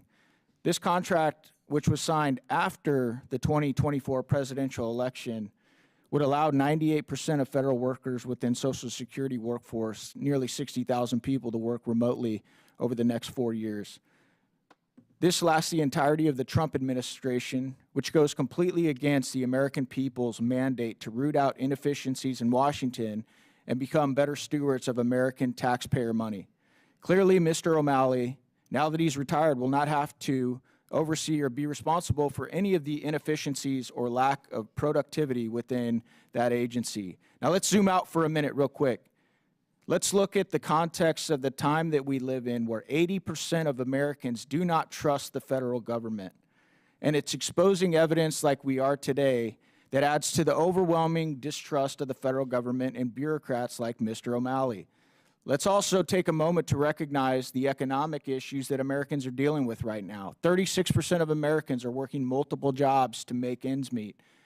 My constituents in Arizona are paying around 26% more every month for the same goods and services compared to 2021 when President Biden took office. Most importantly, our federal government is now $36 trillion and counting in debt. So while Americans go back to work, they also have to suffer from inefficiencies and reckless decision-making of bureaucrats like Mr. O'Malley. Numerous federal buildings here in Washington, D.C. are empty. These buildings are only 25% occupied, with the lease, electricity, and utilities still being paid on the taxpayer's dime. The lights are on, but no one is home. This is costing the American taxpayer an estimated $15 billion annually. Now, Democrats in the hearing today will tell you that telework policies of the federal government in some surveys are less than counterparts in the private sector, trying to show that everything's okay and there's nothing to see here. Well, let's be honest, that's not quite a fair comparison. Number one, it's much more difficult to fire a federal employee if it is discovered they are gaming the system. Number two, federal employees are paid by the taxpayer, whereas private employees are not. Private companies have to be efficient and profitable to pay employees. I'm going to start my questions now. Mr. O'Malley, I was reading through your bio. It looks like you served as member of Baltimore City Council, mayor of Baltimore, and governor of Maryland. You also said here today that you ran your own law firm. Is that correct? Yes, sir. You're under oath today. Is that correct, Mr. O'Malley, to tell the truth? I said yes, sir. Okay, great. When you owned your own law firm, Mr. O'Malley, did most of your employees work in the office or from home? Oh, it was a very small firm. That's not what I asked you, sir. Well, I didn't have any employees. You didn't have any employees? No. Okay. Interesting. Okay. Got it. When I joined another firm, there was a larger number of employees, but I wasn't All right. managing. Follow up partner. real quick. So when you didn't have any employees, right? That's what you just said? That's it was true. just you? In my solo practice, I did not. I was also on the city council at the time. Okay, let's play a hypothetical then, Mr. O'Malley, because I clearly tell you have some common sense. You're a smart man, or you wouldn't be in that seat. If you did have employees at this business that you own, what would be some of the advantages of having them come into the office? Congressman, I readily admit that, and that's why I brought more people on campus, on site at Social Security. I believe that the people that are managing and figuring out problems like how to better serve the American people with fewer and fewer staff need to be back. Sir, then why did you sign a contract tying President Trump's hands and really tying his hands and trying to bring back the federal workforce so that the American taxpayers can be better represented and we can have more efficiencies for their hard-earned money? Yeah, the duration of the contract was actually something that preceded me. But what I did do was I amended it because they were the last union that did not have the balance of on-site and telework in their contract. So I did do that, and they waived Mr. Chairman, one last statement. I think Mr. Higgins did about as good of a job as anybody I heard pointing out how disastrous the administration that you led has become. Holding up his phone, playing the elevator music as he called into your old agency, and he's been on hold for an hour and a half, and then showed you that if senior citizens or anybody else wants to make an appointment, they have to call that same number and wait for an hour and a half. So I'm sorry, sir, but I find it ironic and pretty sad that you come in here talking today about what a great job you've done, how efficient you've been, and how responsible you've been with the American taxpayer dollar. And because of all that, sir, I actually think you'll do a great job as the DNC chair. Mr. Chairman. Gentleman's time's expired. Chair recognizes Mr. Timmons from South Carolina. Thank you, Mr. Chairman, and thank you all for being here today. I'm last, so we are almost done. And I want to apologize. Going last, it's going to be hard to hit some new topics, but maybe we'll hit some old ones in a different way. As you know, this committee has jurisdiction over the city of Washington, D.C. Last Congress, my Republican colleagues and I clashed with Mayor Bowser over homelessness and crime in the city, with city council members over the lunacy of D.C. election laws, and with officials in the Biden administration over D.C.'s criminal-friendly criminal code, particularly as it relates to bond. But today, miraculously, almost all of us seem to be in agreement on this one important issue: returning federal employees to in-person work and away from work-from-home agreements, from telework. Mr. Davis, could you briefly explain to the committee how vital the federal workforce is to the economy of Washington, D.C.? It's over 40% of the workforce in the city itself. Small businesses, we've had over 100 have failed under this. The buildings are empty. The downtown tax base has dropped significantly, and it's hurting not only the city's economy, a lot of small businesses, as I've said, have gone under, but the metro system itself, where there's a huge federal investment, is geared to take a lot of people more to work than are going. People just aren't going in because they don't have to go in. I couldn't agree more. While it has improved my commute time, I think that's the only good thing about it. And I'll give that up if it means getting people back to work. Ms. Gressler, could you speak to the importance of federal employees, specifically those working for the Social Security Administration, returning to their offices? Yes, we've heard from a lot of members today who have to take those complaints because they aren't able to get through to the Social Security office, whether it's being able to get somebody on the phone or get into the office, especially for elderly Americans who need to be able to see somebody face to face. You need to have people there. Thank you for that. Now, some officials in the Biden-Harris administration deliberately slowed the transition back to the office by ensuring that telework would continue for years to come. Let me be clear, President Trump, this committee, and countless members on both sides of the aisle are committed to bringing federal employees back to their offices where they belong. City Councilman Chairman Phil Mendelson's representatives called the possible outcome of lawmakers' telework policies immensely consequential to the city of Washington, D.C. Mayor Bowser called on President Biden to take decisive action to get most federal workers back to the office. Biden's chief of staff, Jeff Zients, sent not one but two emails to cabinet leadership in 2023 emphasizing that aggressively increasing in-person work was a top priority for the president. I can go on and on. It was even in the State of the Union address. So, Mr. O'Malley, I guess my first question is, could you clarify whether the telework agreement you signed with AFGE includes any clauses or provisions that would allow a future administration to terminate or modify the agreement before its expiration in 2029? Yes, sir. Here's the part I've read several times now. Management has sole discretion to temporarily change, reduce, or suspend approved telework days for any employee's office, component, or agency-wide due to operational needs. So the next Social Security administrator could unilaterally modify that contract? Well, the language is in the contract, and the term here is for operational needs, not out of spite or not to try to drive mass exodus of employees, which would just drive up wait times. We could get plenty of studies to show that for operational needs, it would be necessary to bring people back to work. I guess I want to talk about the timing. And they do work 5 days a week.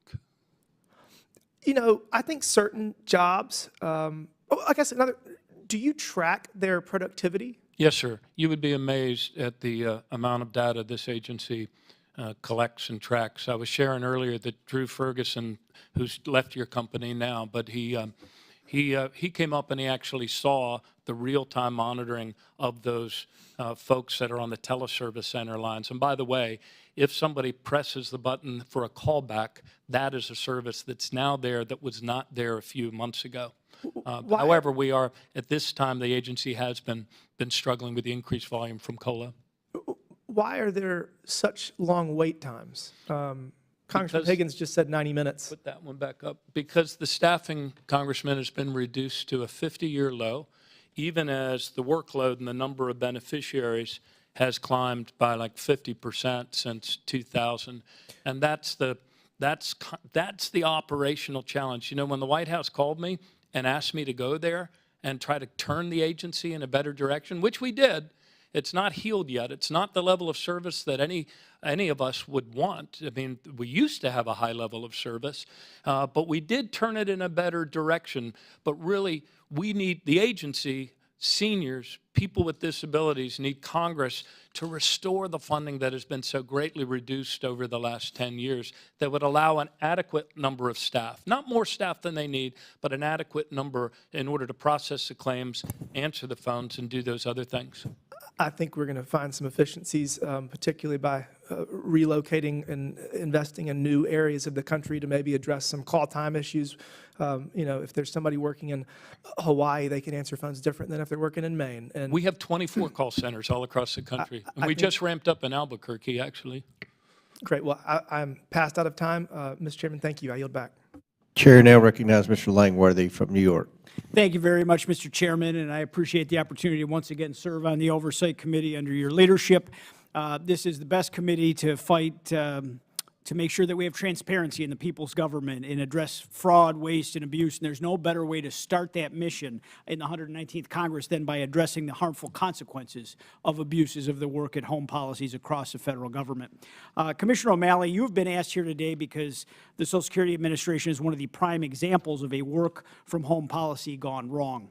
While you have worked overtime to guarantee Social Security Administration employees the luxury of telework until 2029, my constituents, they're still sitting at home wondering why they haven't heard a response from your employees in months and in some cases years. My district staff handled nearly 400 Social Security-related cases last year, many of which stemmed from outrageous delays in simply getting a response, and that's why they turned to our office. You and I both know this is completely unacceptable by any metric, and a disservice to all of our constituents and the millions of Americans who rely on Social Security as their main source of income. Commissioner, Social Security data shows that processing times have not improved since fiscal year 2020 and have yet to return to pre-pandemic levels. Furthermore, a study by the Stanford Institute for Economic Policy Research also found that telework policies have generally led to declines in productivity. Given this, how could you believe that our constituents can expect faster responses from your offices with telework in place? Actually, I've changed the policy on telework. I brought more people back to all of the 9 regional headquarters as well as to the Baltimore and Washington headquarters. And actually, a lot of processing times have been improved. In fact, the ones that most of your constituents call for, the greatest volume is the retirement. And that one we have returned to 87% timely within 2 weeks. It hasn't been at that number for 7 years. And then earlier, put up the map, we were showing that we reduced to the lowest level in 30 years the backlog of ALJ cases. And the dark green represents 270-day processing time, and that's the first time in 30 years we've gotten it down to that. At the beginning of last year, it was 450. But your point, and the main point, and what I hope we acknowledge today, is that when you reduce staffing at this agency to a 50-year low, while demographics increase its customer base, as a matter of math, we just have too few employees serving as many people as they need to serve. But we are serving them better at the end of last year than we were certainly at the beginning of last year. But you could make it Sure. I'm not only hearing from my constituents that are struggling to get responses from your employees on the phones, but they're facing challenges with walk-in appointments. The field offices in my district primarily serve an older population with limited access or familiarity with new technology. This appointment-only policy is creating a significant barrier to resolving their issues. And the needless extension of telework for Social Security employees only exacerbates these challenges. Our constituents are being left out in the cold with very limited ability to walk in, speak to someone face-to-face, and get those Social Security concerns addressed. Yes or no, was enforcing full 5-day office staffing at field offices, particularly in our rural areas in districts like mine, ever discussed during a negotiation with the American Federation of Government Employees?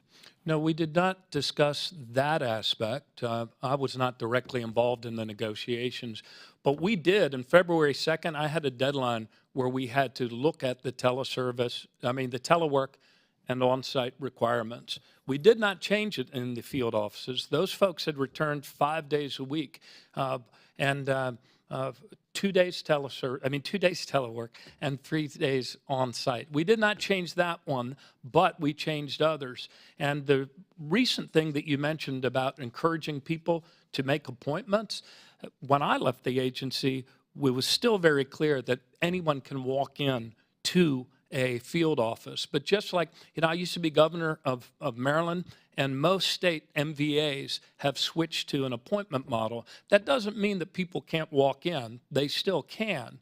But the appointment model allows them to spread It makes it very difficult. Our seniors that are far less tech savvy are having difficult They can times. still walk in. Were any concerns raised about the challenges that less than 5 days a week of in-person staffing would pose on rural and older Americans who depend on these field offices? Again, the field offices are open 5 days a week. They're actually open for longer hours now than they were open pre-COVID, where they used to close for half a day, I think, on Wednesdays. That was before my time. So they've been open since COVID. Commissioner O'Malley, my constituents, tax-paying American citizens who have paid into the system for their entire working lives, they rely on Social Security staff to address their concerns in a timely fashion. And we wouldn't have that volume coming at us if there wasn't an issue. It's plain and simple. Without a full 5-day-a-week in-person staffing, they will not be served adequately because of irresponsible telework agreements. I am glad to see an end of this administration that has time again put the dictates of unelected bureaucrats before the needs of everyday hardworking Americans, and this is why I support President Trump's forthcoming agenda and challenge to the agreement between Social Security Administration and the AFGE, and I will continue to advocate for a return to the office policies across the federal government. And with that, Mr. Chairman, I yield back. Gentleman yields. That concludes our questions. So in closing, I want to thank our witnesses once again for their excellent testimony today. I now yield to Ranking Member Conley for some closing remarks. I thank the Chair, and I want to thank our witnesses. I do think that maybe the premise of this hearing for some on the other side of the aisle clearly has been disproved. Telework is neither good nor bad. It is a tool to be used to improve productivity, to recruit and retain the workforce of the future, and to try to provide more efficient services to our constituents. It works. I believe Governor O'Malley has shown us multiple times today a productivity chart. The productivity went up, not down. Ms. Cross has testified that it can be a very creative tool, without which we are at an enormous disadvantage with a huge workforce that is ready to retire and needs to be replaced with a younger generation. If we don't get smart about the deployment of technology, including telework, we will be at a distinct disadvantage with respect to the private sector, which can compete hammer and tong. Congressman Davis wisely said to us, it has to be balanced.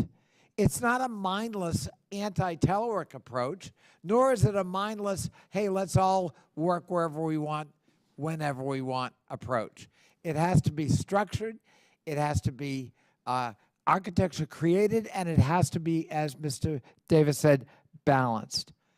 I believe that Governor O'Malley must have told us multiple times, I think I counted 7, where you quoted the contractual language.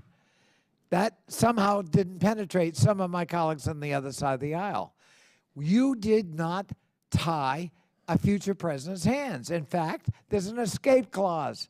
Managers of the future who succeed you, if they determine that operations require it, can nullify the telework agreement. Nullify it.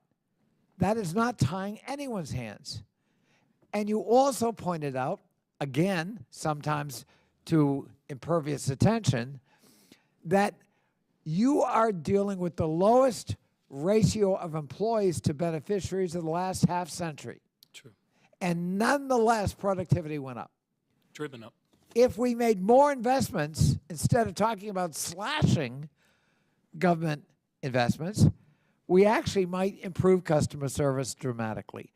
And that even underscores how impressive it was you were able to make those gains despite the fact that you were starved of the kind of resources you need dealing with the explosion of beneficiaries, which is only going to grow even more as our population ages to over the next decade or so. So with that, Mr. Chairman, I think we've learned a lot in this hearing.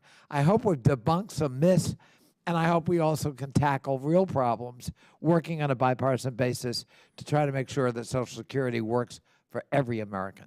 I thank the chair. Gentleman yields back, and again, I want to thank our witnesses. With all due respect, Mr. Ranking Member, I think you and I were at different hearings today. And I would go so far as to say I would welcome my colleagues on the other side of the aisle to go home and campaign with their constituents and brag about how much more efficient and productive the Social Security Administration has been.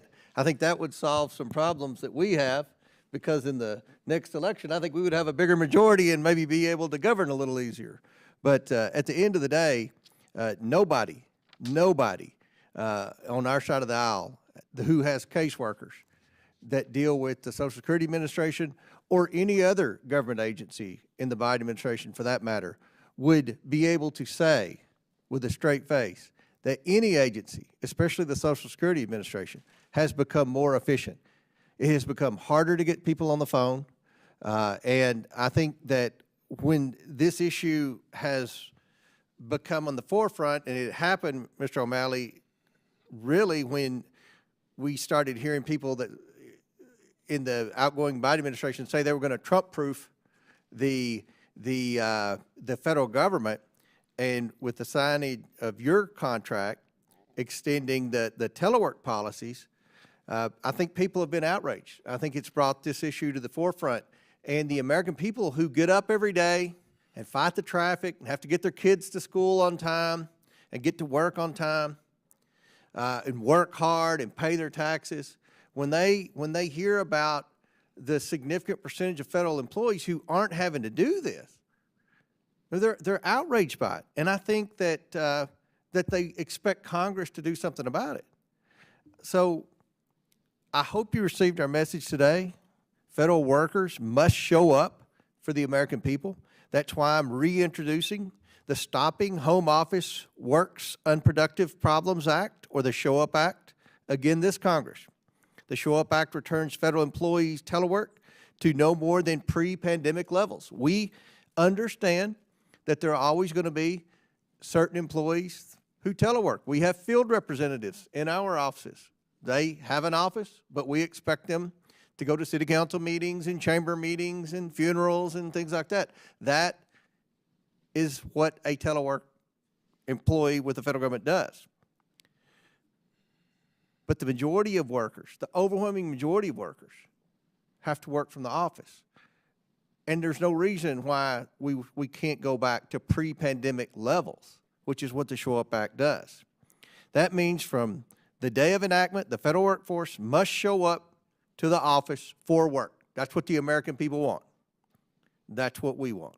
Last Congress, throughout this committee's investigation on the federal agency telework policies, the Biden-Harris administration could not answer simple questions about how many federal employees never come into the office.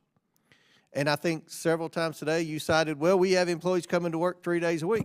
Well, they're getting paid for 5 days a week.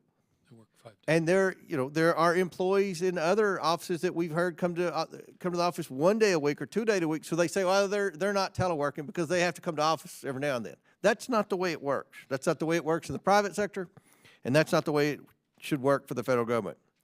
This and other serious problems are highlighted in a recent report prepared by the committee majority staff titled, "The Lights Are On, but everyone is at home, while the new administration will enter largely vacant federal agency offices." So I ask unanimous consent to enter this report into the record. Without objection, so ordered. I look forward to working with the incoming Trump administration. He's been very transparent about his vision to make the federal government more efficient. And I think that you're going to be hearing a lot about that, especially in this committee, which has jurisdiction on the federal workforce, a lot over the next several months. So hopefully the American taxpayers will get a better return on their investment. And at the very least, the federal workforce will have to show up for work like they do. So with that and without objection, all members will have 5 legislative days within which to submit materials and additional written questions for the witnesses, which will be forwarded to the witnesses. If there's no further business, without objection, the committee stands adjourned. Thank you all.